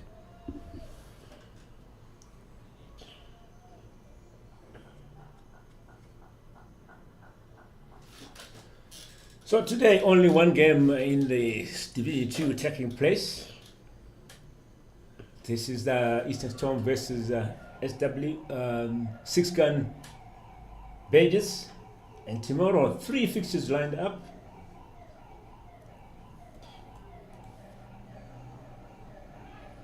One goes down leg, tickled around the corner just past the keeper, and goes all the way for a boundary. Runs are flowing this over. 2 boundaries already. Bit of a heavy sliding down leg on that occasion, and guided to the boundary there by Jacobs. He gets his first boundary of the afternoon.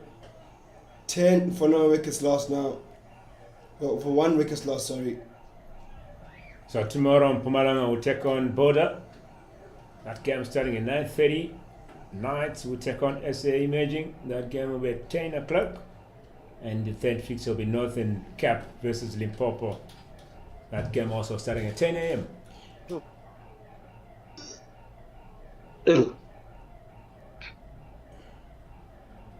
Sambo, but this time getting a different result. Dot ball to finish off the over. 4 overs gone. 1 wicket down. 10 runs on the board here for 6-gun Badges. Teblanche on 5 from 12 and Jacobs 5 from 10. If you've just joined us, welcome ladies and gentlemen. It's a good day in Benoni. Guys are out and about in the middle having some fun here. It's the one-day cup. Good day to come and watch some cricket here. It's a good crowd out here. As we see Khan back into attack, coming into bowl his 3rd over. So far so good for him. No runs conceded. What a start for his spell.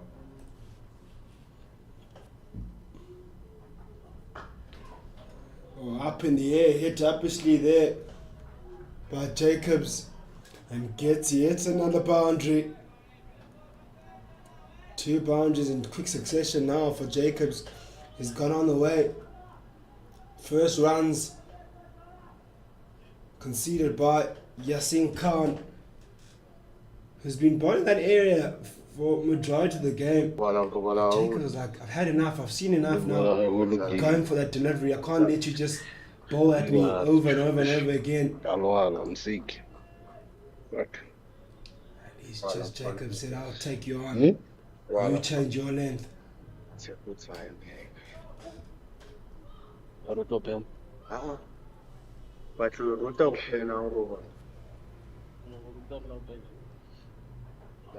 Uppishly again. Clear intent here by Jacobs. Gets 2 for that. Clearly saying he's going to attack that back of the length line. Not hanging about is Jacobs, or rather Tablanche, sorry, correction. Tablanche was the one that scored that boundary, and is also on the one on strike still. Sorry, my correction. But yeah, Tablanche is on the front foot now, putting his foot down and forcing Yasin Khan to change his length. That has worked for him. But if I was Yasin Khan, I'll stick to that line, that length, because it's still very much dangerous. Yes, Teblanche is an aggressive batsman. So far, he's sitting second on the most runs. Played 2 games, 155 runs, and his high score is 133. So he's the man to look for here for Badges. And it will be a big wicket to take here for Eastern Storm. Yeah, you want to get those guys that are able to churn out the runs out quickly. You don't want them to stand around there and look comfortable like how Tablanche is looking comfortable right now. You want to get rid of them as soon as possible. As soon as they start building an innings, you know danger is coming. So you need to get them early, or else they still haven't got their timing right. Oh, big flurry again, looking to go over the top. You can see it from the way he's playing. He's about to have a go here. He's an aggressive batsman, and you want to go. but this time beaten by Knock down Swinger four. Mix. Baba. Inkakai tšhelete ya iPhone wa. Went for a big heave there. Didn't get any bat on that. Ori? E patala pila o jwang. Luana ona yona iPhone wa. Outside edge. Might go for a boundary. Yes, sir. Yes, it does. A streaky boundary, but Tablanche will take it. He's certainly now saying, I'm going for it. In his last couple of deliveries, he's been hitting it hard. And what was important there, he went hard on that. If you're gonna swing like that, you have to swing hard. And when you do, usually the fortune is on your side because to go over that slip cord, and he's really putting it down now. He's looking dangerous so far. Yeah, he seems to have set in at the crease there. Like he said before, looking at his shots, he's looking to have a go. Good comeback there from Khan after being hit for that boundary. Dot ball to finish off the over. 3 overs from him. 5 overs gone. 1 wicket down here. 20 runs on the board. And 6 guns. Badgers still need 279 to win. They are going at 4 in And all. Rasimeni. One run at here is 6. And Rasimeni.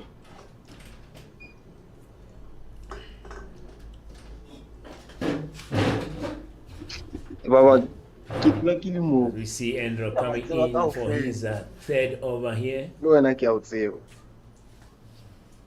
Na ke a o tseba. 10 runs conceded so far. He's the man who has taken a wicket already. 1 wicket in his bag.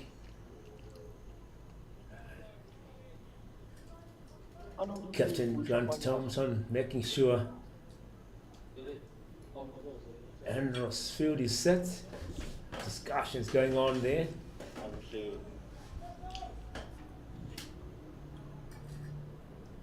From behind square to a bit more fine leg. And that man deep on the boundary. Here we go. 6th over, ladies and gentlemen.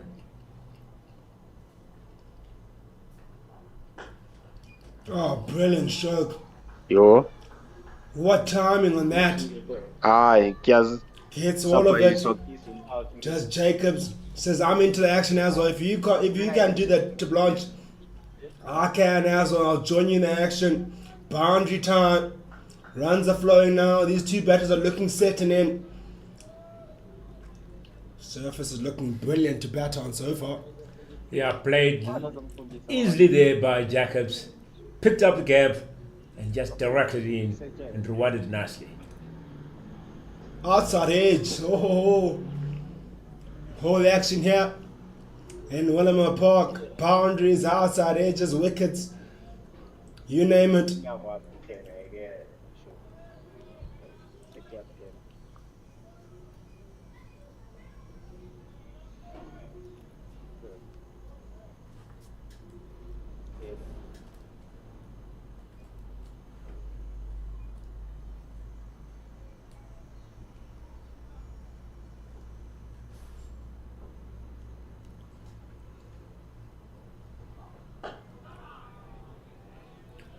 This time it's a dot ball. Brilliant delivery there from Rasmain.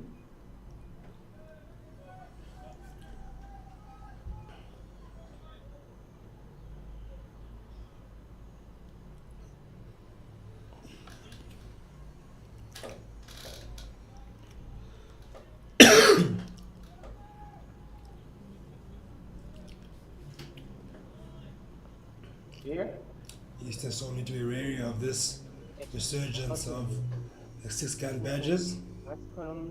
Short ball, pull shot, and now we'll get to the boundary quite quickly. Timed really well there by Blanche. Picked up the length. Immediately rocked on the back foot and packed that one away. 3rd man had no chance. Yeah, Blanche is showing his grit here. Shaka Rasmini wanted to surprise him, but at the end it was Rasmini who got that surprise. Perfectly played and gone all the way for 4 runs. Kami kancane kumele sengisebenzi.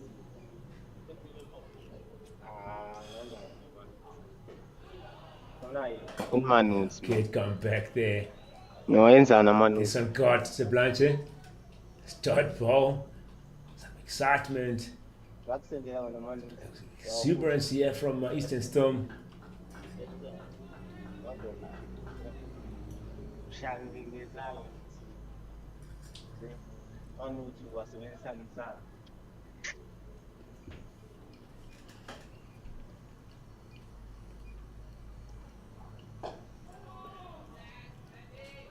Well fielded there by Skukune.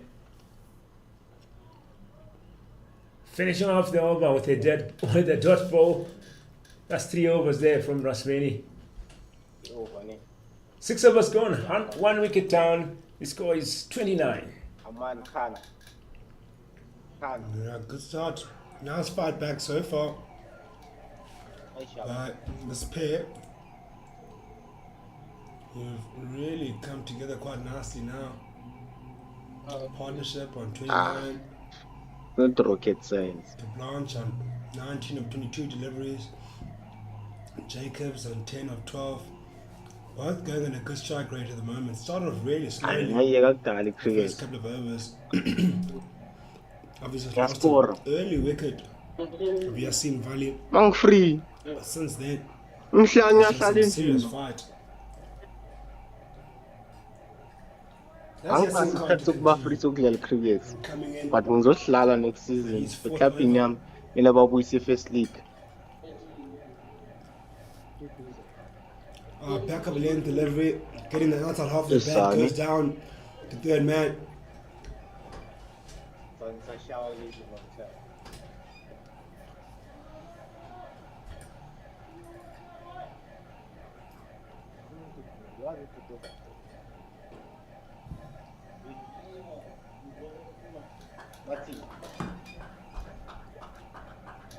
Nashville setting so far. But Eastern Storm. Offside pack field. 1, 2, 3, 4, 5, 6 on the offside. 7 including the slip.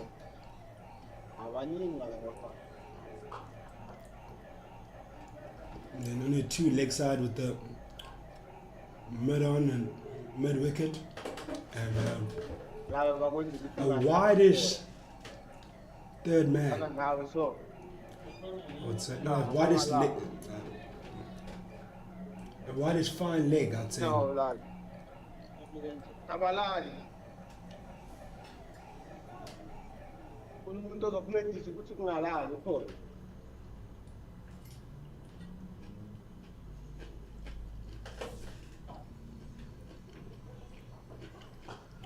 Hit up his sleeve. In the gap. Yet another boundary. 6 gun badges are dealing in boundaries now. Making easy work of this Son. power play. Picking those gaps. And they're looking really good. Run rate just go over that 5.2 mark now. Yeah, releasing some pressure here. They were a bit under pressure, but now picking up the gaps and getting those boundaries. The partnership building up here. It's to round 34.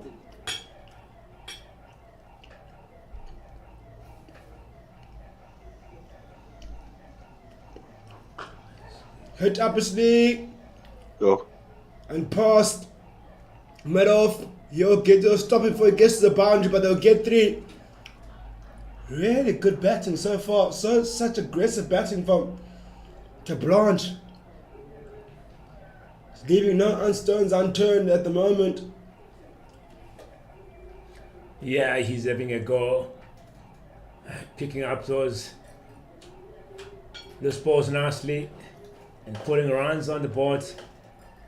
So far, job well done by these two. The scoreboard is ticking, runs up, getting on.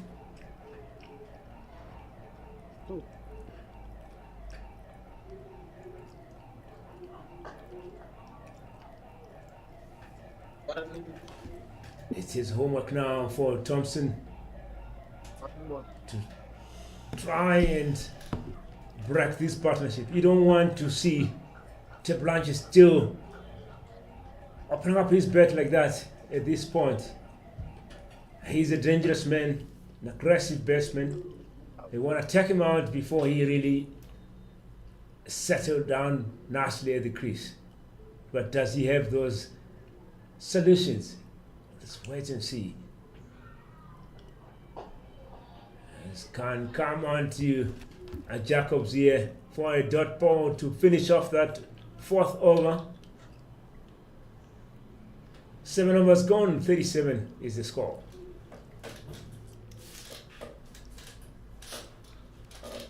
Run rate crippling up here, 5.3 at this point, but required run rate 6.1.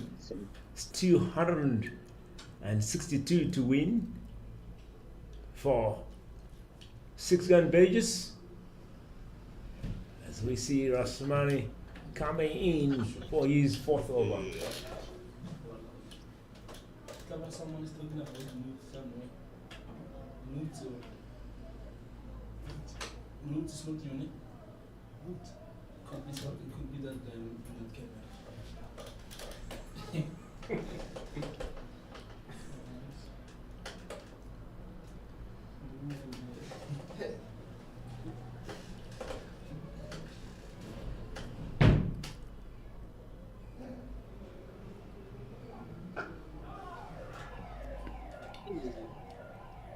No run on the start of the 8th over.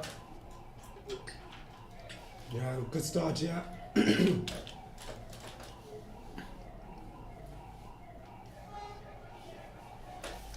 The weather played along today. It was it's different from last week, where by this time it was getting darker. Oh, exquisite stroke. A brilliant stroke straight down the ground. Headed back past the bowler. To Blanche, you beauty. How he's been so brilliant in the last couple of overs. I've been really impressed by the way he's gone about his business, Owen. Yeah, Blanche has really picked up here. Like I said, he's a dangerous man once he settles down at the crease. Like I said before, he's sitting second with most runs so far in the tournament, sitting at 155 runs with a high score of 133. You don't want such kind of a batter to be given the freedom at the crease. You want to take him out before he really settles down, but at this point, Eastern Storm not getting that solution. They still have to keep on working to try and unsettle him at the crease. It was a hard hit, hard, such an extent that Rasmin had to get off the way. Yeah, Rasmin had no chance there. I think he just put his hand there to attempt on maybe stopping it, but really hit well, straight down the ground with some disdain. Oh, it could be a tickle, it could be out, and the umpire points him out. Grab the glove. Another short delivery from Rasmin. That picks up a wicket.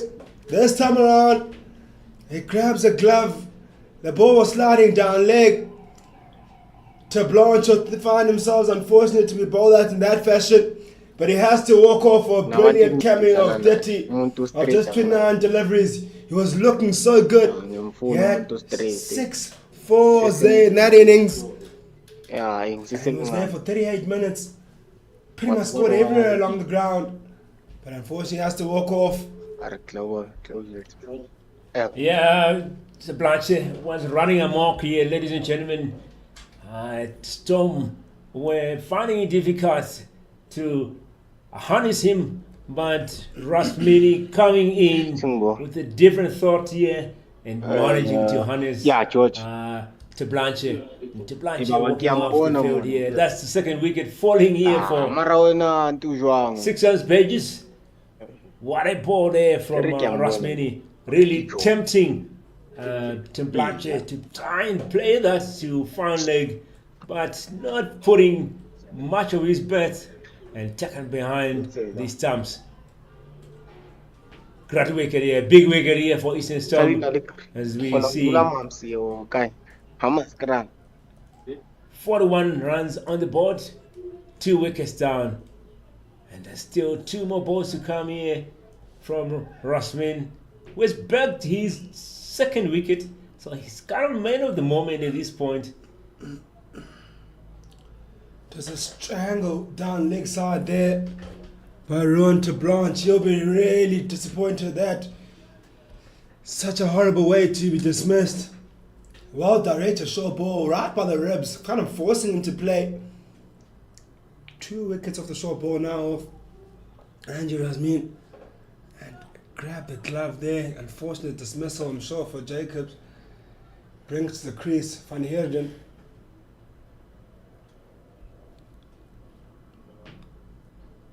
Short again. This one time around is given wide by the umpire. Yeah, Captain George Van Heerden finding himself coming in here after that wicket of De Blanche.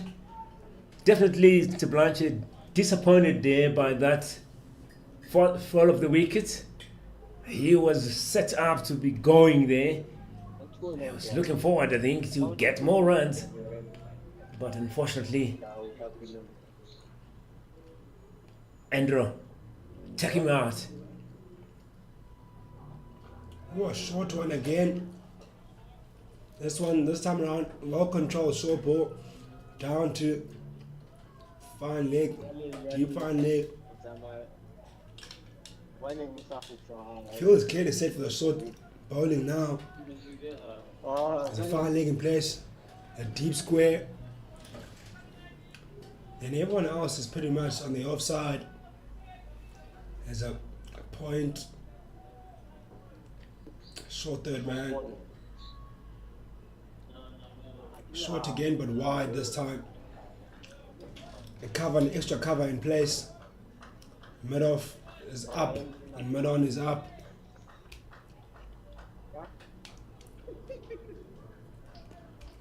Second wide in the innings. Definitely not what Rasmin is looking for. Let the batters whack with the runs. Christmas is over. No gifting anymore.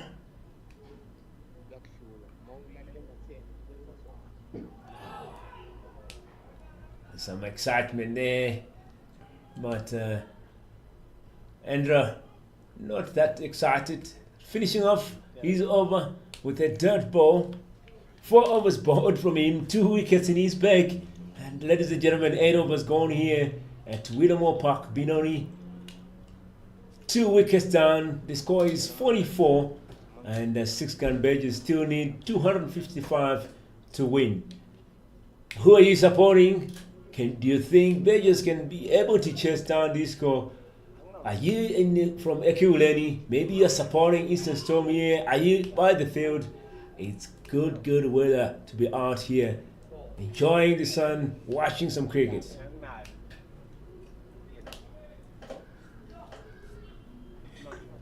As we see Khan coming back for his 5th over. Sleeping place. It's in and dirt ball. Yeah, that wicket falling there. Ruan to Blanche. It's absolutely massive because De Blanche was really finding his way here in this game. He was able to starting to get a bit of flow in his run scoring. And he was looking really dangerous, going at a runner ball, just over a runner ball. And a very timely wicket that was. Short wide. And Yasin Khan. He's into his 5th over, Yasin Khan. He's picked up 2 maidens in that 4.2 overs is bowled and has gone for 18 runs. Those 18 runs, majority of those were scored off the bat of Ruan de Blanche, who went after him in his previous over. I think I scored about 3 boundaries in that over. I'm sure clear sigh of relief for Yasin Khan, who can get right back into his work, right there in that length. Hitting that back of the length line that worked for him so often. And what Ruan de Blanche did in that previous over, he went after that length, hit him, and forced him to change his line. Now he's back into that zone with less pressure with the new bat at the crease.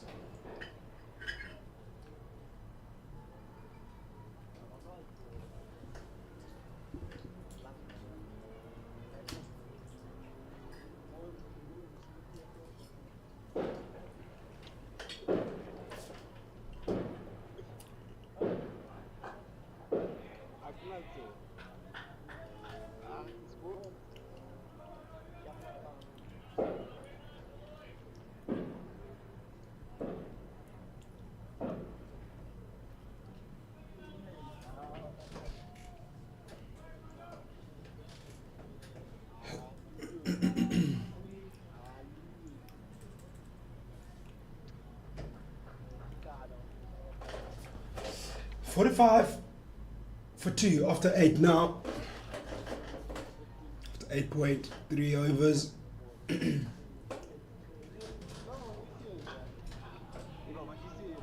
Some rebuilding that has to be done now by the 6-gun Badgers, who find themselves a little bit behind again of this game. Slightly behind after losing those 2 wickets. After losing that 2nd wicket, they were building quite nice that partnership. These 2 batters got a responsibility now. Van Heerden and Jacobs will need to build a partnership here, a substantial partnership.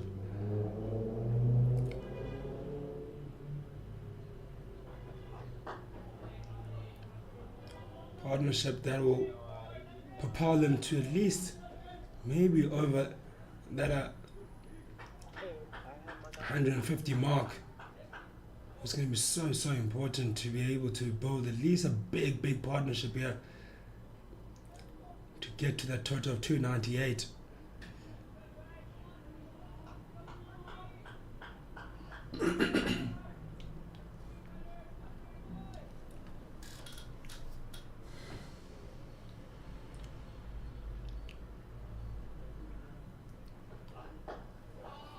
Trying to jump up his sleep. That's the end of the 9th over. It is 45 for 2 after 9. Still a very young partnership of 4 between Van Heerden and Jacobs, who are currently rebuilding now for their side after losing 2 wickets in that power play. Yeah, run rate going at 5 and over at this point. What required run rate is 6.2. As you see the batters there having a chat, they know they have got still a long way to go. Still need to stick around, keep the scoreboard ticking, and try to capitalize on every ball. 254 still needed for them to win this encounter. Rasmini coming in. His ball, he's 50 over. He's the man of the moment. He's been causing some trouble here for 6-gun Badgers. 2 wickets in the bag as he runs in to Jacobs. Great start ball. Some oohs and ahs from Eastern Stone. A bit in control at this point. Trying to keep on exerting some pressure there on to the Badgers. Yeah, exactly that. They have to keep the pressure on. Have to keep chipping away with the wickets. Can't allow these 2 batters to settle here.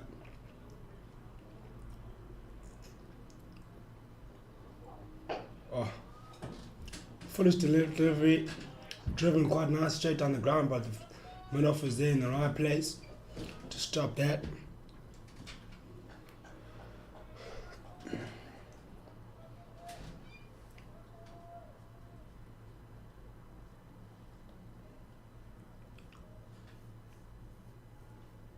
Yeah, this opening pair of the Eastern Storm, I think they've been really good. Now they've gone about their work. They've been aggressive in certain instances. They've been accurate, especially Yasin Khan. And the aggression has come from Razmani. That type of aggression, that short ball that has been hit away for a boundary, picks up the length quickly, does Jacobs and puts it away. He probably was expecting that one to come, and he was ready, and he was up to the task. Yeah, played nicely there. Capitalizing on that. Carrying a boundary, trying to release some pressure there. But I'll say not a good area to bowl there for Rasmini.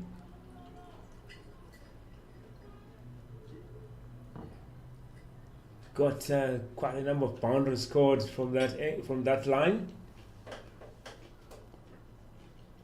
Can he?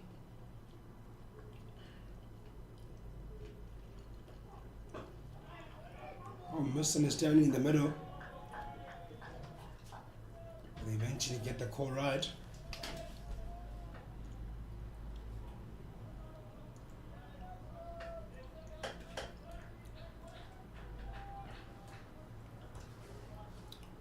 We come into the last two balls of this power play. I'd say it might be a power play because of that second wicket that has fallen. I think it might be a power play that might be taken by the Eastern Storm, or the upper hand rather. Good length, good line, bit of soccer skills being shown there. Oh, Razmani.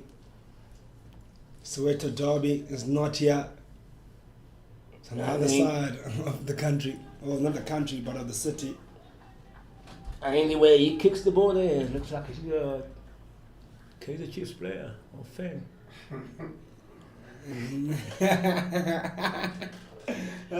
Slight bit of a jab there, I see. One more ball to come here from Rasmini. 49 runs on the board, 2 wickets down.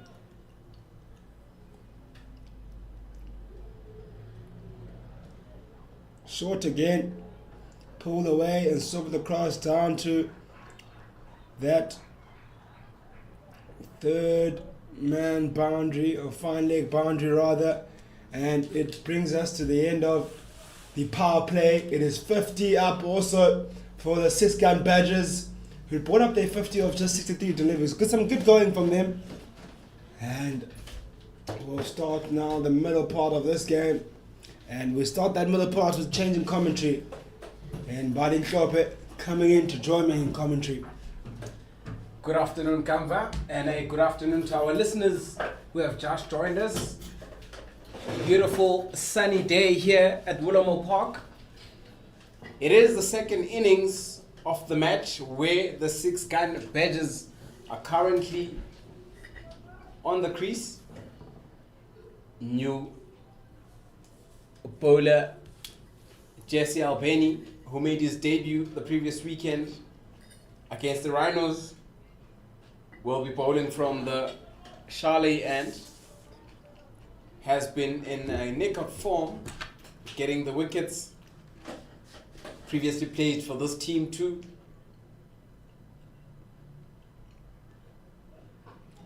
Starts off very well. Very long afternoon expected. Long afternoon of cricket, good cricket. Also heard the Sundowns versus Kaiser Chiefs jab there. I choose to remain neutral and not declare my allegiance this afternoon. And may football win.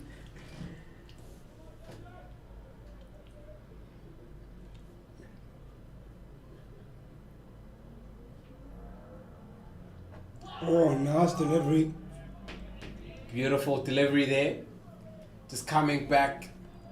Had it been a tad bit lower, looks like it would have been a chance there for an LB.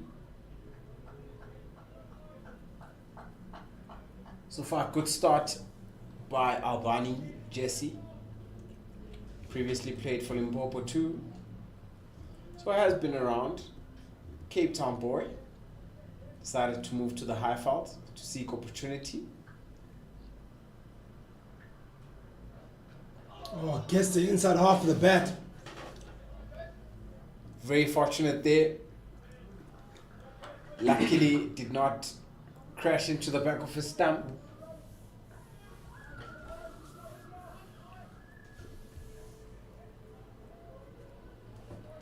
Eight wickets in hand for the Badgers. Total of 242 runs or 247 runs if they want to win.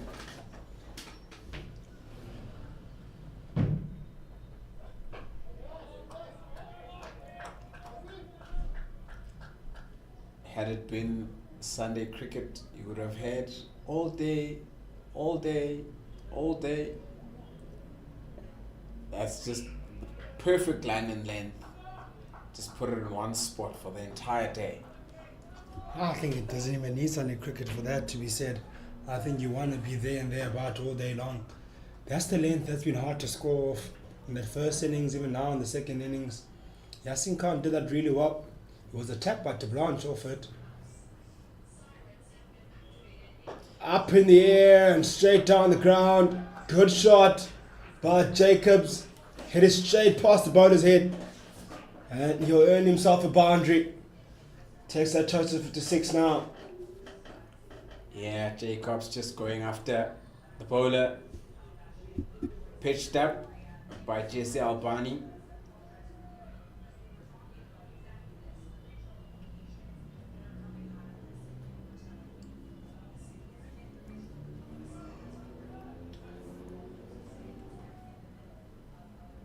Just past 3 o'clock, 5 past 3 now.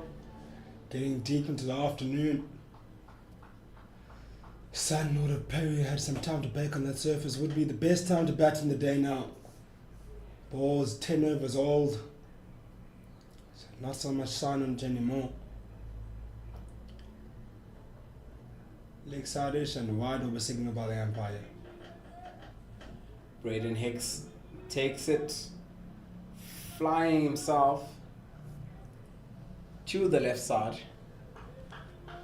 or to his left side.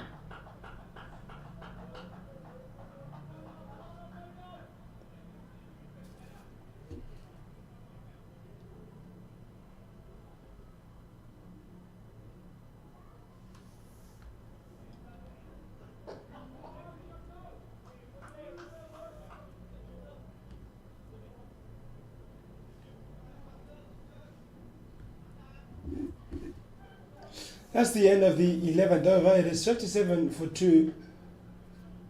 Van Heerden still on one of just 7 deliveries. Jacobs of 22 of 28 deliveries on. Some good going so far for him. He will be the anchor so far, and he'll have to soldier on and continue on. And he'll have a lot of responsibility on his shoulders. There will be a change in bowling for the Eastern Storm as well. They'll bring on to bat Similani. Will be bowling some spin from the Ikuruleni end.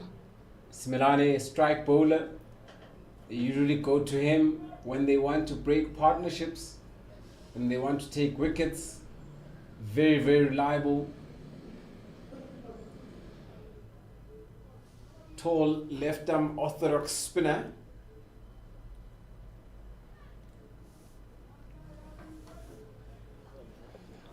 Sporting jersey number 10.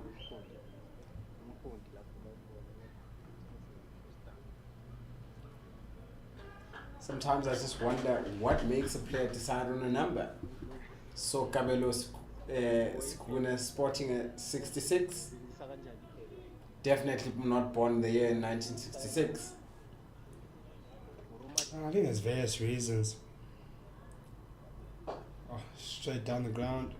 Full toss start off. Some have various reasons. There's some players who opt for maybe their parents' date of birth or the year they started to play, or just memories and experiences that they relate to cricket, or their first time experience in cricket. So I've heard some various different numbers being for different reasons. What would your number be if you're a player?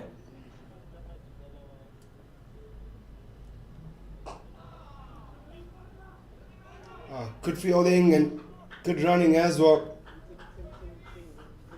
I'll probably go for number 7.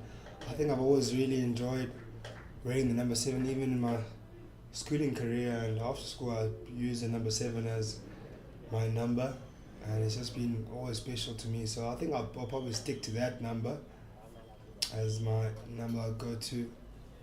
Certainly.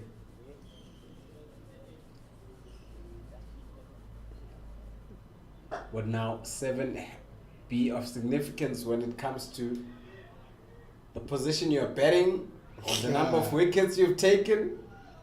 Not necessarily. I think definitely not the number I'm batting. I think I see myself a lot higher up in the order. Maybe around about the number 5. Not a lot higher, but 5 in the order. Well, sometimes the team can send you as a number 7. Good start so far by Tumela Simelane.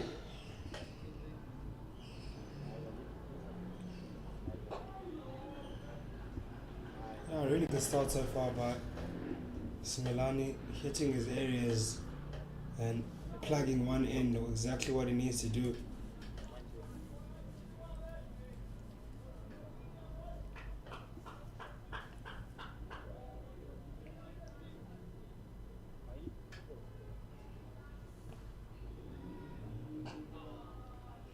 Hit upper sleeve for a moment, but into a gap. Oh, hits the stumps, ricochets, and they steal a single to the 6-gun Badgers. And also brings us to the end of the 12th over. It is 63 for 2. End of the 12th over. Badgers just pacing themselves, hopefully for an onslaught later.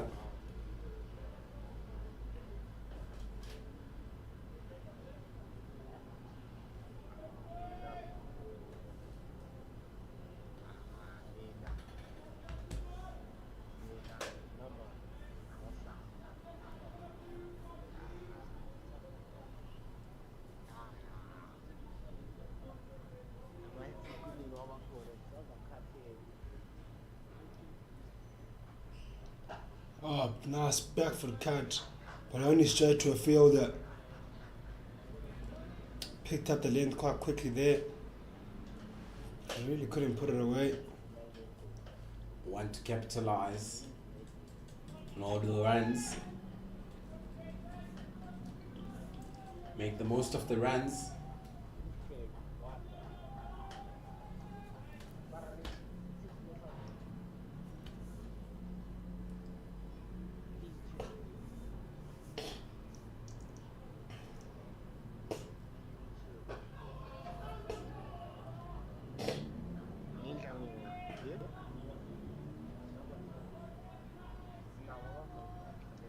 Pretty loud out there, the Eastern Storm, backing up the bowlers, and that's what you want to see. You want to keep on encourage your CMers to keep on doing the good work that they've been doing, and your bowlers to keep on picking up wickets. Don't want to sit on the back foot and just hope for things to happen for you.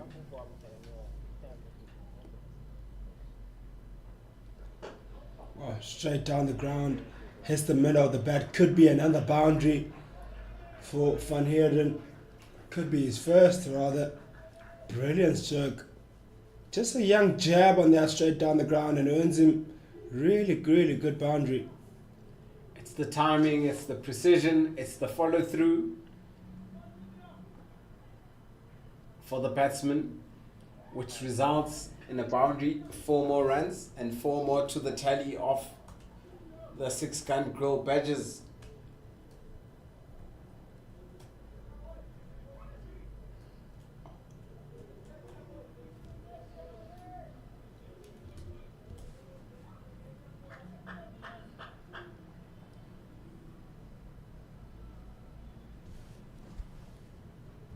Oh, Jags back in, but sliding down leg. Good delivery there by Albany.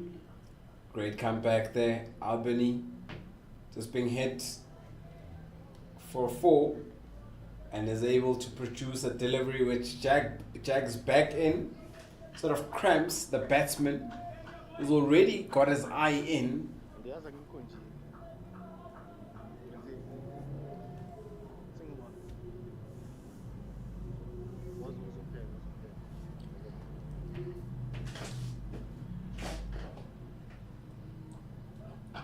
Short and back foot punch.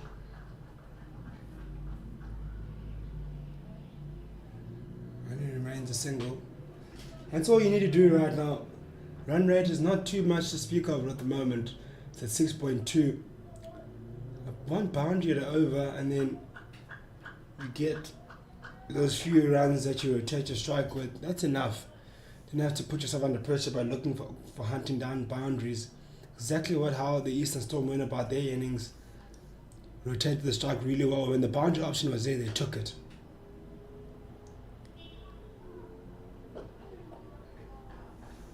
Similar shot, but a man has been posted at long on to prevent that boundary which we had earlier. It is 70 without 70 for the loss of 2 wickets after the 14th over. Still needing a further 229 runs to win to the 6-gun Badgers of 222 balls. So not really much to ask for. It's exactly what just about almost a run a ball. So not much pressure on them just yet. They've gone about their business quite nicely. It's all about just sticking to that run rate of just 6.2 per over. And if you can get more, go for more.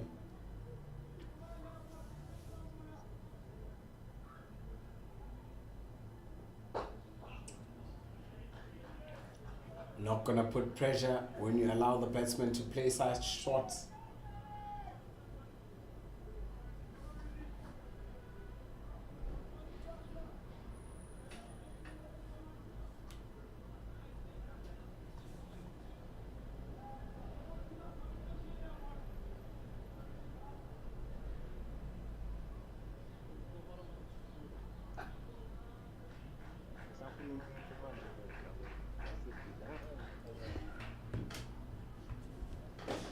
One edit there.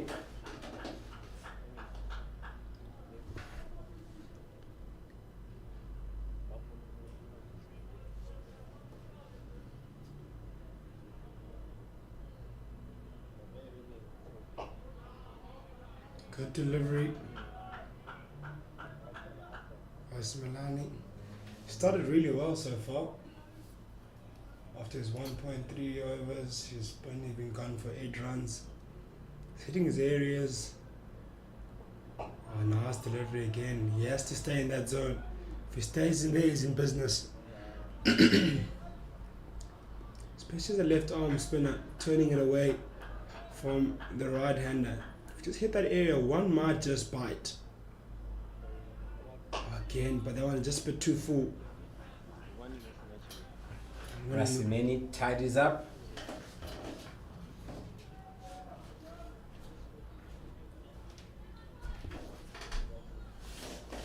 And when that one bites, you might just get that outside edge and keep that slip that is in place there in business. Up in the air, oh, short. But it's a bump ball. It looked like for a moment that it was chipped up in the air.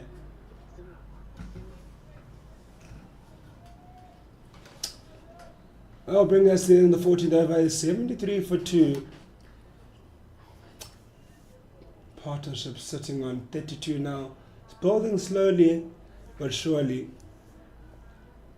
And still a further 226 runs still required of 216 deliveries. Still a very attainable target, that is. And I'd say with still 8 wickets in hand, maybe, just maybe, the 6-gun Badgers are in the driving seat at the moment. If they can make sure this partnership extends even further. But if wickets fall and the Eastern Storm pick up more wickets, there need to be some tough going for the 6-gun badges.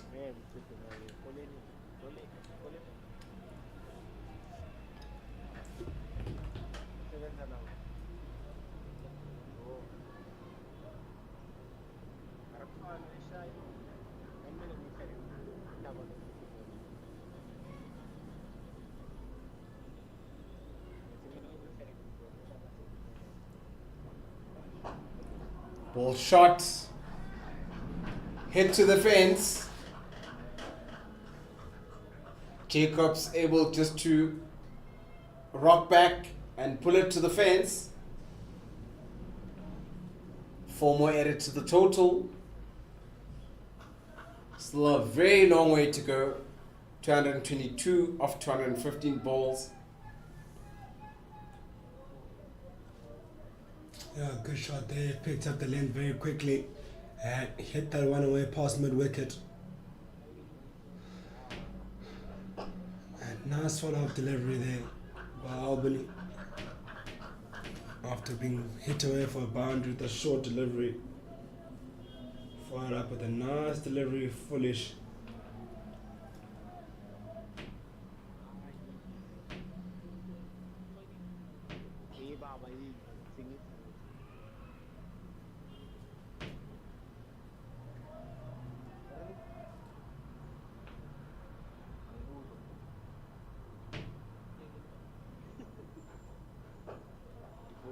Tickled around the corner, could be pushing out for a second. They won't. Feel the deep square cover a lot of ground very quickly. Aman Khan there just tidying up for the Storm. The opening bowler of the Eastern Storm.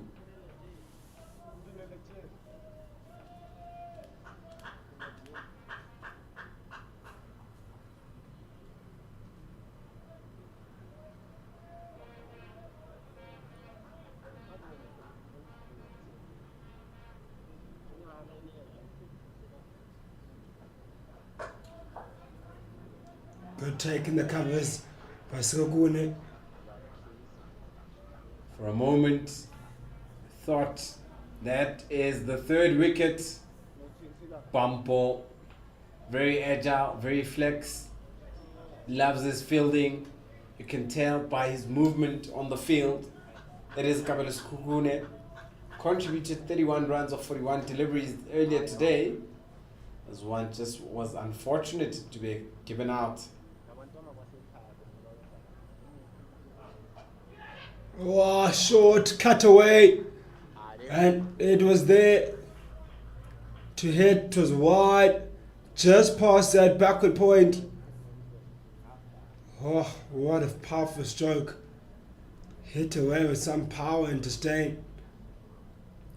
Yeah, plenty of power used in hitting that cricket ball. Gully stood no chance. Thedman had barely left his mark when the ball reached the boundary.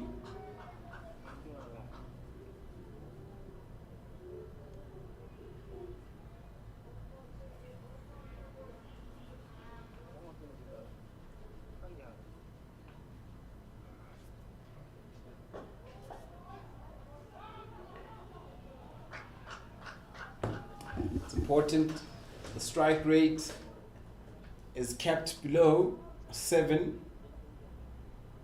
Rate achieved is 5.5. They need to be going about it at 6.2. That will be the first drinks break for the afternoon.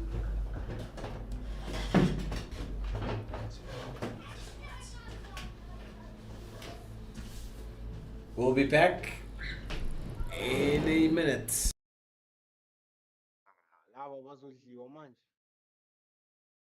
Coming over 15, 2 wickets.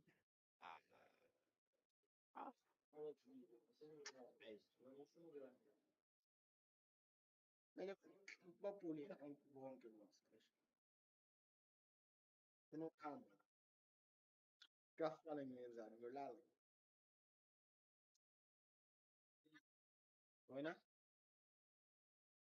Awubona. Awubona kuwena manje.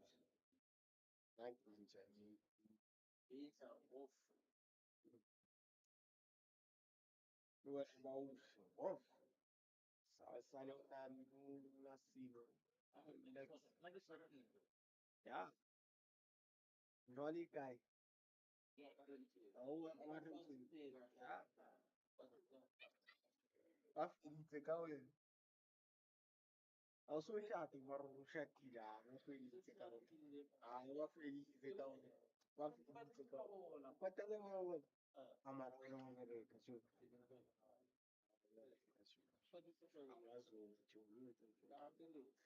Yeah. Ah, also. Ah, Utsile, utsile. Au ni gaiva. Yeah. Gaiva. Mas milana, you shaba. Ah, ah,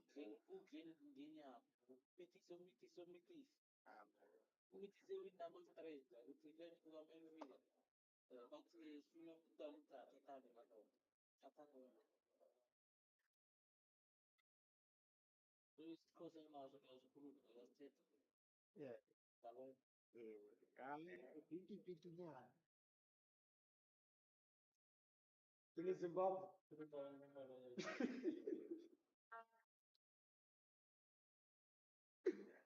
Ayan. Ibaba, wala. Wala.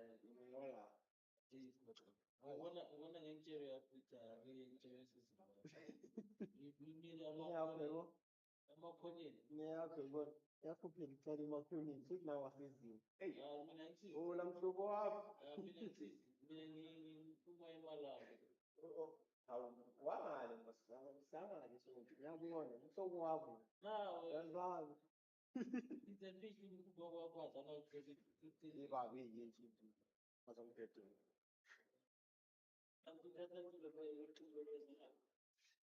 Ang saksi yung kita saksi net personal.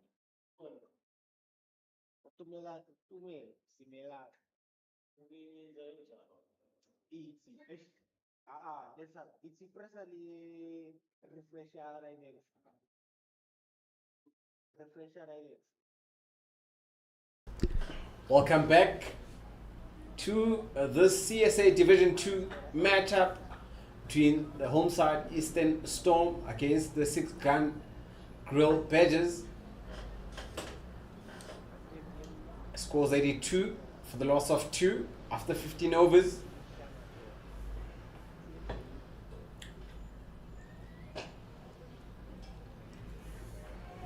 Immediate runs just after the drinks break here at Willowmoore Park. Dumelo Simelane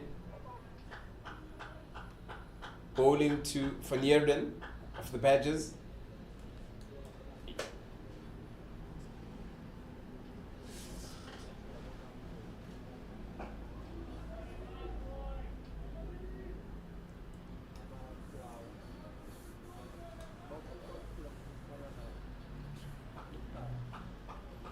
Just to recap of what happened this morning.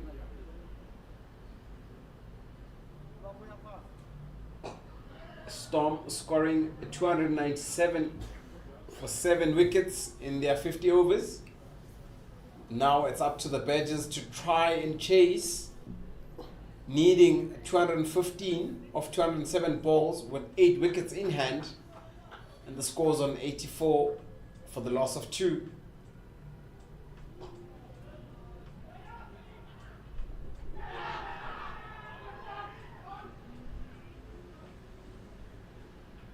Empire says he was in there.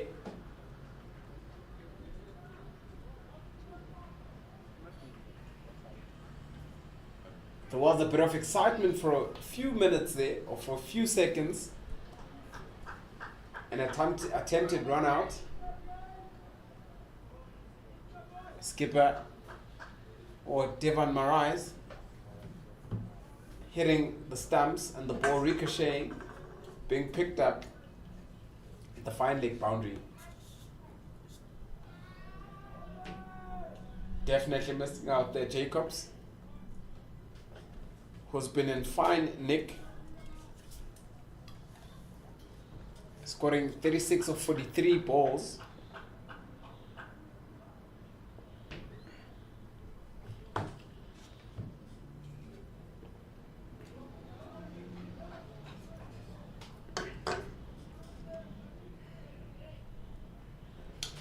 That brings us to the end of the 16th over. It is 86 for 2. It is Van Heerden sitting at 16 of just 21, and Jacobs of 36 of 44, and with their partnership now on 36 runs, they'll be looking to extend this partnership even further down and maybe potentially get it to 100. They would dearly love for that. Get their team closer to that finish line. They're still needing a further 213 runs yet to win of 204 balls. Good equation to have at this point. Good run rate achieved. That being said, new bowler coming in, Ennis Kemp, will be operating from the Charlie end. Known for his spin bowling prowess, failed to travel the scorers earlier when he was batting. Oh, good start. Onto that stumps line. Don't want to miss that one. If he goes on straight, you're in absolute trouble. Definitely wants to make amends with his bowling. Oh, as we say that, rocked on the back foot as Van Heerden picked up that one short of a length and got it away for one bounce for.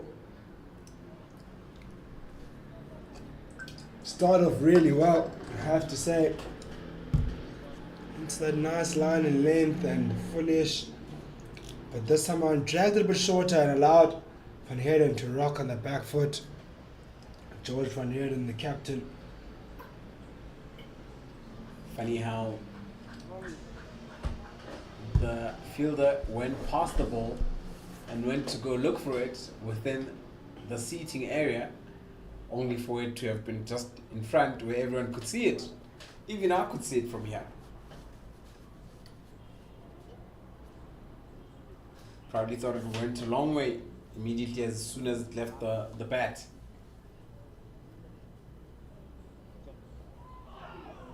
How close was that? Wanting to dominate the bowler, him to be unsettled.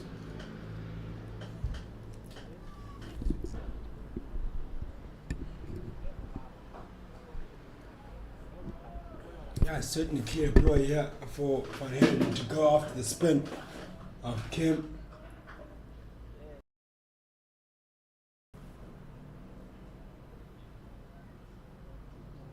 Very good defensive shot.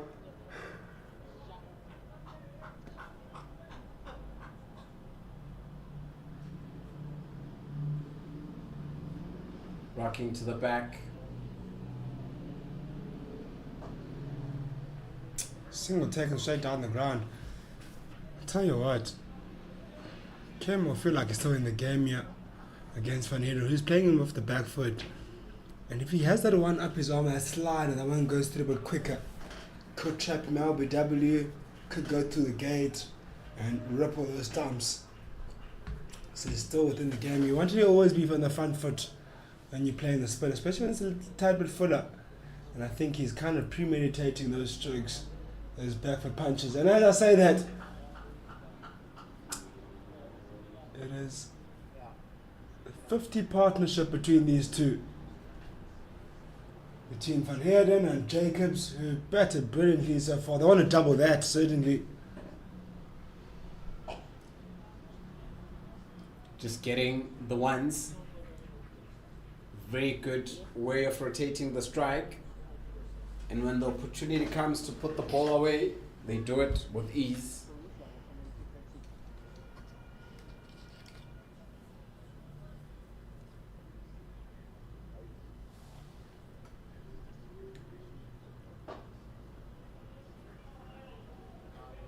know, one thing that I've been observing about Dumelo, not really an easy bowler to hit for boundaries. He can bowl the ball very same pace, very same line, same length.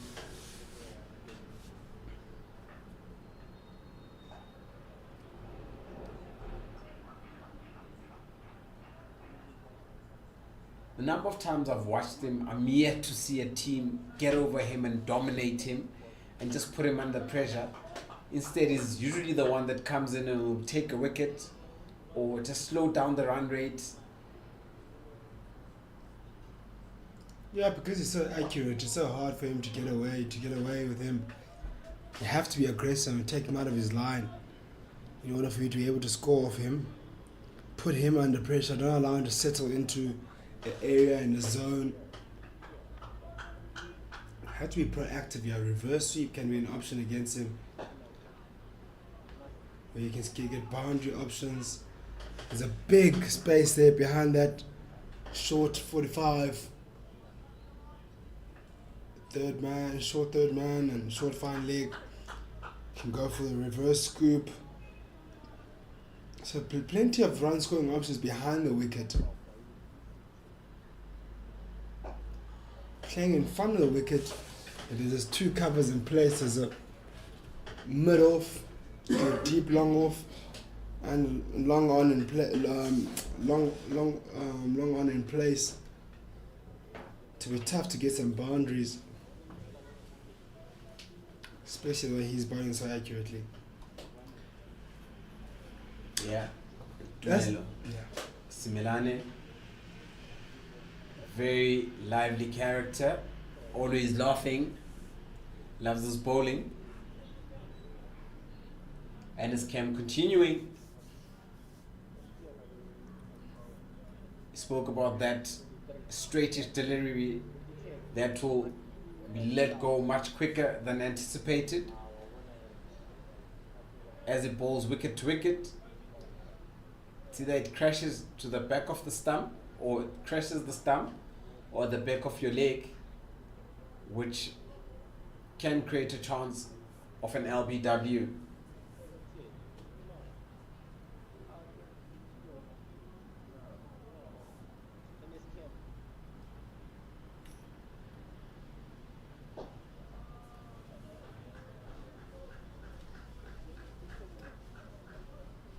Yeah, so they have to find ways to be able to score runs. That run rate is going to start creeping up a little bit shortly now if they carry on in the same vein.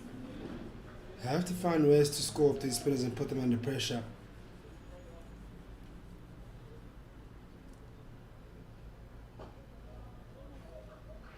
In fact, it has crept up previous over. Needed 6.3, now it's gone up to 6.4. Come down again, so fluctuates like the rand.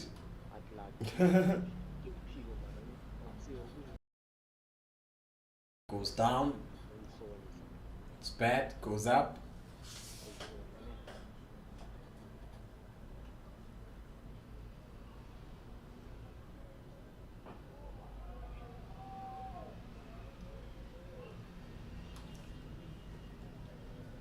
.98 now, just 2 runs short of that 100 mark are the Stisgun Badgers.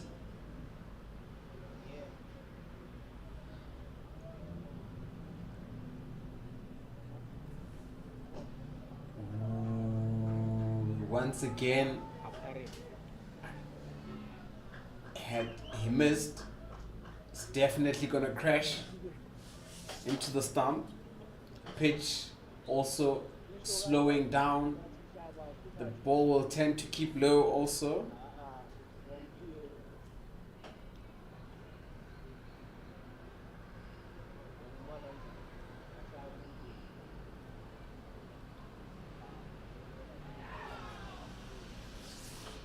How lucky was Jacob?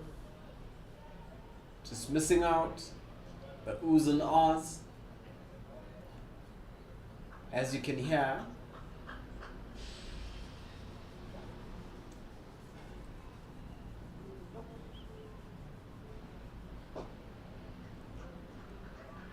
de la sortie. Five. I'm more than It is 100 up now for the 6-gun Badgers, who've got that in under 19 overs and have only lost 2 wickets in the process. Partnership has moved over to 99. Still a further 199 runs still required to win. And 31 overs remaining. Not a bad ask, that is. Not a bad ask at all. Run rate achieved so far is 5.3. Required run rate is 6.4. Still plenty of cricket. Still a cricket game here. Anything can happen.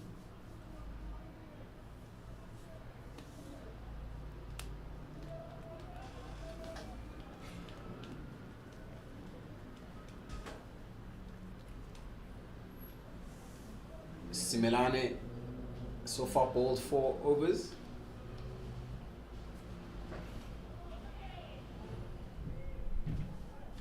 For his 17.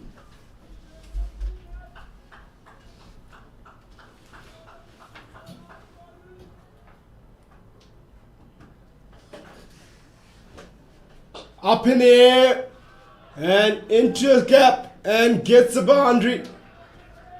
Good option that and good run scored. Wondering when they'll release and pull the trigger against the spin. And they do exactly that.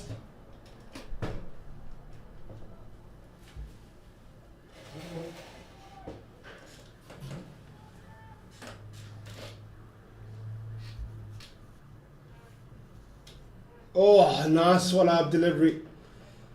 I'll be changing commentary as well. I'll be joined by Owen. Welcome back, brother. Yeah, thanks, Kamba. Looks like Badgers are fighting on here. Great partnership between Van Heeren and Jacobs. Captain standing up here, making sure they do the chess. 63 runs partnership here, and also 100 up here for Badgers. 104. 195 to win. Going at 5.3 and over. Required run at 6.4. Short again, short and wide, cut away.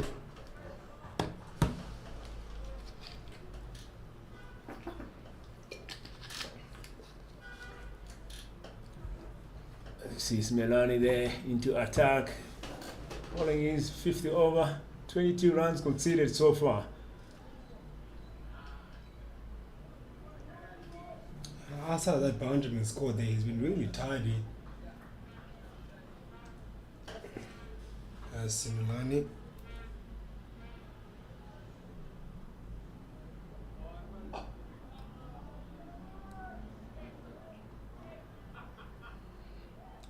Kind of about 4 runs per over, 4.5 runs per over. And he's complimented 5 so far. Similani has been really accurate and tidy. Score sitting on 105 now for 20 overs. Further 194 runs still required to win out of 180 deliveries. Yeah, still a long way to go. 30 overs to go. So a lot of cricket to be played still. The chess is still on. Not that short here for Badgers. As I said, they're going at 5.3 and over. And they required just to go at 6.5. One better over can bring them back on track. As we see, come here into attack, coming into ball. He's 30 over. Going at 11 and over. So far, 11 runs conceded. The boundary, because it's hard to then you start accumulating dot balls. If not accumulating dot balls,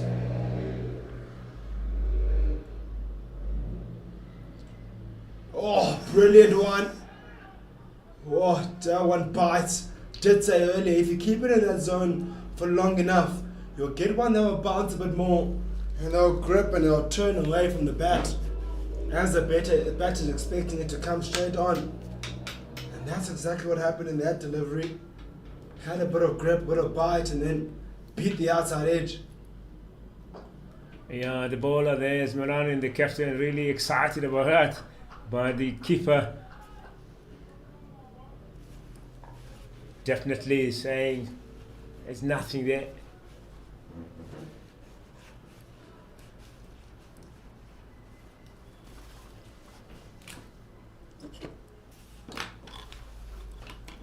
It's just a push for a single.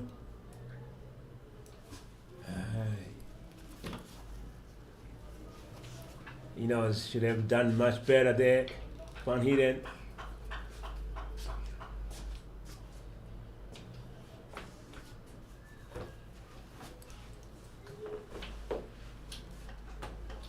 Now step for cut. But straight into a fielder. They won't mind that or the Eastern Storm.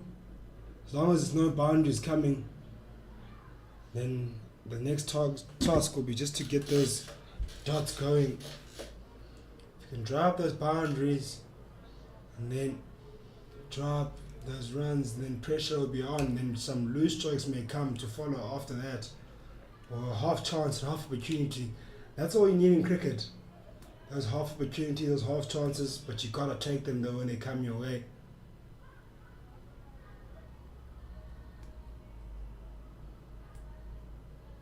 Okay, I'm back into attack. 3 overs, 12 runs conceded.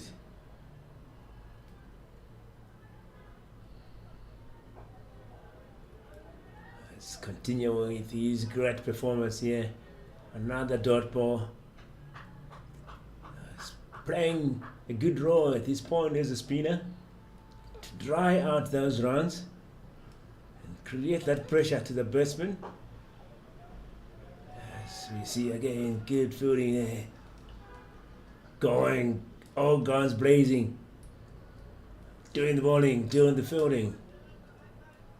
Don't mess up with my figures.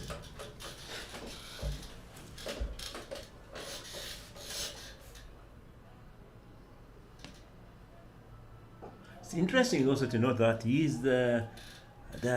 leading with the catches at this point. After second round.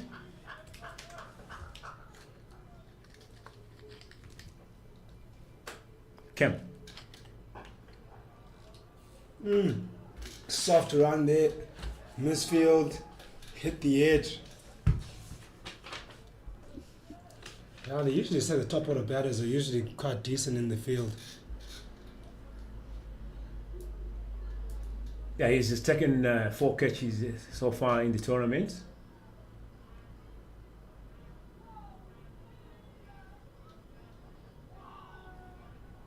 Definitely not where you wanted to put it on.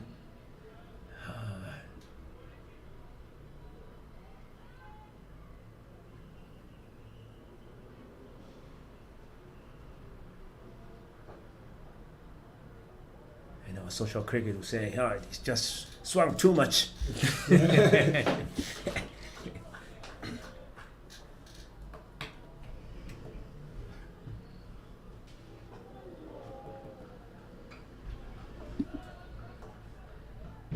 Yeah, great over here from Kim. 4 overs bowled. 15 runs conceded so far. A good, I would say, good spell. 23 overs gone, ladies and gentlemen, at Willowmoore Park. 2 wickets down, 115, 6 run pages, and needing 184 to win from this encounter. They won the toss this morning and elected to bowl first. And Eastern Storm went on to score 298. So at this point, Pages on the chase here, going at 5 and over, but they're required to go at 6.8 and over. Yeah, and the man on screen now, in the ball in hand, Julius Neyman, he's the one that got him on the way. Got them off to a good start. He scored 58 in that first innings to Julius Neyman. He's going to have a say now with ball in hand. Here he comes with his first over of the day.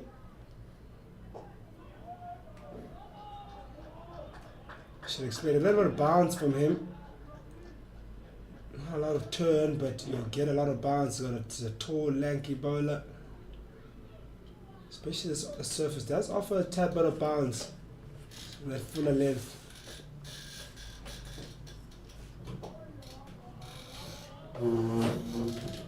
Yes, he did some justice with the bat. Unfortunately, he's to blame for his wicket. He was disappointed with that, but wanting to put it on the umpire. But it was a good throw from Tele. But he did really get good work with the bat. Can he do that with the ball? It's his first over of the spell. So far, 1 run conceded here.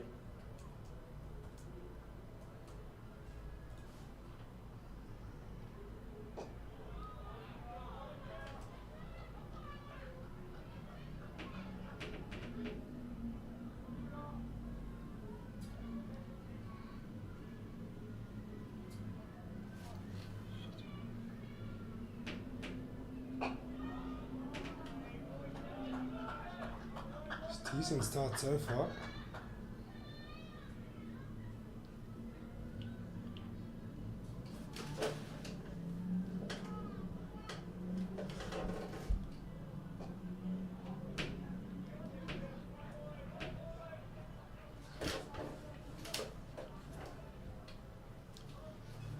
Yeah, so good. So was a good here from Snaman. 2 runs conceded in his first over of the spell. 24 runs, 24 overs gone, 2 wickets down here, 117 is the score. 16 pages on the chest here. They still need 182 to win from 156 balls.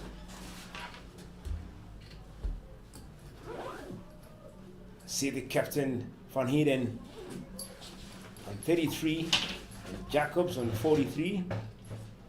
Good partnership between these two. 76 runs so far. And Cam into attack for Eastern Stormers. Coming into ball his 5th over. Very economic at this point. Drying out the runs. So I come bearing good news for soccer fans. Is that why you took a bit of a quick break here?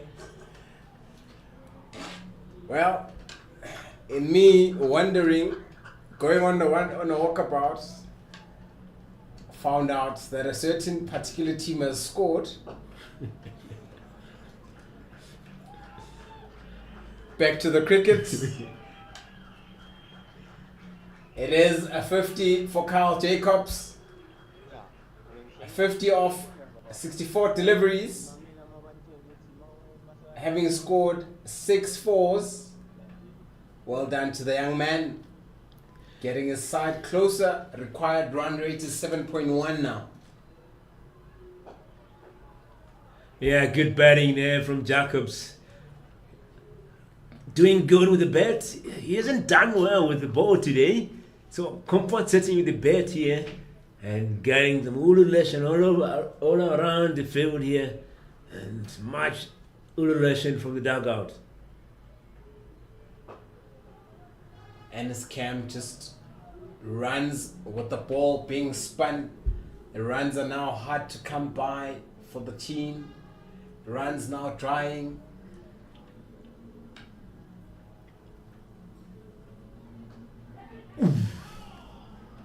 Played square, great effort there, but by Khan, but unfortunately not getting his hands properly to the ball, and resulting in 2 runs there. That's end of the over, ladies and gentlemen. 25 runs, 25 overs gone, 2 wickets down, 122 on the board here, 177 still needed to win here by 6 gun pages. And I'll allow Bali to finish his story. He went to spy. Well, they didn't really have to spy. It's all over the news that a certain particular team from Orlando has scored. Scored within the very first 5 minutes. Yeah, still a long way to go. It's 90 minutes. Can go over past 90 minutes to extra time. So let's see what happens there. Big game. So down. Big game there. Looking at also the T20 Cricket World Cup, you've got the Pakistan match happening right now. One more added to this total, and they are currently 55 without loss after 5.5 overs. As you see, Snyman back into attack for Eastern Storm coming into Bowie's second over. Joris Neyman will want to do very well. Batted very well this morning. Was very unfortunate to have himself run out. Should have grounded his bat as he was running in, and he should have run the second run a bit quicker and not just scamper home. No time to relax here. Otherwise, the opponents will pounce on you. And that is what happened. Pele pouncing on him. Did a very good job there, Pele.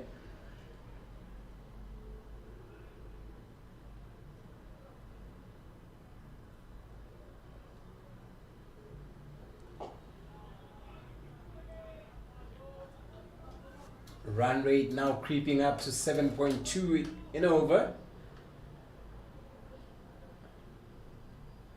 It's at this point in time of the game that dot balls become magic and become very valuable.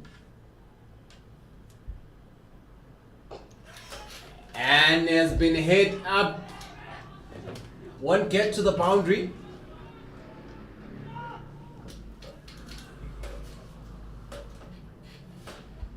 Yeah, up in the air, not much power there, but managing to score a couple of runs. And that's to finish off the over. Snyman 2 overs bowled, 7 runs conceded, and 26 overs bowled here. 127 is the score. At the moment, Sitka and Burgess, the captain, Van Hinen and Jacobs doing the work here, complementing each other nicely. Their partnership growing massively here. I think Grant Thompson not finding a solution so far for these two. We'll have to come up with an idea of. But one thing that I'm not really worried about is that there is a dry of boundaries. The boundaries have dried up.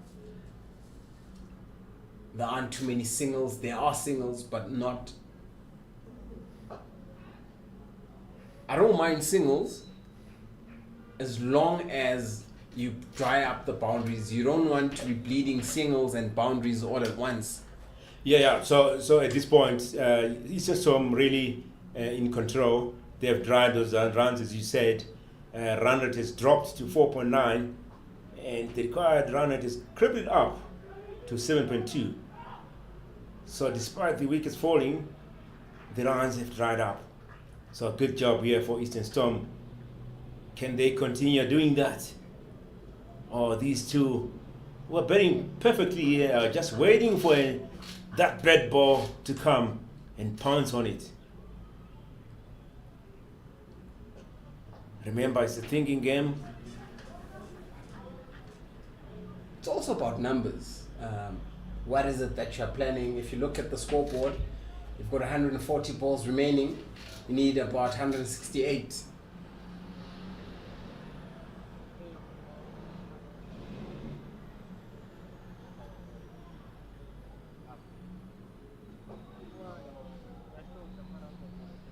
And the spin bowlers are certainly trying the runs up, the opportunities to hit, unlike when the ball is coming onto the bat.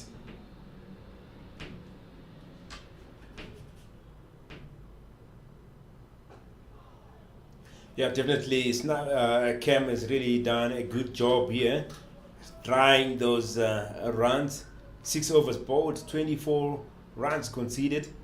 It's being complemented here by Snyman, who has bowled 2 overs and only conceding 7 runs. So far so good for the spinners. I'll say they're playing their roles perfectly at this point. We'll want to see how far they'll keep the spin bowlers operating. I think also the idea is just to try and slow the run rates, but bowl at a very rapid rate too.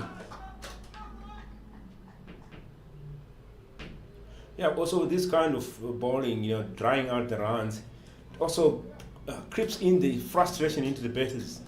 And once the batters get frustrated, they are prone to making mistakes. That's why we always say cricket is a thinking game.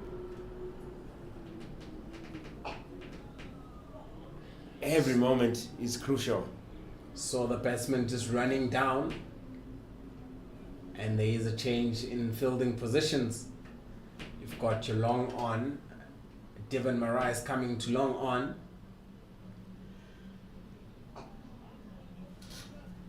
Seeing the advance by the batsman in the previous delivery, and was unable to get it away.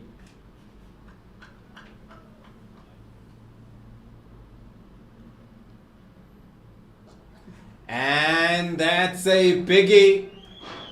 Manages to clear the field, crashes it into the grandstand. It is Carl Jacobs. Yeah, that we're talking about, just waiting for that bad ball. And here, ladies and gentlemen, Carl getting that one, and boom shakalaka, 6 runs, ladies and gentlemen. And looking at Carl Jacobs, he's on the run here, scoring those runs.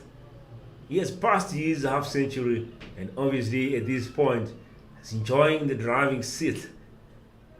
Got that confidence. He has settled down at the crease. He's really up for it. Being complimented by his captain. As we've said, it's time for Eastern Storm to come up with a solution to break this partnership. Otherwise, this partnership is running amok. Well, plenty of runs so far in the CSA Division 2. So runs earlier, so runs last week, so plenty of runs during the week.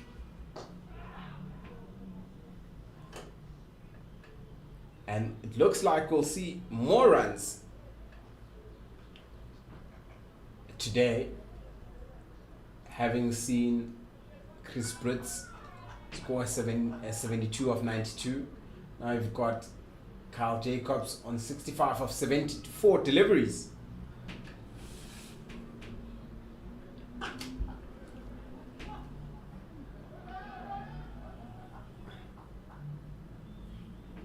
Yeah, it'll be interesting to see how the tables will stand tomorrow in terms of milestone achieved. Like I said today, coming into this encounter, Van Skalk of SA Imaging is leading with the most runs. He's on 173, and the second one was Ruan Teblanche, who was on 155. He put on some runs today, so obviously we saw SA are not playing today, so at this point Teblanche should be leading the runs rate. But we don't want to delve into that.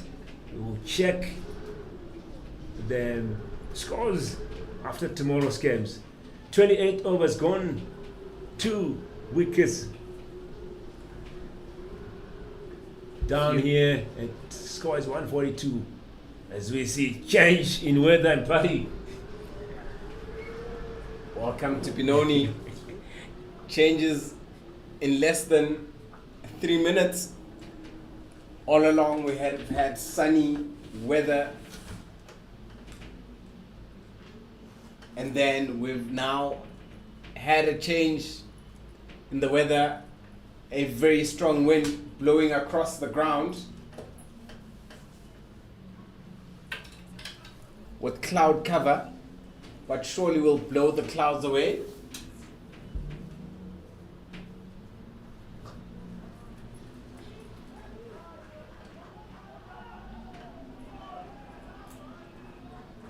As we see coming into action, a bit of misfield there from Skukune, and they're just taking advantage of that, getting that second run. Coming in to bowl his 7th over. Rapid change in weather, ladies and gentlemen, as you can hear this whistling sound. And you can see from the side screen there, blowing off. But so far, game going on. We hope the weather will give us a time to finish off this game, as Badgers still need 154 to win from 130 balls. They're now on 145.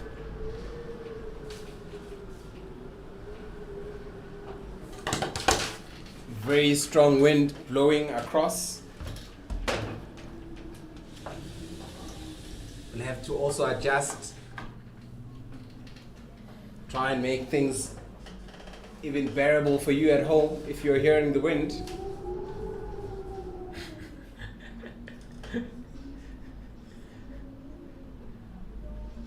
The wind a bit adamant here. After closing those windows, you can still hear it coming more.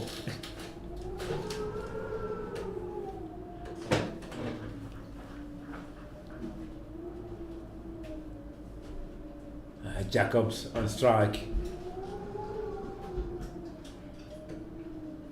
Cam coming left arm around and over the top. Fielder depth to the boundary, bringing in that one, and only 2 runs off that ball.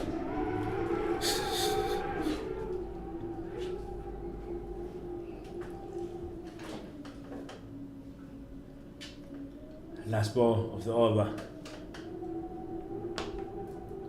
Bales also flying, may have to get the heavier set of bales just to try and keep things steady.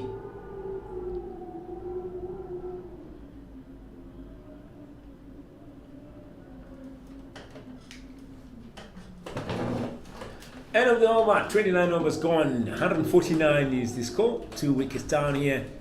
Great batting here from Jacobs, 71 from 79 balls, and Van Heerden 43 from 64.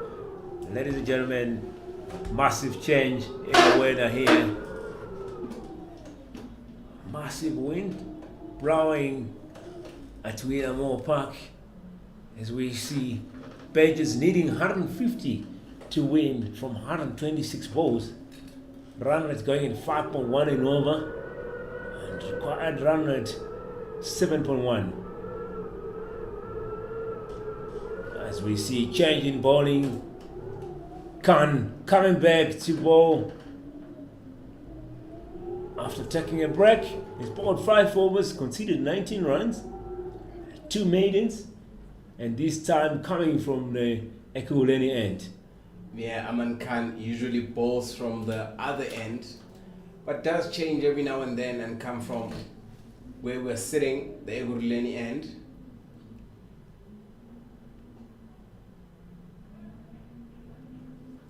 That is 150 for the Badgers. Still 29.1 overs left, or rather 20 overs left. About 120 deliveries, needing 147 runs. Badgers still in it.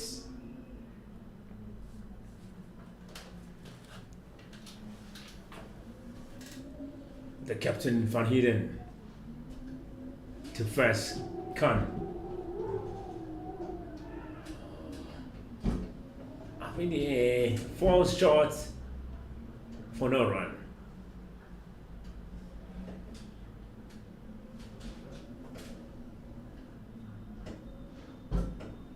If you've just joined us, ladies and gentlemen, welcome. It's the action coming to you live from Willowmoore Park in the East Rand. Third round of the One Day Cup, Division 2.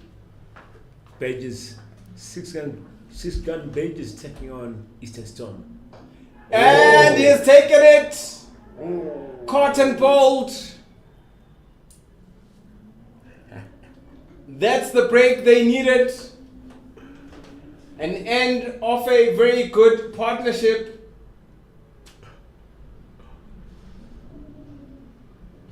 What a catch there from Khan. Was headhand straight to him by Van Eden, who's gone for 43 from 66 balls. And at times, as a batsman, despite how angry you may be for losing your wickets, it was a brilliant catch. It was a brilliant catch. It isn't easy to take one, especially running with the wind and everything. So that's a breakthrough here. This partnership was causing some trouble here for Eastern Storm. It's already batted nicely, building that partnership, but Khan coming in. So great decision there by the captain Grant Thompson to bring him back and try new things. I think also the decision to bring Aman Khan back is just encouraged by the fact that you've got a wind blowing across the field. You'd rather want to keep your spin bowler on the other end and get the batsman to hit towards the wind and get your quicker bowler to bowl with the wind blowing across. Chances are you'll get the ball coming or jagging back more often than usual.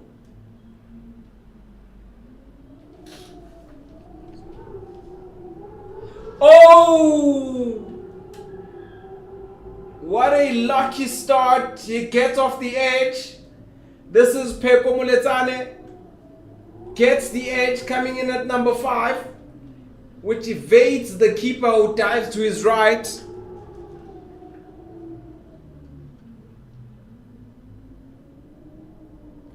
Looks like we are getting off here. You see umpires signaling the groundsman. Wind has become very strong. Umpires have called for the batsman to walk off the field. Just to give you a recap of what happened this morning, the Eastern Storm managed to score a 298 for the loss of 7 wickets in their 50 overs. Christopher Prinsloo,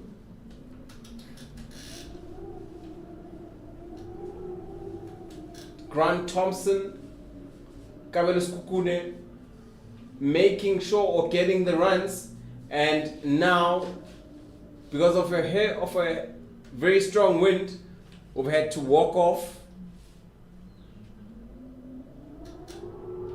Groundsman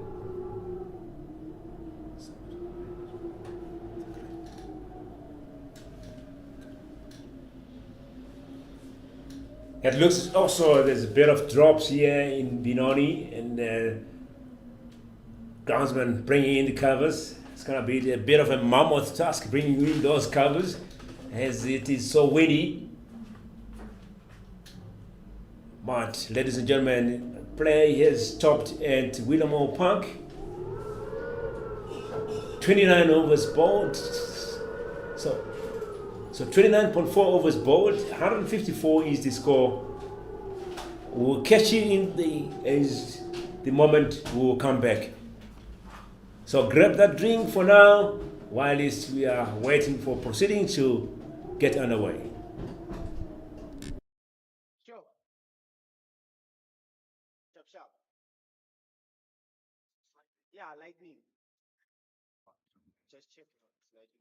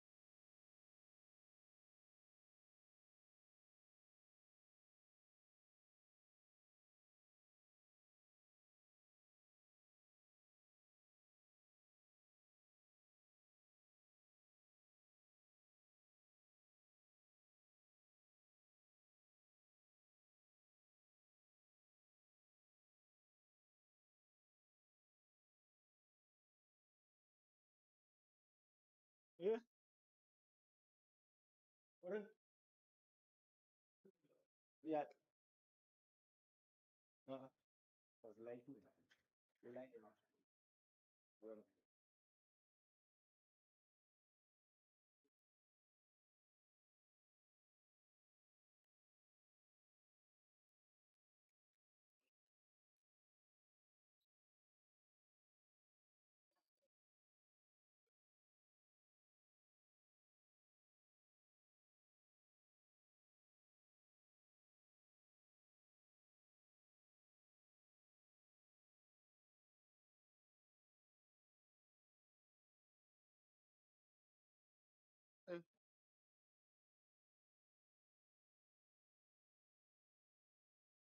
eh, bengithi ngifuna ukubuza ukuthi asiluzanga nethi manje ngibona bayaphuma futhi.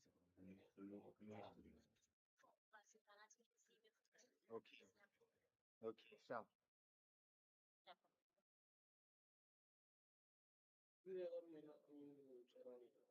Yeah? Kanjani? Ke fisa jwang mara ke fisa jwang man?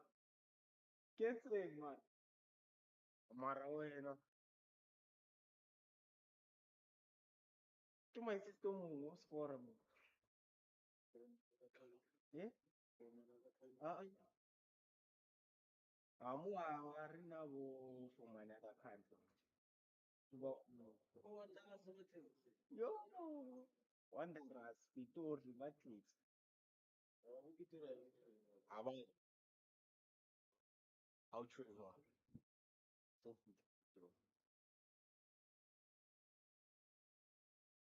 yes, I say to you that. That's Yalmanga Wapalo.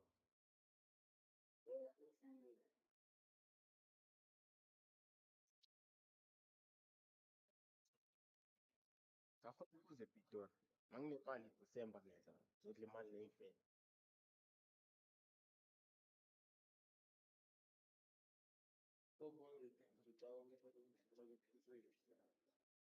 Intama member. Ngifuna ukuthi imali lefe. Khona isiqhelo ngasithela kwenye event. Bengize Pitori, ngiye ngale Pitori kwenye event. Hayi, ngasibona ngasithola kayi-one manje ngiyasifuna yo. Eish, sasifuna and ngiyasazi ngokukhuluma naso sesifana indaba lephelele e-Headfield. Hayi ngoba unantaba. Kuyaphileka ngale nto le. Mhlambe la unayo uzazi. Uyathemba? Baka sister la. Baka sister la. Oh, hayi. Sikuphathiseni nge-guidance ne? Sikuphathisa nge-guidance ne? Ya, ngiyabona. Ngiyabona. Awunakuthanda. Kunje. Kunje. Hayi. Kunje ba. Ubuya kuya. Ngakho serious manje. Ubuya that's good. Right. Why ngikusola ukuthi angithi ubuya.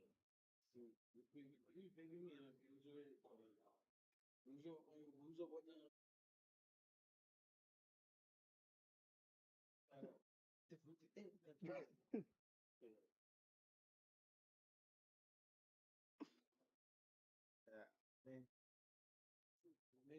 Ya, ngithula kancane.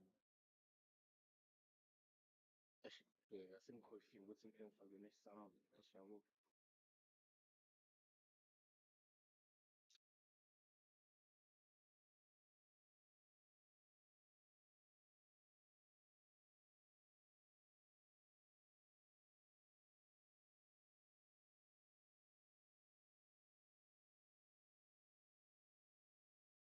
Elsie, you bet. Yeah, they won't take it.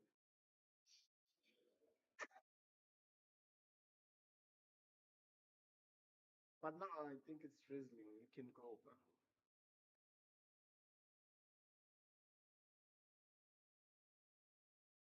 Okay. Okay. Yeah. Okay. Sure. Sure. Thanks.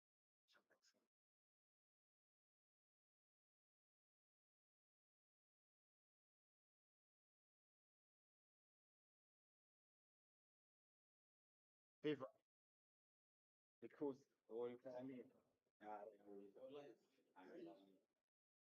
un cargo life. More for life to my kids. It's got for life. Out of for life.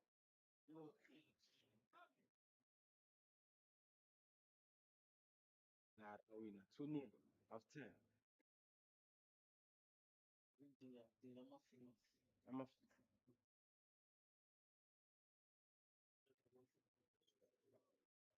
that's mental.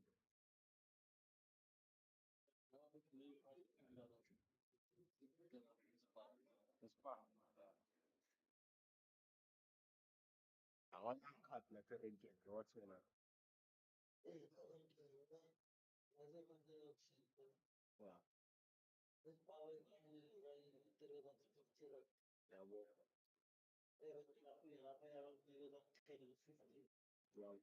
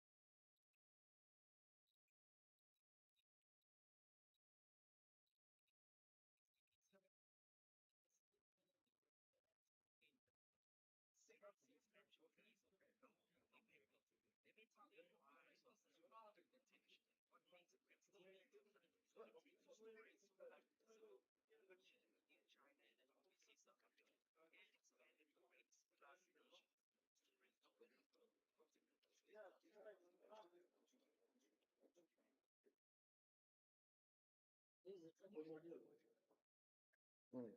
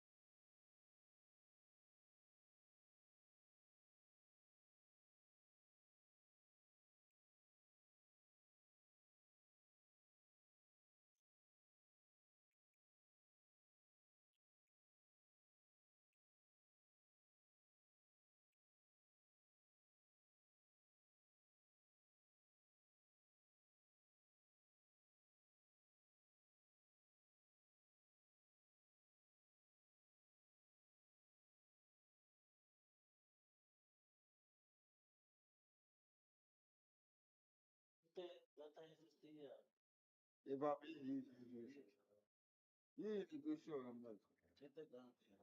Wena uyagula ngagula kana ngigula kwakho bemtshela idosi yini nje?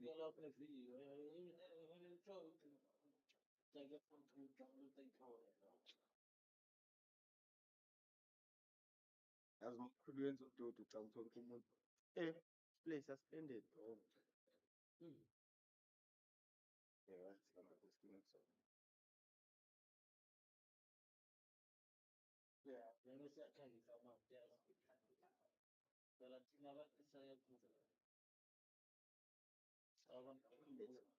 Hawu wena.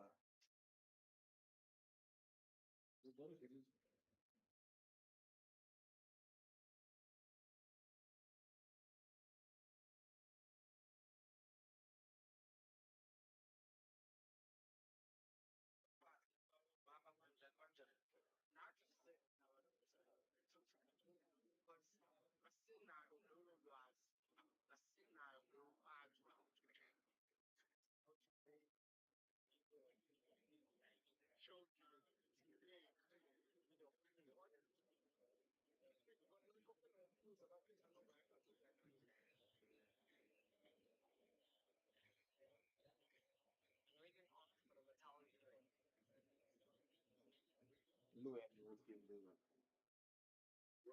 Game bukan ni. Ana this way.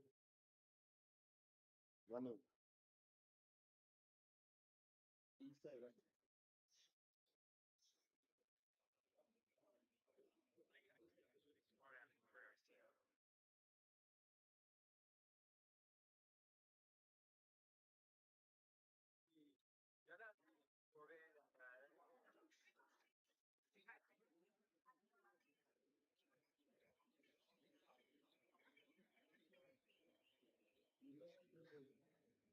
Yeah.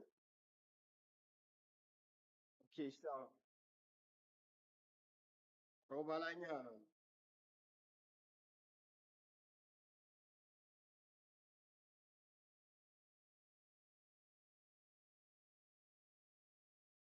Eh, nampu.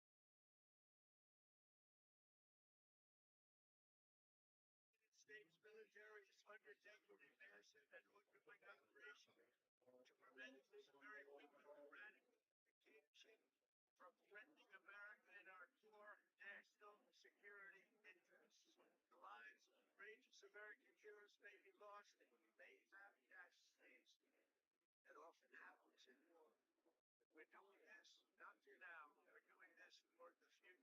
The members of the Islamic Revolutionary Guard, the armed forces, and all of the police, I say tonight that you must lay down your weapons and have complete immunity, or in the alternative, face certain death. Finally, to the great proud people of Iran, I say tonight that the hour of your freedom is at hand. Stay sheltered. Don't leave your home. It's very dangerous outside. Bombs will be dropping everywhere. When we are finished, take over your government. It will be yours to take. This will be probably your only chance for generations. For many years, you have asked for America's help, but you never got it. No president was willing to do what I am willing to do tonight. Now you have a president who is giving you what you want. So let's see how you respond. The United States military.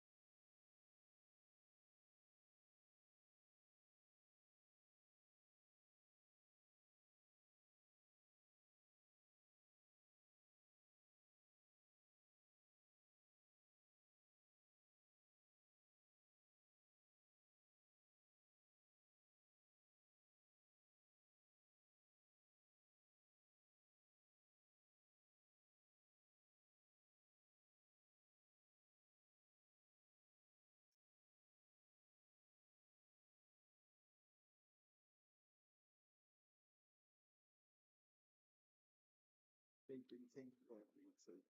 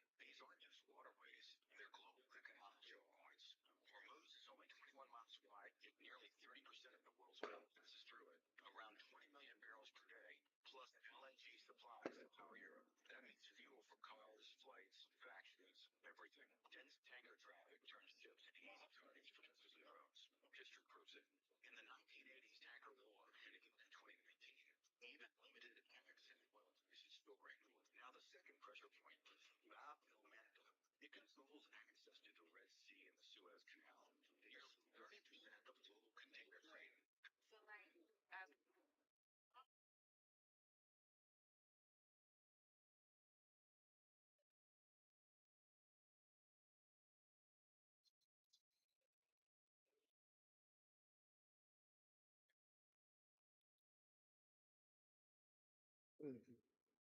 Thank you. Sawona. Bebangakabi ne-updates. Okay, sathini fanele.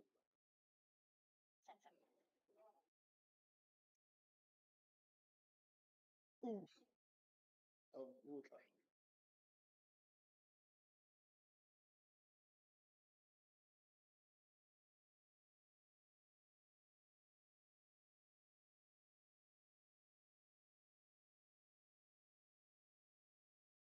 Let's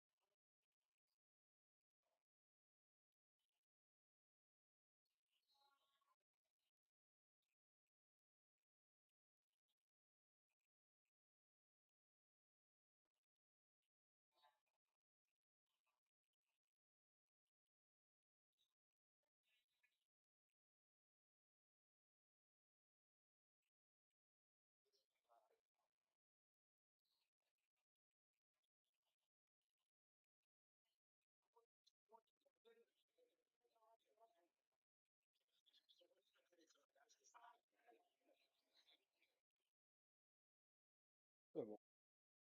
Fish. Fish.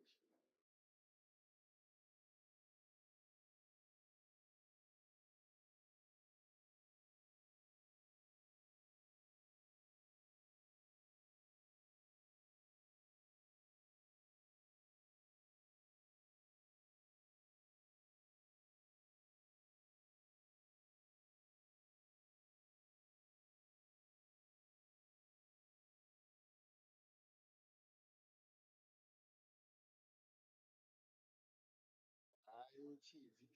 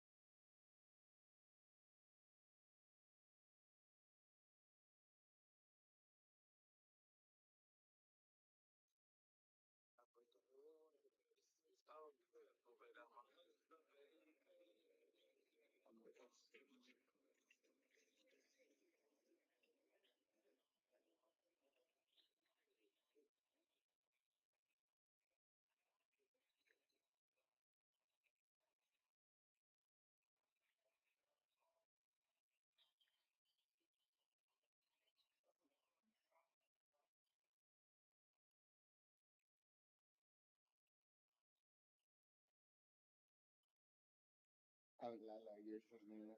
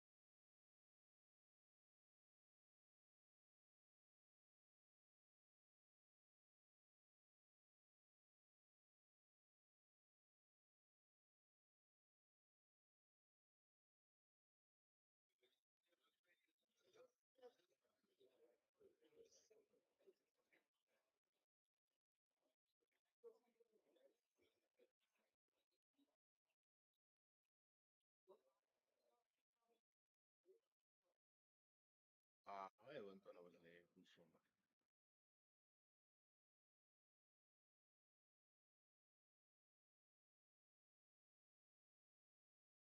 Yebo.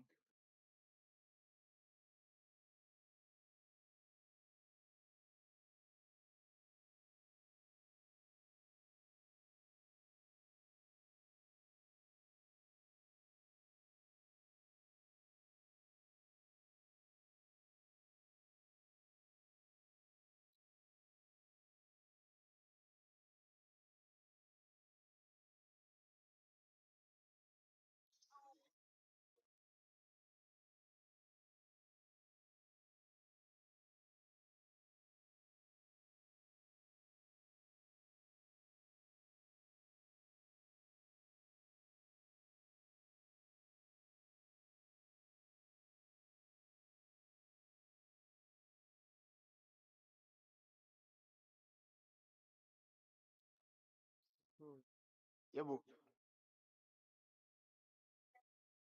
Okay. Okay, I'll see you.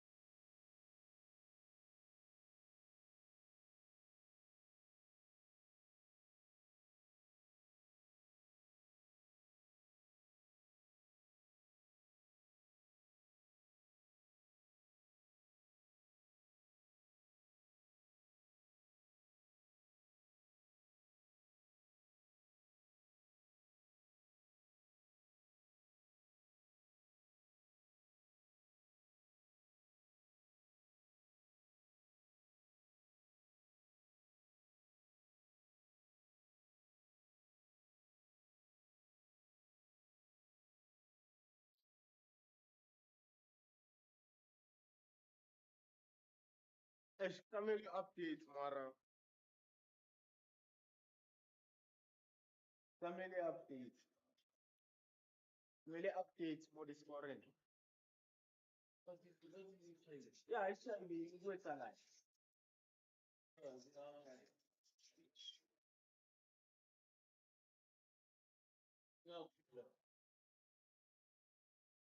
Entire update most. Not of you. Current states. I.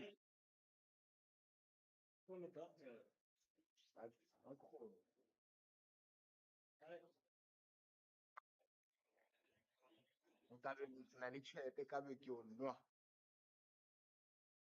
Vale.